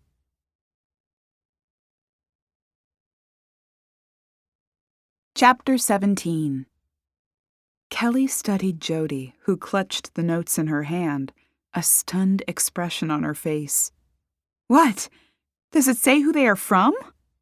Jodi shook her head and shared the papers with Kelly. "You'd better think about what you're doing. I'm owed something too," Kelly read aloud. Jodi flipped to the next page and read, "You're a thief, and you're going to pay for it one way or another." "Whoa!" Kelly exclaimed as Jodi shuffled to the last paper. "You can't ignore me. You'll regret it if you do." "Someone really hated Pearl," Jodi said. "Yeah, but who?" Jodi shrugged. "There's no name on these. Why didn't Pearl report this?" Maybe she did. "And no one knows? Clearly this person was threatening her. They'd be the prime suspect in her murder. Did no one in her family know about this?" Jodi flicked her gaze to Kelly. Maybe they did. Kelly's eyebrows raised high, and she offered Jodi a knowing expression. "Willow," they both repeated at the same time. "This points to her guilt, right?" Kelly said, glancing at the notes again. "Maybe," Jodi hedged. "Well, look," Kelly pointed to one note. "I'm owed something too. She was left out of Pearl's original will, the one where Melissa inherits everything, and if Melissa dies first, the nieces inherit." "Yep," Jodi agreed. "It does fit with that." "And then this one, you're a thief. It could mean she's robbing her of her inheritance." Jodi nodded in agreement. "And this last one," Jodi added, "you can't ignore me. You'll regret it. Definitely sounds like a threat. Like, if you keep ignoring me, I'm going to kill you. And she may have given this to her when she arrived, then killed her when Pearl didn't bother to do anything about it." "We may be onto something here," Jodi said. "We need to get Melissa's will and see if that gives us any clues. Maybe the other passage will lead to another spot where we can get closer." "We have no idea where we are right now," Kelly said. "Right, and I don't want to be roaming through the halls with the crazy people who are trying to lock us up for something Willow did." Kelly nodded, and they retraced their steps to the secret passage. Jodi stepped inside, but Kelly hesitated in the room. "What are you waiting for?" Jodi asked. "Maybe we should try to find the trigger for this one." Jodi considered it. "What if we can't find it?" "You stay in there, and I'll look for it." Jodi wrinkled her nose. "Why do I have to stay in the creepy passage alone?" "Because someone has to stay in there in case I can't find the trigger." Jodi rolled her eyes. "Fine." She pushed the passage shut. Kelly scanned the walls surrounding it. "Maybe it's the painting like it was in the last room," she shouted. She grabbed the painting and slid it from side to side. The panel remained closed. "Nope," Kelly yelled. "Not the painting." A muffled sound came from behind the wall. "What?" Kelly hollered. "I said, try the sconce." "Oh, right, the sconce." Kelly studied the brass object on the wall. She grabbed it and tugged it to each side. "Nope." Kelly pressed a few decorative items on the trim work. Did you pull the sconce? Yeah, I pulled it left and right. Did you try down? Kelly wrinkled her nose. Oh yeah, down. She grabbed the sconce again and yanked it toward the floor. The passage slid open. Jodi stood inside with her arms crossed. Seriously? You didn't try down? It didn't occur to me, okay? The painting went sideways. Jodi rolled her eyes as Kelly stepped into the passage. Anyway, at least now we know in case we need it. Or we inherit and one of us takes Pearl's bedroom. Kelly flicked on her flashlight and led the way toward the intersecting passage. I don't know if I want it. That's sort of creepy. Why? She didn't die in there. No, I guess not. The living room might be haunted, though. Jodi side-eyed Kelly. So you taking Pearl's old room or what? Like that's ever going to happen? We'll be in court from now until we die over this. They reached the crossroads and hung a left into the unexplored passage. It veered around several corners before they came to a rickety wooden staircase. Kelly eyed it suspiciously. This looks unsafe. Well, we're either going back to Pearl's and trying to find our way downstairs, or we're trying these stairs. Okay, it may be safer to try these stairs since the worst that can happen is we fall, versus we're hunted down by Melissa's vicious friends and locked up. I'll go first since you're a wimp.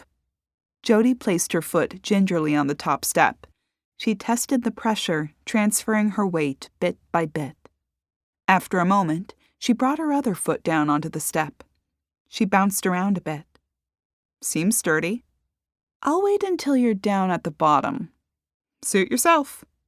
Jodi toggled on her cell phone's flashlight and ambled down the steps, disappearing into the darkness below.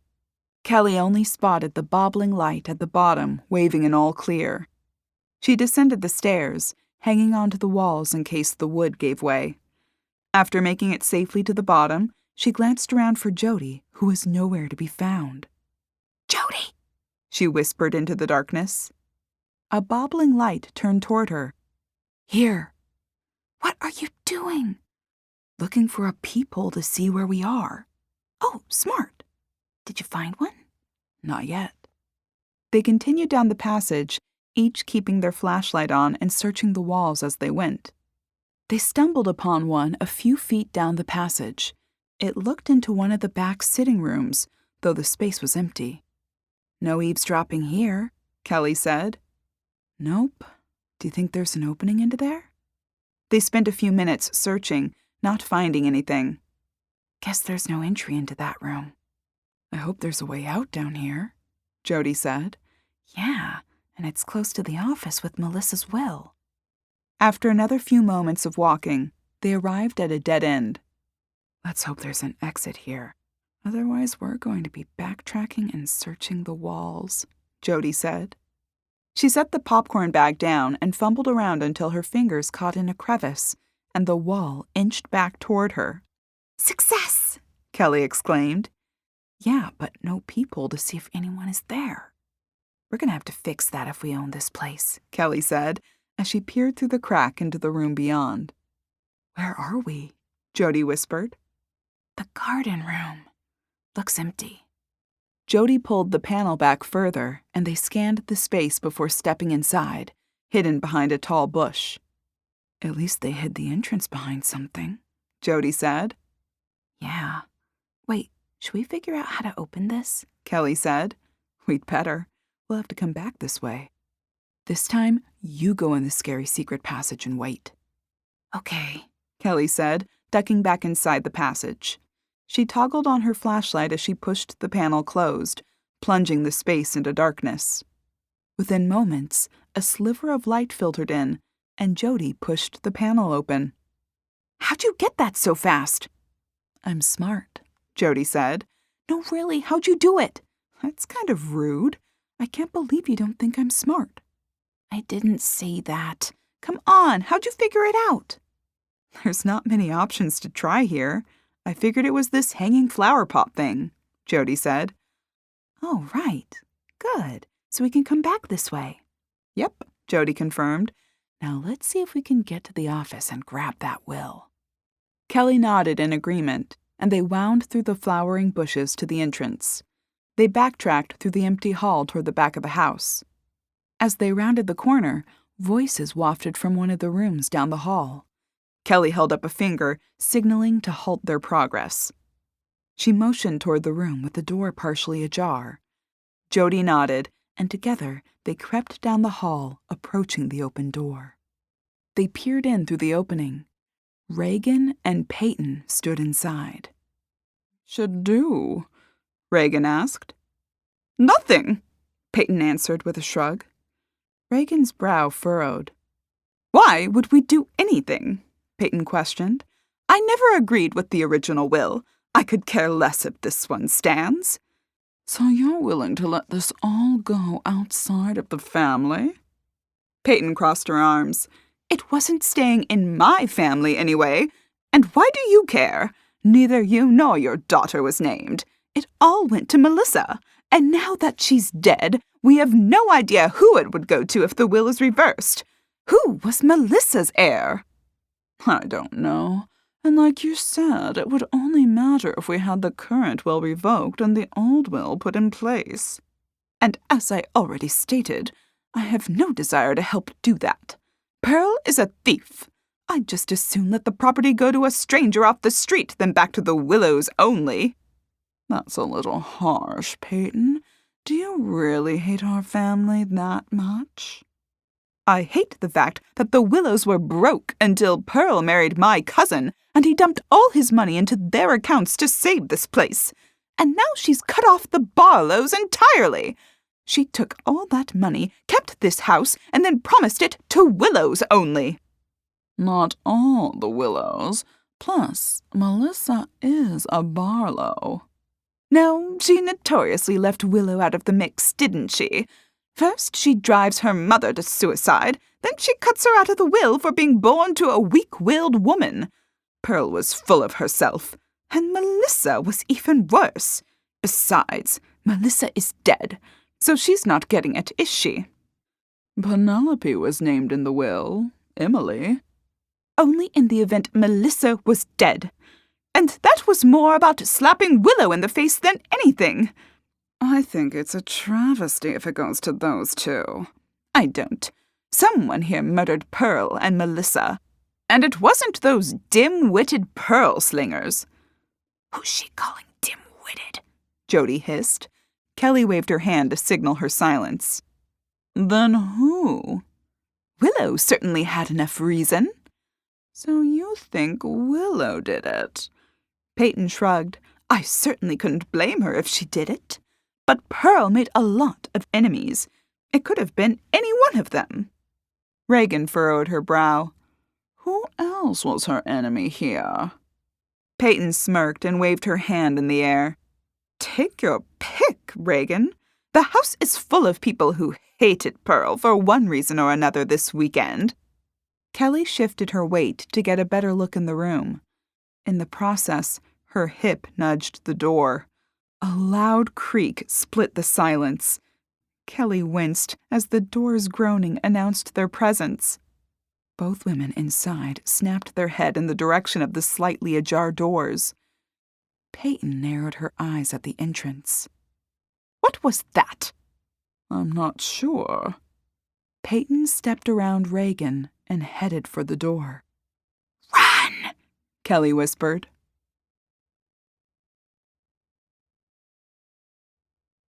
Chapter 18. She and Jodi scrambled down the hall, ducking into another room and praying it was unoccupied. Footsteps stormed past their location. Jodi grasped the handle to pull open the door, but Kelly stopped her, holding her finger up in a silent gesture to wait. Moments later, another pair of feet pounded past. They strained to listen as the footsteps disappeared down the hall and around the corner. "Do you think it's safe?" Jodi whispered. "I hope so. We need to get to that will.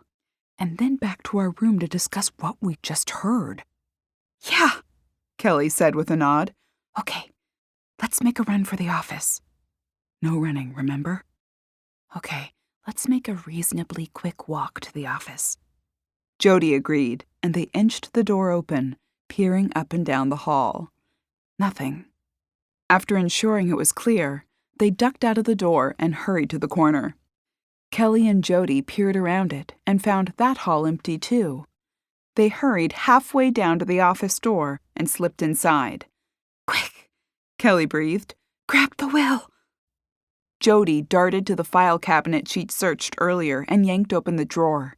Her face turned into a mask of confusion, and she flicked her gaze to Kelly. "It's not here." "What?" Kelly cried. "It was right here in this drawer earlier. Now it's gone." "Oh, great. Are you serious? We did all this for nothing?" Jodi stood. "Looks like it. Maybe it's somewhere else in here." They spent a few moments searching the room, but found no traces of the will. As they dug through the desk drawers, the door to the room popped open. Kelly and Jodi ducked behind the desk as the strawberry blonde strode into the room, closing the door behind her. She cocked her head, planting a hand on her hip. "I can see you," she said. Kelly and Jodi rose slowly, peering over the desk before they rose to stand. Kelly grabbed a paperweight, brandishing it in the air. "Don't come any closer," she warned. "I'm not here to hurt you." "No, just to lock us up," Jodi shouted. Abby shook her head. "No, I'm not part of that. I've been looking for you everywhere since the others said they locked you in your room, but you weren't answering them." Kelly's brow furrowed, and Abby continued. "They've been trying to yell through the door to you. I suggested you weren't going to answer them since they've been total jerks to you, but I wondered if you'd found a way out." Kelly remained silent, unwilling to give away any information on how they achieved their escape. Jodi crossed her arms over her chest and arched an eyebrow. "I don't believe you." Abby shrugged. "You don't have to, but I'm one of the few allies you have." "Why would you help us?" "Simple. I don't believe you killed Pearl or Melissa, and I want justice for them both, especially Melissa." Kelly narrowed her eyes at Abby. "I'm being honest," Abby said. "There's no reason for you to have killed either Pearl or Melissa." Thank you," Kelly exclaimed. "It doesn't make any sense," Abby said. "Someone is working hard to frame you." "You must have some idea of who did it," Jodi said. "No," Abby answered. "Did Melissa say anything to you before she was murdered about who she thought did it?" Abby shook her head. "She didn't even want to discuss it. I assumed it was the grief, but now I'm wondering if she was afraid of something or someone." "What do you mean? Why would you think she was afraid?" "Just the way she acted. There was no love lost between Melissa and her mother, so I thought it was odd when she acted the way she did. I assumed the murder was a shock, one she wasn't prepared for. But in retrospect, I'm wondering if she was shocked for a different reason." "So you think she knew who the murderer was and didn't say anything because she was afraid?" Jodi said. "But afraid of what? Of being murdered?"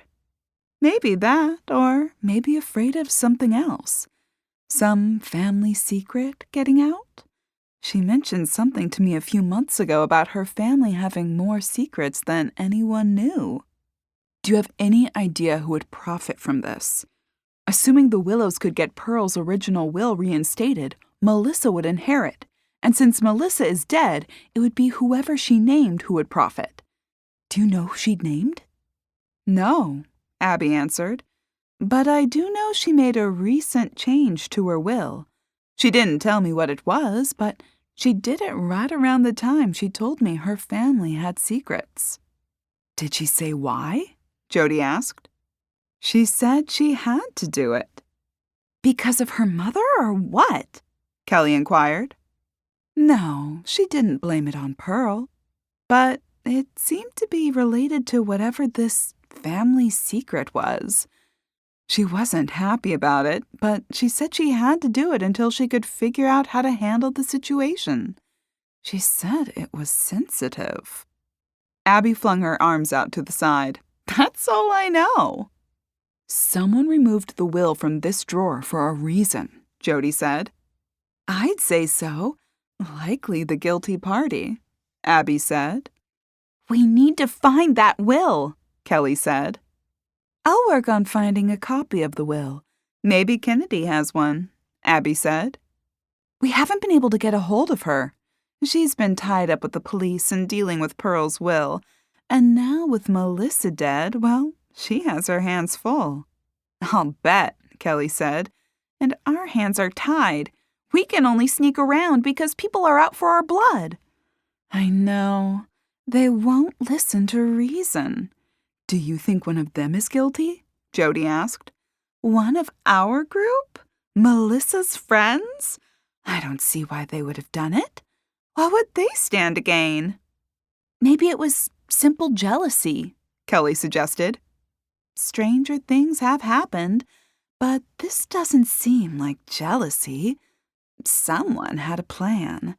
We just have to figure out who it was and what they were after. I agree. If you can get a hold of that will, we can see if it offers any clues, Jodi said. Okay, how are you leaving your room?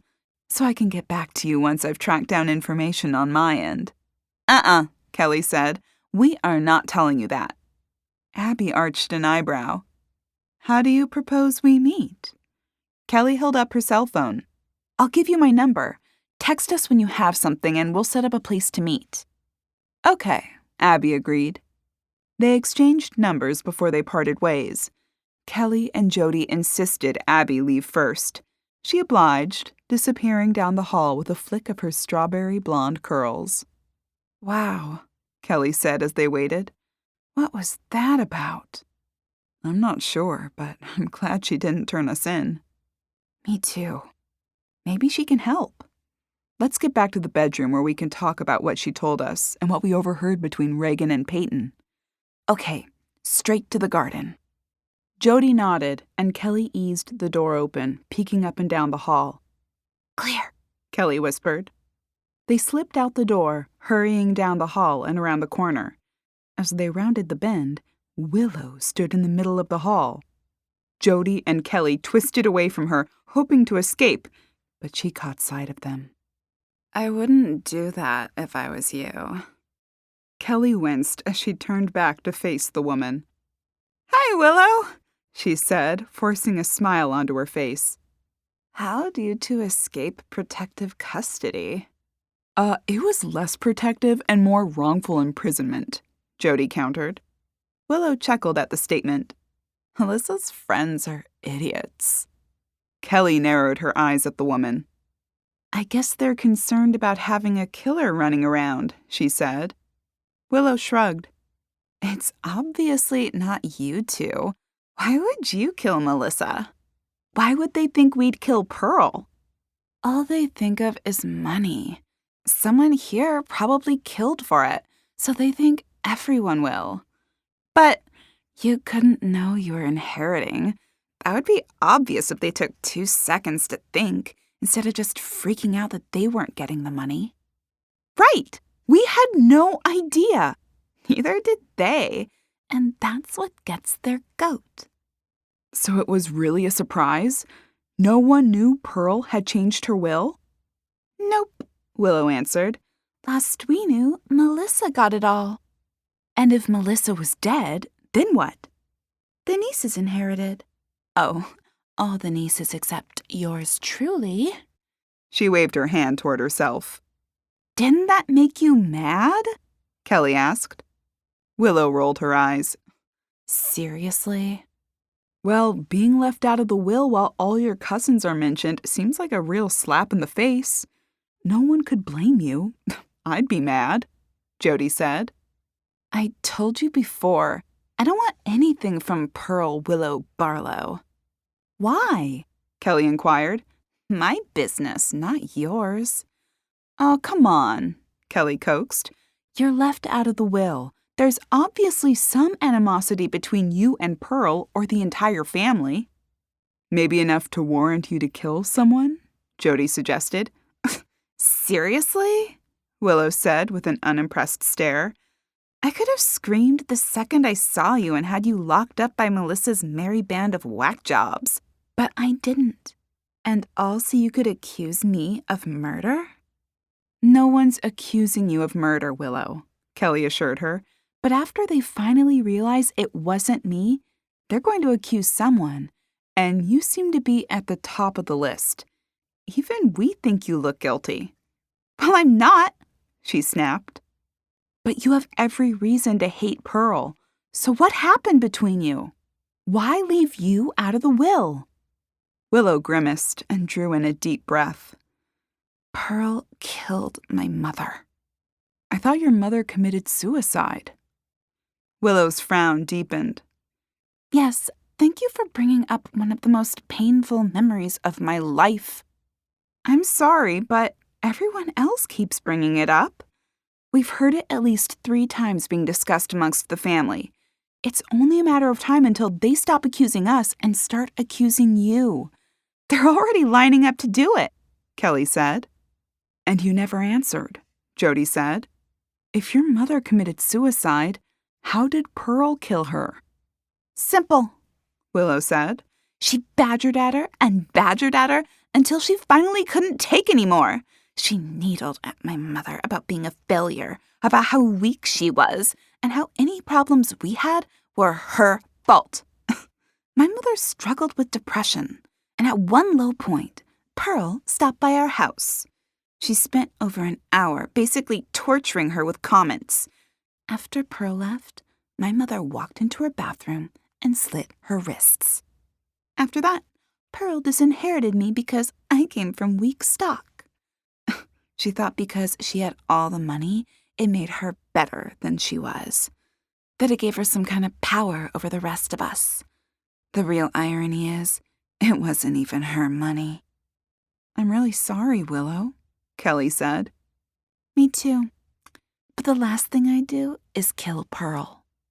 Kelly crinkled her brow at the statement. Willow shrugged. It's too easy. I want her to have to live with what she did every day of her life. And I wanted her to have to live with the fact that her own daughter couldn't stand her, and that she had no real family. From the video we watched this morning, I'd say she understood that. It's just too bad she didn't have to live with it longer. Okay, say we buy your story, that you hated Pearl enough to kill her, but you didn't. Then who did? Willow shrugged again. I don't know. I thought Melissa did it for the money. But she can't be the killer unless she did it and then someone else killed her. We thought of that but ruled it out. What are the chances they'd kill in the same way? Could be a copycat. But why? Jodi asked. To blame you. They're your knives. We lack motive, especially when it comes to Melissa. You can make the case you killed Melissa to stop a legal challenge. Kelly rolled her eyes. I didn't say I believed that. I just said you could make that case.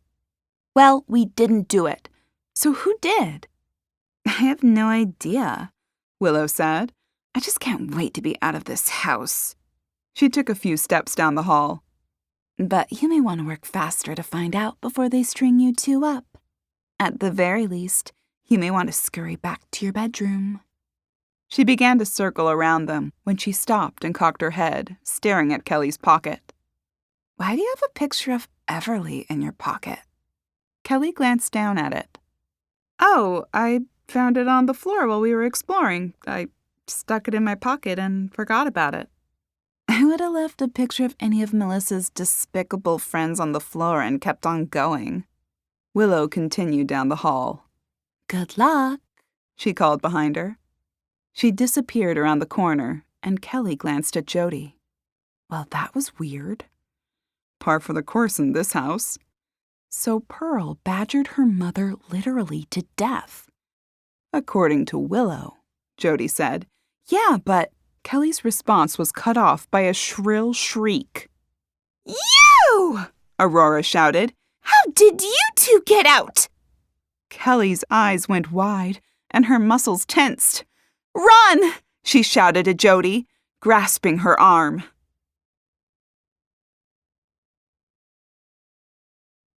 Chapter 19. Help! Help! The murderers are loose! Help! Aurora screamed. Kelly tugged Jodi down the hall. Aurora raced after them, her 4-inch heels slowing her pace enough to allow Kelly and Jodi to widen the gap between them. They rounded the corner. Madison stood in the hall. She balled her hands into fists and narrowed her eyes. She kicked her shoes off and sprinted down the hall, pumping her arms like an Olympic runner. Hurry! Kelly squealed as they sprinted across the hall and ducked into the garden. Kelly slammed the doors behind them, and they wound through the rose bushes, ducking behind one. Jodi yanked the plant hanger down, and the panel popped open. The door swung open across the room as Kelly ducked into the passage. She waved Jodi inside, and they pushed the panel closed. Kelly leaned against it, gulping in air. We know you're in here! Aurora shouted. You can't get away this time, killers! Madison added. In the dark, Kelly rolled her eyes and shook her head. Are they serious? She whispered. Moments later, a new voice entered the mix. What's going on? Harper inquired.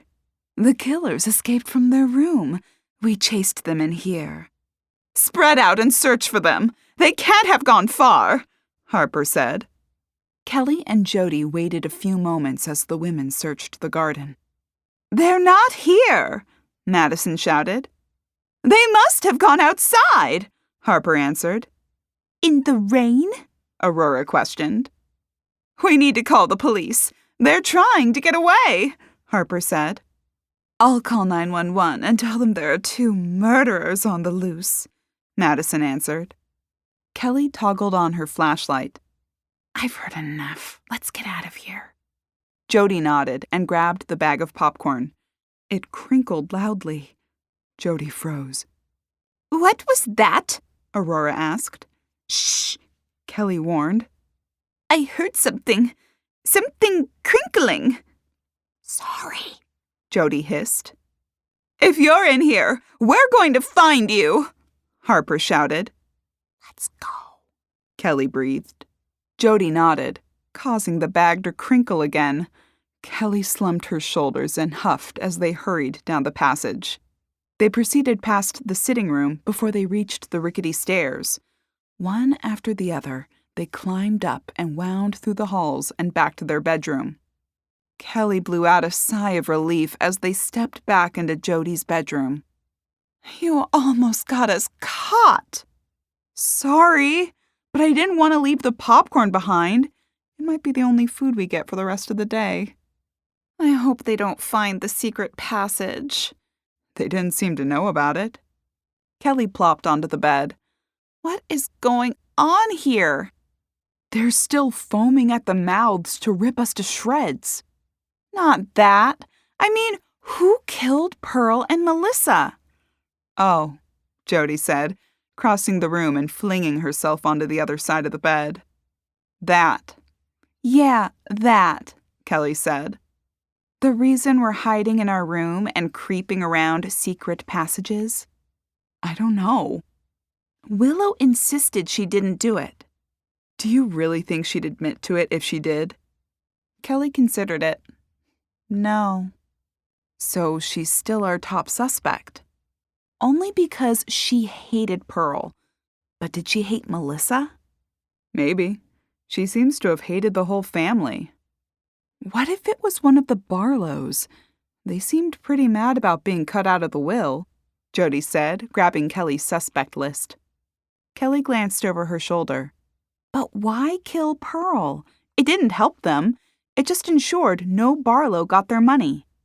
Jodi scrunched her nose. Okay, point taken. So let's cross them off the list. They had no motive. They weren't in the will, and killing Pearl only made sure they'd never see the money. Wait, Kelly said, as Jodi retrieved a pen and held it over Emily's name. What? What if it was a revenge thing? We have to cross someone off, Jodi said. Kelly nodded. Okay, you're right. They probably didn't do it. Jodi nodded and struck a line through Emily's name and Peyton's name. Her pen hovered over Penelope. Wait, keep her. She stood to gain in the original will. Right, but only if Melissa was dead. And she wasn't when they killed Pearl. Maybe Melissa's will named them too. Maybe they needed both Pearl and Melissa dead. We need a copy of that will. Kelly checked her phone for a message from Abby. Nothing from Abby yet. Can we get rid of the crazy friends? Yes, Kelly said. They have no motive, and they wouldn't have killed Pearl for Melissa and then killed Melissa. Jodi crossed off Abby, Harper, Aurora, Madison, and Everly. Kelly leapt to her feet and paced the floor. You don't think Abby did it and is covering it up by helping us? Jodi wrote Abby's name again above the crossed-off name. I didn't say she did, I just asked. With puckered lips, Jodi crossed her off again. But do you think? Jodi's shoulders slumped and she huffed. Will you stop flip-flopping around? I can't help it. We can't solve this. We have too little information. We have to rule some people out. Jodi tapped then against the paper. What about Kennedy? She's MIA. Could she have killed Pearl? Why? No reason. Cross her off. Jodi nodded and scratched her name off the list. Julia. She seemed really upset, and plus in the grand scheme of things, I can't imagine she had the wherewithal to run across the room and stab Pearl. Jodi crossed her off. If you disagree, please say something. I don't disagree, and we have to narrow it down somehow so we can try to find evidence or confront someone. Confront someone? I'm not confronting anyone. How are we going to solve this, then? Well, not by confronting someone. I don't have a death wish. This person has killed 2 people. Fine. Let's keep going. Are we keeping Willow? Kelly ceased her pacing for a moment as she considered it. No, I believe her. Jodi wiggled her eyebrows, but crossed her off. Kelly cocked her head. Do you disagree? No. She seemed honest. And she's kind of obvious. Everyone suspects her. She'd never get away with it. Kelly spun on her heel and stalked across the room in the other direction. Who's left? Penelope, Addison, and Parker, Reagan, and Aubrey. Cross off Reagan and Aubrey. They had no motive. They're not in the will. Jodi's pen slid across the paper, striking more people from the list. And should we add back Emily and Peyton? Why? Peyton was mad the Barlows were cut off. Did she kill her out of anger? And ensure the Barlows were cut off? You're right. Leave them crossed off. Kelly collapsed onto the bed. So, Penelope, Addison, and Parker are our top suspects. But which one of them did it? Penelope, Jodi suggested. Why? She kills Pearl, then Melissa because... Jodi paused. No, never mind. They don't make sense either. They only stood to gain if Melissa died first. Unless they're named in Melissa's will. And if they are, my money's on Penelope because by killing them, she gets some of the Barlow money back. That's weak. So is accusing us, but that didn't stop anybody. But it's too weak to get the police to stop looking my way when the whole house accuses me except the black sheep, Willow. Speaking of Willow, Penelope is also the one who has been accusing Willow at every turn. Kelly raised her eyebrows. You're right!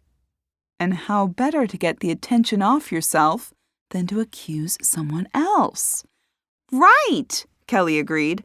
Oh, do you think Penelope is the culprit? Where was she during Pearl's murder? She was right next to Pearl when she died. She's the one who said she was dead, Jodi exclaimed. Kelly's eyes widened. She did it! It was Penelope! I'll bet you anything she's in Melissa's will. Yep, and I wonder if she stands to get a bigger share in Melissa's will. Either way, I'll bet she gets something with them both dead. If she can get the current will thrown out. They were silent for a moment as they mulled over the information. Kelly bounced off the bed again and paced the floor. We need to do something about this. What? Tell someone, Who? Jodi questioned. Kennedy, Willow, one of Melissa's mob, anyone who will listen. They have the wrong people locked up. Penelope is out there roaming free. Do you think anyone will listen? We have to make them listen, Kelly said. If we don't say anything, we're going to be accused of a murder we didn't commit the second the cops get here. Okay, fine, Jodi said, climbing off the bed with a sigh. I guess we'll go try to find someone and tell them we think Penelope did it. Kelly pushed the painting to trigger the secret panel. It slid open, and they entered with Kelly's flashlight toggled on. Thunder rumbled overhead as they stepped inside. Why does it have to be storming when we have to do this? Kelly lamented. It's been storming all weekend. I know! What a creepy place to be for a rainy weekend. Better get used to it. It'll be just as creepy when we move in here. Kelly rolled her eyes. I'll believe that when I see it. What are you going to do if we inherit this place? Throw a party, Kelly said. Really? Like a huge pearl party? Just a party. Are you kidding? Going from our 2-bedroom to this? We could sleep in a different bedroom every night and not make it through the entire house in a week. I know, though actually the first thing you're going to do is get me an elevator. I'll call the minute we sign the papers. Remember that, Kelly said. They approached the peephole into the bedroom they'd spotted Penelope and Parker in earlier. Do you think anyone is in there? Let's check. Jodi eased the sliding cover open and peered through the slit. Penelope paced the room alone. Look at her in there, like a caged lion, Kelly said. Probably the guilt is eating her up, Jodi said. Yeah, she's wondering if she can get away with framing us for the murder. Kelly shook her head and narrowed her eyes at the woman. A knock sounded at the door, and Penelope hurried across the room. She swung the door open to find her mother, Emily. Emily waltzed into the room with a tray. 2 cups and a teapot sat on top. Thank God, Penelope said, collapsing into the chair. My nerves are shot. Calm down, Penny, Emily said as she poured the tea. How can I? Is there any word from the police? They won't be here tonight. This is ridiculous. I cannot wait until this is over. The stress is becoming too much. Emily rolled her eyes. Get over yourself, Penny. People are going to begin accusing you soon because of your neuroticism. Penelope's teacup clattered onto the saucer below. She glanced down at her dress with a rueful stare. Now look what you've done, she shouted as she set the cup and saucer down and fled from the room to tend to the stain. Wow, Kelly said as Jodi slid the panel closed. Yeah, no kidding. She's guilty. She certainly acts it. Why else would she be so nervous? Won't she be surprised that we figured it out? We'll see who they call dim-witted then. Kelly waved her fist in the air as they continued through the passage, veering right at the turn and descending down the wobbly staircase. They exited into the garden room and peered around the space. The room appeared empty. Kelly scanned the space again. Come on, let's go find someone. Well, not just anyone. We need to find someone who will listen to us, like Abby or Willow. We can't wander around searching for Abby or Willow only. Jodi arched her eyebrows. Well, if we run into Melissa's goons, we're toast, so we'd better be careful. Kelly waved her hand at her sister.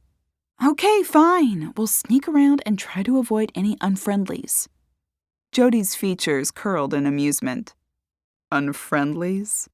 Yeah, like the people who hate us. It just sounded weird, like we're in a war movie. We may as well be, the way these people are acting. Kelly skirted around the bush hiding them and wound through the rose bushes in the room. They reached the door to the hallway. Jodi inched it open, and Kelly peered up and down the hall. Clear, Kelly whispered. No bogeys? Jodi inquired. No, Jodi, Kelly snarked. No bogeys on our 6. Our 6 is behind us. They'd be at our 9 or our 3. Well, there are none there either, okay? Just checking since you wanted to go Full Metal Jacket, I don't even know what that means. Kelly said. The movie? Kelly shrugged her shoulders as they slipped into the hall, heading toward the library. I never saw it. Really? How did you never see it? I don't watch that stuff. Oh, but you knew to call them unfriendlies? Everyone knows that. Jodi opened her mouth to protest, but Kelly waved her hand in the air to hush her. Voices, she whispered. Friendlies or unfriendlies? Jodi breathed. Unfriendlies, Kelly said with a startled expression. Run!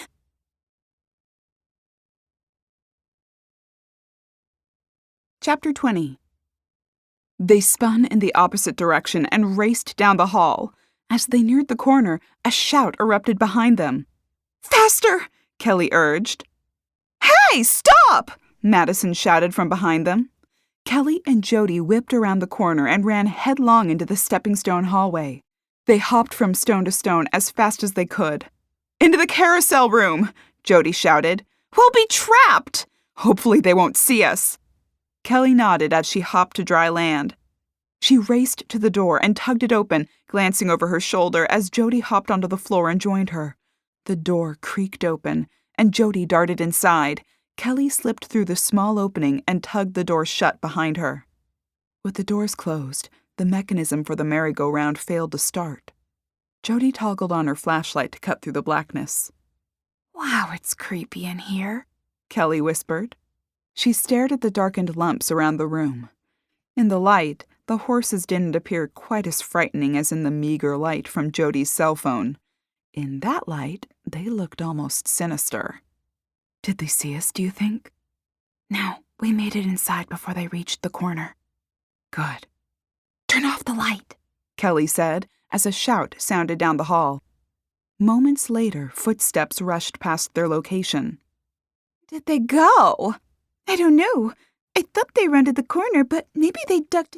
The voices trailed off as they swept past them on a search for the two of them.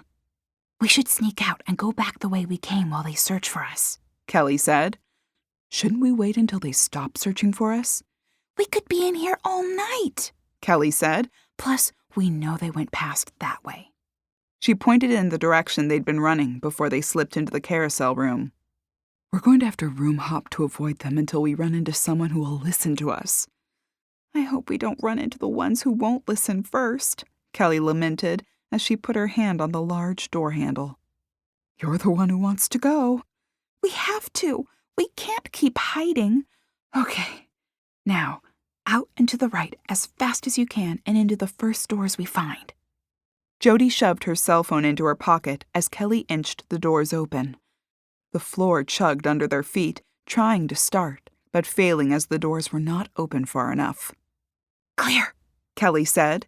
She slid between the massive doors and into the hall with Jodi on her heels. They hopped onto the stepping stones, making it halfway through the stream before they heard a shout at the end of the hall. Got 'em! Madison shouted down the hall. Eek! Kelly shrieked. Go back! She swiveled around on her stone, intending to return the way they'd come moments earlier. Jodi, a stone behind her, failed to move. Go! Kelly shouted. When Jodi didn't move, Kelly glanced around her, finding Aurora racing toward them. She closed the distance to the stream. We're trapped, Jodi lamented. Like rats, Kelly said.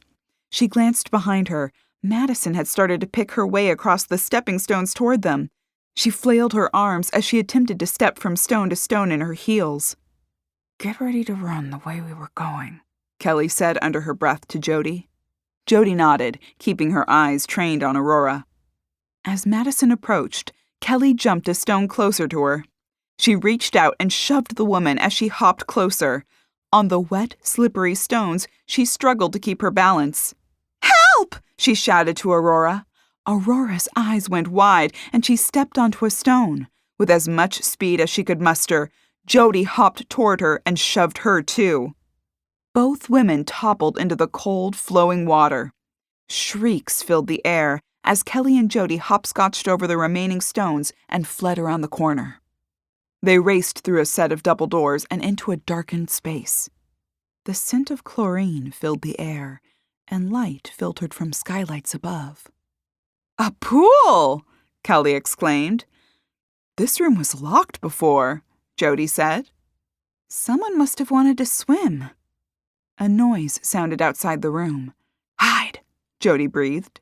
"Quick, in here!" Kelly shouted. They ducked through a windowless doorway and shoved it shut.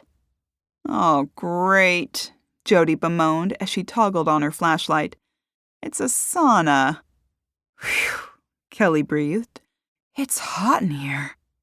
I hope they don't take long to check out the pool. I'll die in this thing." Kelly fanned herself.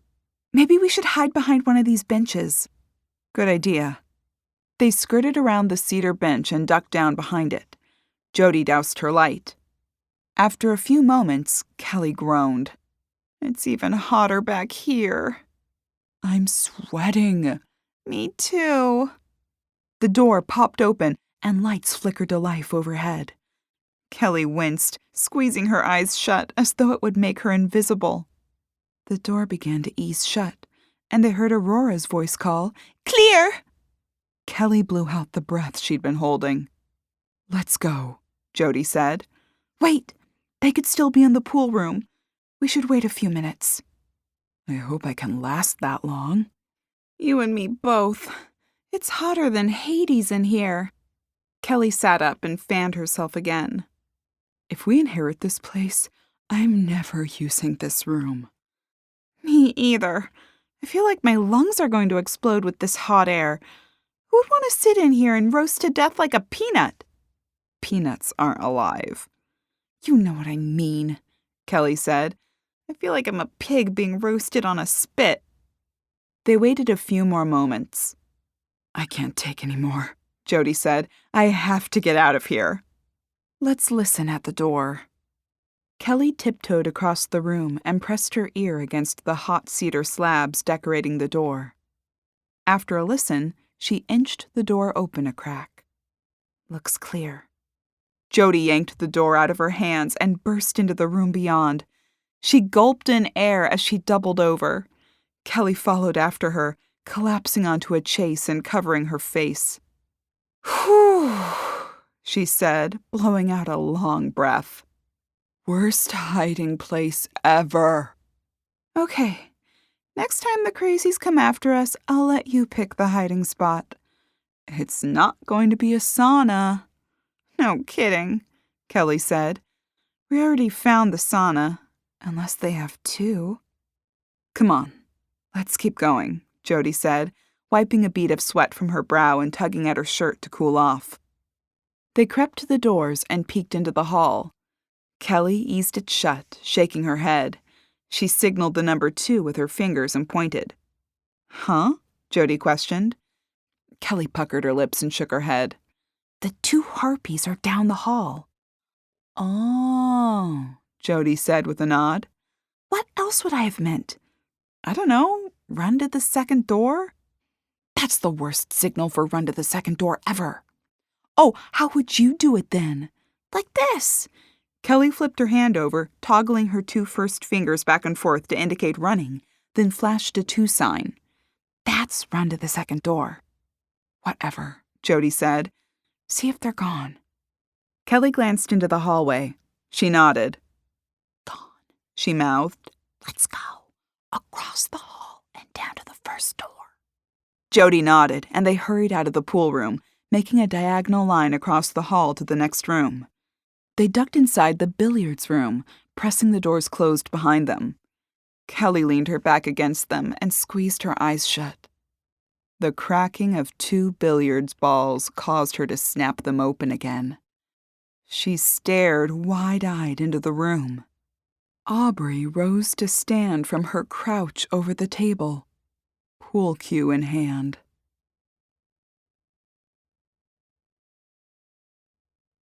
Chapter 21. "Aubrey!" Kelly shouted, grabbing hold of Jodi's arm and squeezing. Aubrey leaned against her stick and narrowed her eyes at them. "The whole house is looking for you two." "I know," Kelly insisted. One shout and you're caught.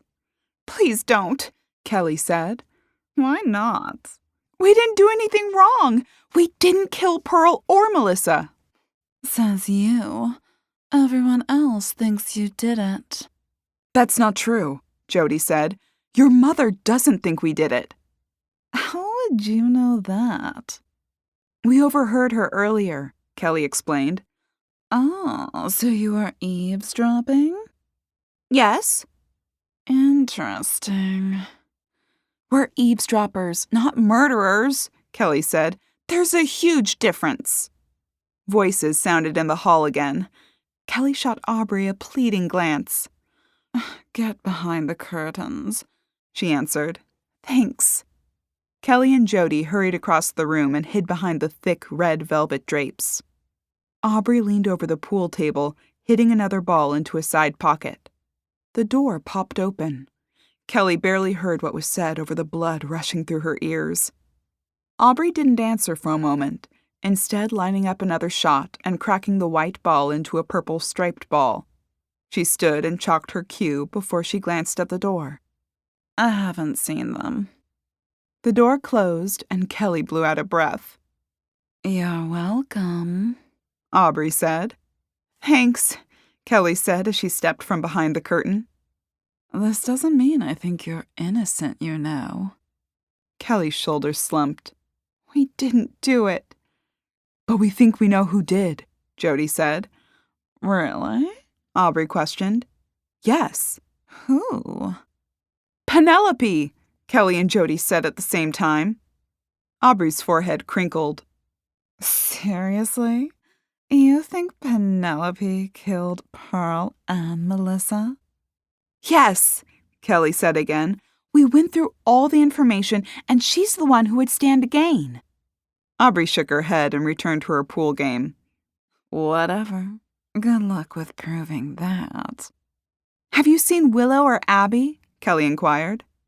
Nope. Kelly sighed. I guess we should move on, Jodi suggested. Kelly nodded. Okay.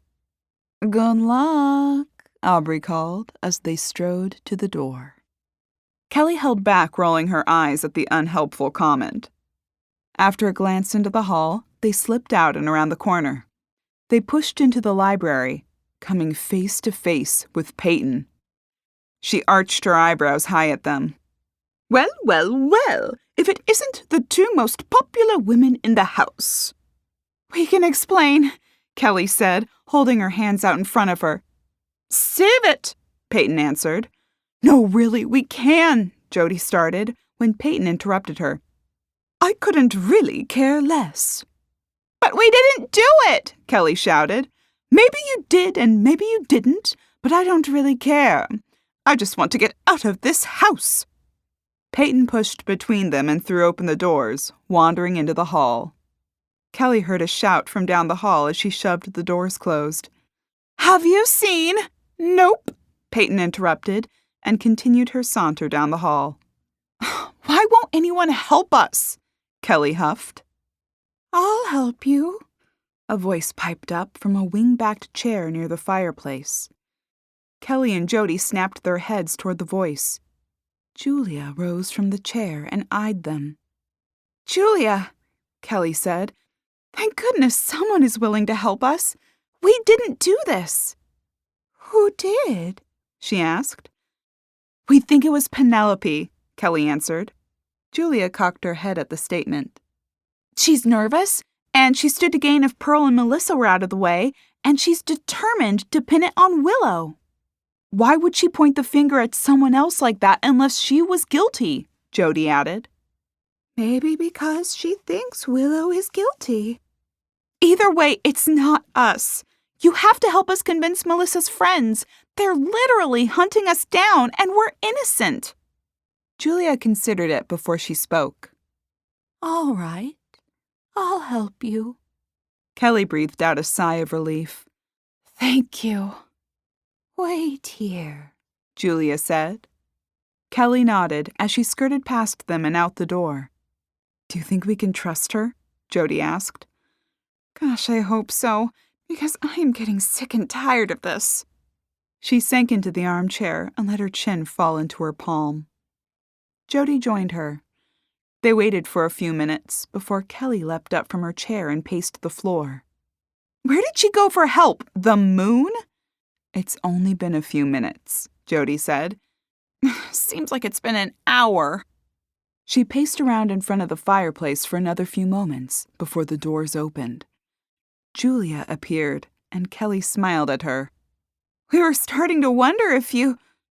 Her voice cut off as she spotted who trailed behind her. Harper strode into the room, with her eyes narrowed and a cat who caught the canary expression plastered on her features. Harper! Kelly exclaimed. Jodi vaulted from her seat, stunned. I'll leave you ladies to, talk, Julia said with a coy smile as she spun on her heel and strode from the room. Well, well, well, Harper said. Look who it is. Now, Harper, just listen, Kelly began. Listen to what? Your confession? No, Jodi shouted. We're innocent! So you say, Harper shouted back, stomping her foot on the floor. Think about it, Kelly yelled. Why would we kill Pearl or Melissa? Money, Harper said, crossing her arms over her chest. How would we know we were getting money? No one knew. You could have overheard details of the will. Where? In the 5-star restaurant we can't afford to eat at? Or maybe at the boutique clothing store we can't afford to shop in, Kelly said. You're the one who's been making fun of our knockoff clothes. We'd never be anywhere in common with Pearl, Jodi added. Maybe you work there and overheard it. I work at Pearl's Unlimited, Kelly said, and the Hallmark store. So unless Pearl's been doing some card shopping, I wouldn't have been in contact with her. Harper turned her attention to Jodi. What about you? I work at a craft store. Has Pearl recently been knitting? Harper set her jaw, her eyes still narrowed at them. Still nothing, Kelly shouted. It makes no sense. Accusing us makes no sense. Then who did it? We think we have an idea, Kelly said. Oh, really? How do I know you're not going to just accuse someone to get the suspicion off you? Because we have reasons, okay? We've listed everyone out and gone over their motives and everything. Okay, so who did it? Penelope, Jodi said. Melissa's cousin? Kelly nodded. Why would Penelope kill her aunt and her cousin? Because in the original will, the one where Melissa inherited everything, Penelope was the only Barlow who stood to gain if Pearl and Melissa died. She was named along with Parker and Addison. And it sounds like, from what we've overheard, Jodi added, that the Barlows are none too happy that they were basically cut out of the will, since it was Mr. Barlow's money that saved the Willow estate. Kelly nodded, and Pearl took it and gave everything to Melissa. In the event of her death, it went to the cousins. Everyone except Willow. How do you know Willow didn't do it out of anger for being left out of the will? Because she said she doesn't want anything from Pearl after what happened with her mother. And if she was angry about being left out of the will, what does killing the woman do to solve that? Gets rid of her anger? But means she's penniless anyway. Harper stared at them for a moment. Why would Penelope kill Melissa? Does she inherit if Melissa is dead? We don't know what Melissa's will says, but maybe she inherits part of the estate if both women are dead. Except you two are inheriting the estate. But no one knew that, duh, Kelly said. Harper clenched her jaw and molded over. She lifted her chin and stared at them. No, I don't believe you. I'm going to tell everyone where you are, and the police can arrest you when they get here. She spun on her heel and stalked to the door. No! Kelly shouted, rushing forward. Harper pulled the doors shut before Kelly could reach them. The sound of a lock clicking outside sealed their fate. Kelly spun the knobs, but to no avail. They were locked inside the library, and Harper was rounding up a posse to deal with them. "Oh, what now?" she asked Jodi. Jodi rubbed the back of her neck as she shrugged. "I don't know. Try to talk reason into them when they get here?" "Oh yeah, because that went so well with Harper." Kelly scanned the room. "Come on, help me search for a secret passage." "Seriously?" "Yes! Maybe there's a way out and we can sneak away. There's no way I want to be here when Harper gets back." "Okay," Jodi said. They spread out across the room and started to search the room for triggers to a secret passage. Kelly tugged on a wall sconce to no avail when she heard the lock click. Her eyes widened, and she backed toward Jodi as the door slowly opened. Grabbing Jodi's hand, she squeezed her eyes shut, expecting Harper and her harpies to pile into the room with pitchforks and torches. When she pried one eye open, she found Everly easing the doors shut. The woman held a finger to her lips. Kelly's brows furrowed. Everly held her hands in front of her as she explained. "I overheard Harper telling Aurora and Maddie about what you told her." "Are you here to lock us in the dungeon?" Kelly asked. "No, I believe you. I'm here to help you. We need to make sure Penelope pays for this." Kelly and Jodi breathed a collective sigh of relief. "Oh, thank heavens," Kelly said, pressing her palm to her chest.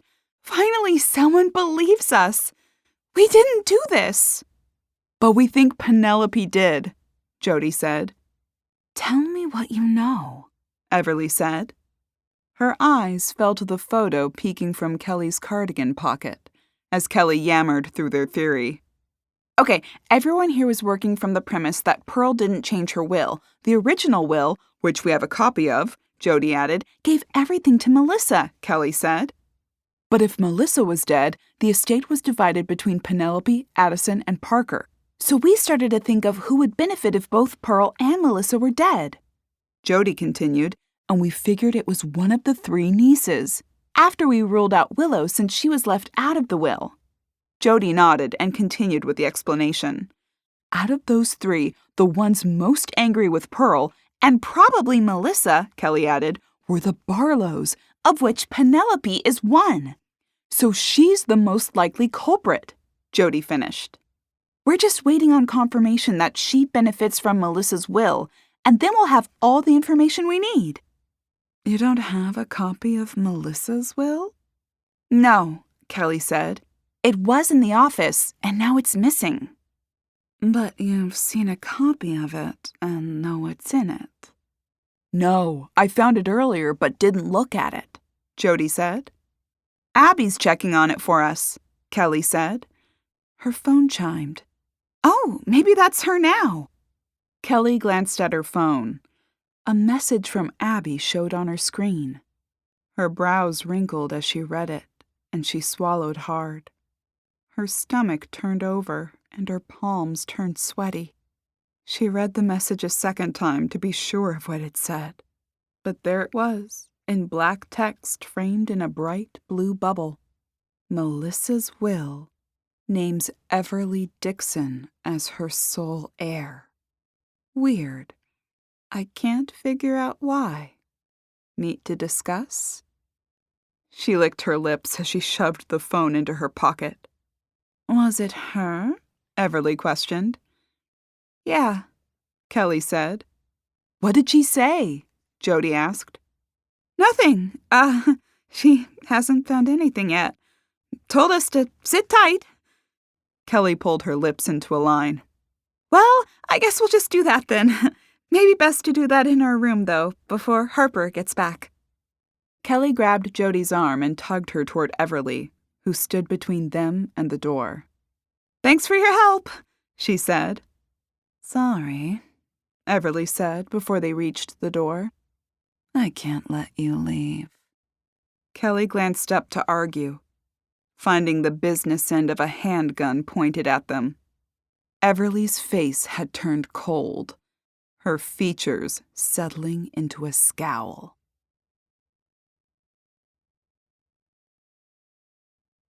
Chapter 22. Kelly held up her hands. "Look, Everly!" "Don't even try it," Everly barked. "I'm sure Abby spilled the beans." "Spilled what beans?" Kelly questioned. Everly waved them back toward the fireplace. Kelly swallowed hard as she and Jodi backed away from the gun-wielding woman. "You know I'm Melissa's heir," she answered. Jodi glanced at Kelly, shock on her face. "Well, I didn't know. You could have let me go." "Hey, thanks a lot, Jodi." Jodi rolled her eyes and murmured through a tightened jaw, "I could have gone for help." Yeah, and left me to die. Real nice. "That's enough," Everly shouted. "Is it? Are you going for 4 murders in one weekend?" Kelly questioned, suddenly emboldened. "You'll never get away with it." "I might." "Are you going to pin this one on Willow? She'd have no reason to kill us." "No, but Harper would. Or Maddie or Aurora. They've been out for blood all weekend.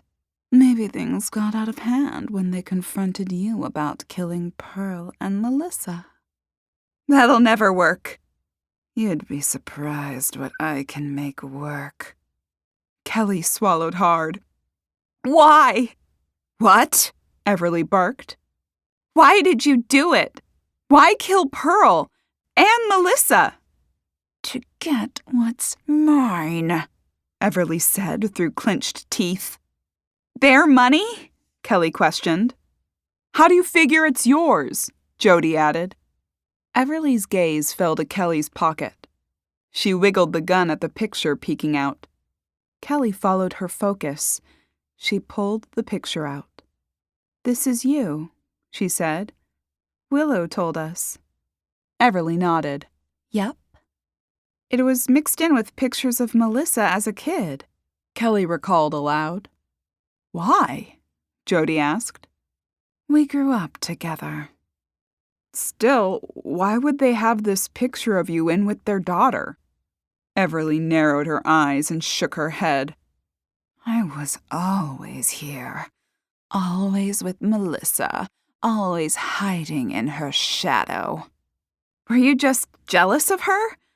None of this is yours. You weren't a Barlow." "That's where you're wrong," Everly said. Kelly frowned in thought. Everly cocked her head. "I am a Barlow." "What?" Kelly asked. "That's right.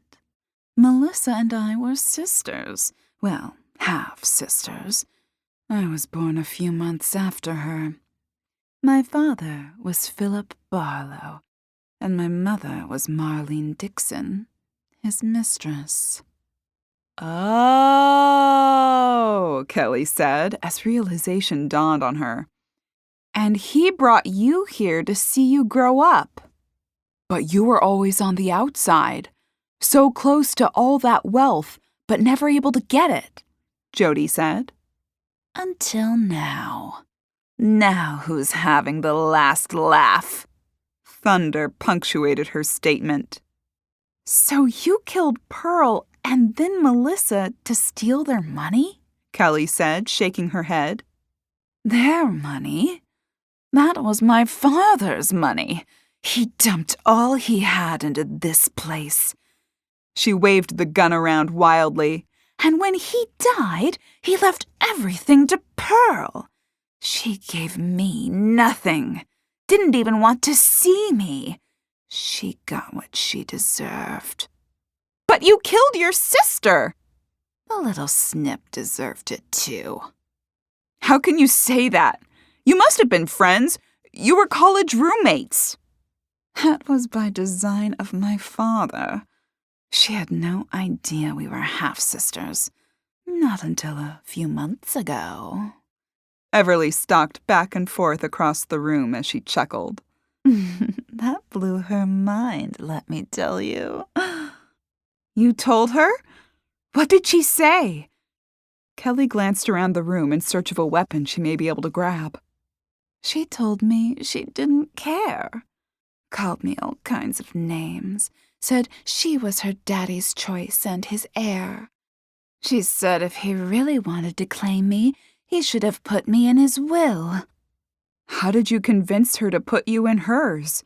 Jodi asked. "I threatened to expose Daddy's little indiscretion to the world. Pearl nearly flipped her lid. She did not want Philip Barlow's bastard coming to light. It would make her look weak, she said. Ruin her. I didn't care. Melissa finally promised me her inheritance. I told her that would do for now. And I had to be welcomed back into the fold until the old lady kicked it." Kelly shook her head. "And then you planned to kill them." Everly shrugged in agreement.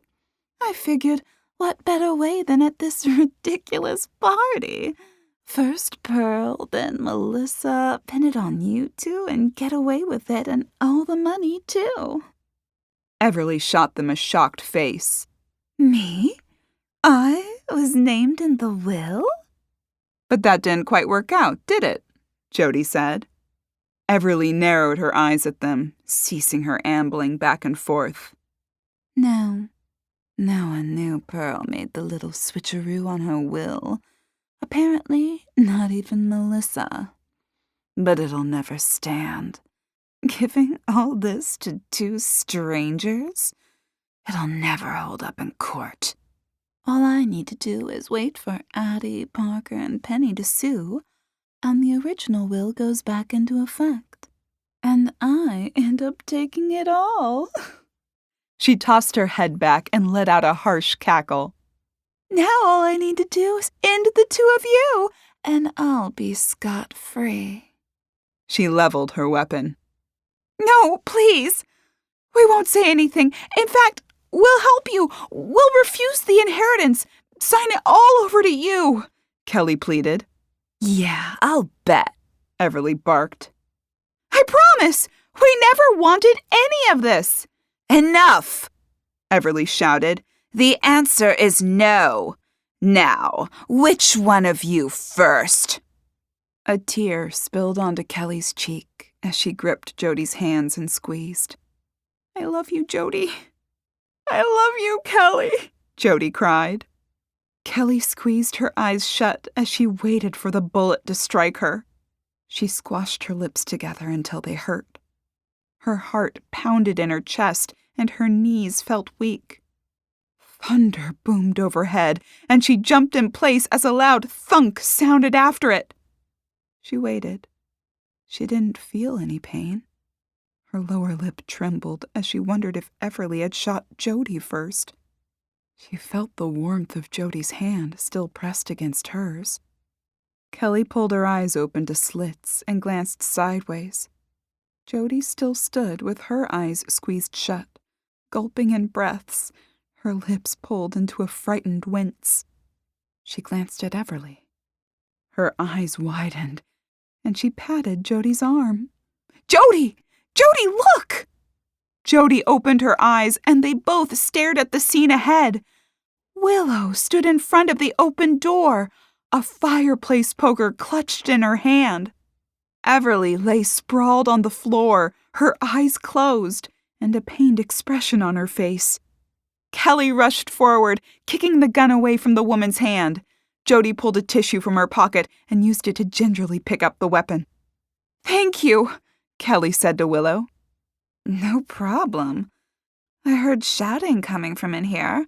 I heard her confess. I grabbed the first thing I could find and hurried back here to help you." "You probably saved our lives," Jodi said. "You didn't deserve what was happening to you," Willow answered. "And now the right person will pay for these crimes." Moments later, Harper, Madison, Abby, Julia, and Aurora raced into the room. They scanned the scene, eyes wide. "Here's the guilty party. I heard her confess," Willow said, motioning to Everly, who groaned on the floor. "We just figured that out when Abby told us about the will," Julia said. Abby nodded. "After I didn't hear from you, I went to Julia. I ran into Harper along the way. I explained everything, and we were on our way to find you and look for Everly to sort this out." "She was Philip Barlow's daughter," Willow explained, "and she wanted what she thought was hers." Harper glanced down at her, her nose wrinkling with disdain. "And she killed Melissa to get it." Everly's eyes fluttered open, and she glanced around. "Harper, there they are. Get them." "It's over, Everly," Harper spat out. We should lock her in the pantry until the police arrive, Aurora shouted. Madison nodded. "Get her, ladies," Harper ordered. "Wait, you've got it all wrong, Harper," Everly tried. "Save it for the judge," Harper hollered as they led her down the hall. Julia turned to Kelly and Jodi. "I am so sorry about all of this." "No problem," Kelly said. "I'm just glad we got it sorted out." "Me too," Jodi agreed. Julia nodded. "Kennedy spoke with the police. With any luck, they'll be here within the hour." "But how with the storm?" Kelly questioned. "They've arranged a boat. Better late than never, I guess." Kennedy entered the room, her phone in her hand. "Oh, good, you found them." "Just in time," Willow said. "They were nearly blown away by the real guilty party." "The police should be here soon. They can handle her." She turned to Kelly and Jodi. "In the meantime, there's something we need to discuss, if you'll follow me." Kelly flicked her gaze to Jodi, then back to Kennedy, and nodded. This must be the part where she'd let them down gently. Tell them they'd never actually inherit the estate. She wasn't surprised, though she couldn't help but feel a little let down. It had been nice imagining owning a house like this, even with all its stairs. Never having to worry about paying your bills from month to month, enjoying the high life. Sadly, though, Kelly ruminated as they followed Kennedy from the room, it was not to be. It was fun while it lasted, though.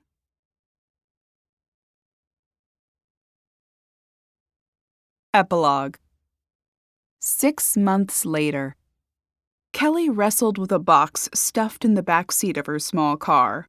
Wedged between the front seat and the door opening, she tugged at it to try to free it from the car. "Why did I put so much in this one?" she lamented aloud to herself. After another full minute of yanking and pulling, angling and shifting, the box gave way.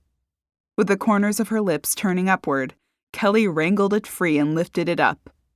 Her smile turned to a frown as her random assortment of items pounded to the ground around her feet, scattering in every direction. "Nice to see some things haven't changed," Jodi shouted as she strolled over. "Nope," Kelly said as she tried to rebuild the box and collect the wayward items. "My luck hasn't changed." Jodi grabbed the remaining items and tossed them into the questionable container. Kelly slid her arm underneath as she lifted it in an attempt to keep the bottom from giving way again. She rose to stand with Jodi and stared upward. The massive, sprawling structure of Willow Lake Manor loomed over them. "I still can't believe we actually did inherit this place," Kelly said. "Maybe your luck has actually changed," Jodi said as she eyed the huge house. "I'm not sure about that. We inherited a house where 2 people were murdered. I really hope it's not haunted. If it is, think of the haunted hotel income we could make." "I'd rather it's not." "Then I'm sure we can have some killer murder mystery parties. The ambiance is built in." "Don't say killer parties. You said that before this one, and look what happened. It came true." Jodi chuckled. How many more murders can one person witness in a lifetime? "Don't ask. I don't want to find out." "Come on," Jodi said, clapping her hand on Kelly's shoulder. "I'll race you to the carousel." "Hey!" Kelly shouted as Jodi scurried into the house. "No fair! I have a huge box!" She hurried after her. We really need to have a conversation about this weeping lady fountain. It's super creepy. Last one of the merry-go-round's a rotten egg, Jodi called over her shoulder. Kelly shook her head at her sister as her eyes floated around the massive foyer. Her lips turned upward into a smile again. Their new life was going to be quite the adventure. The end.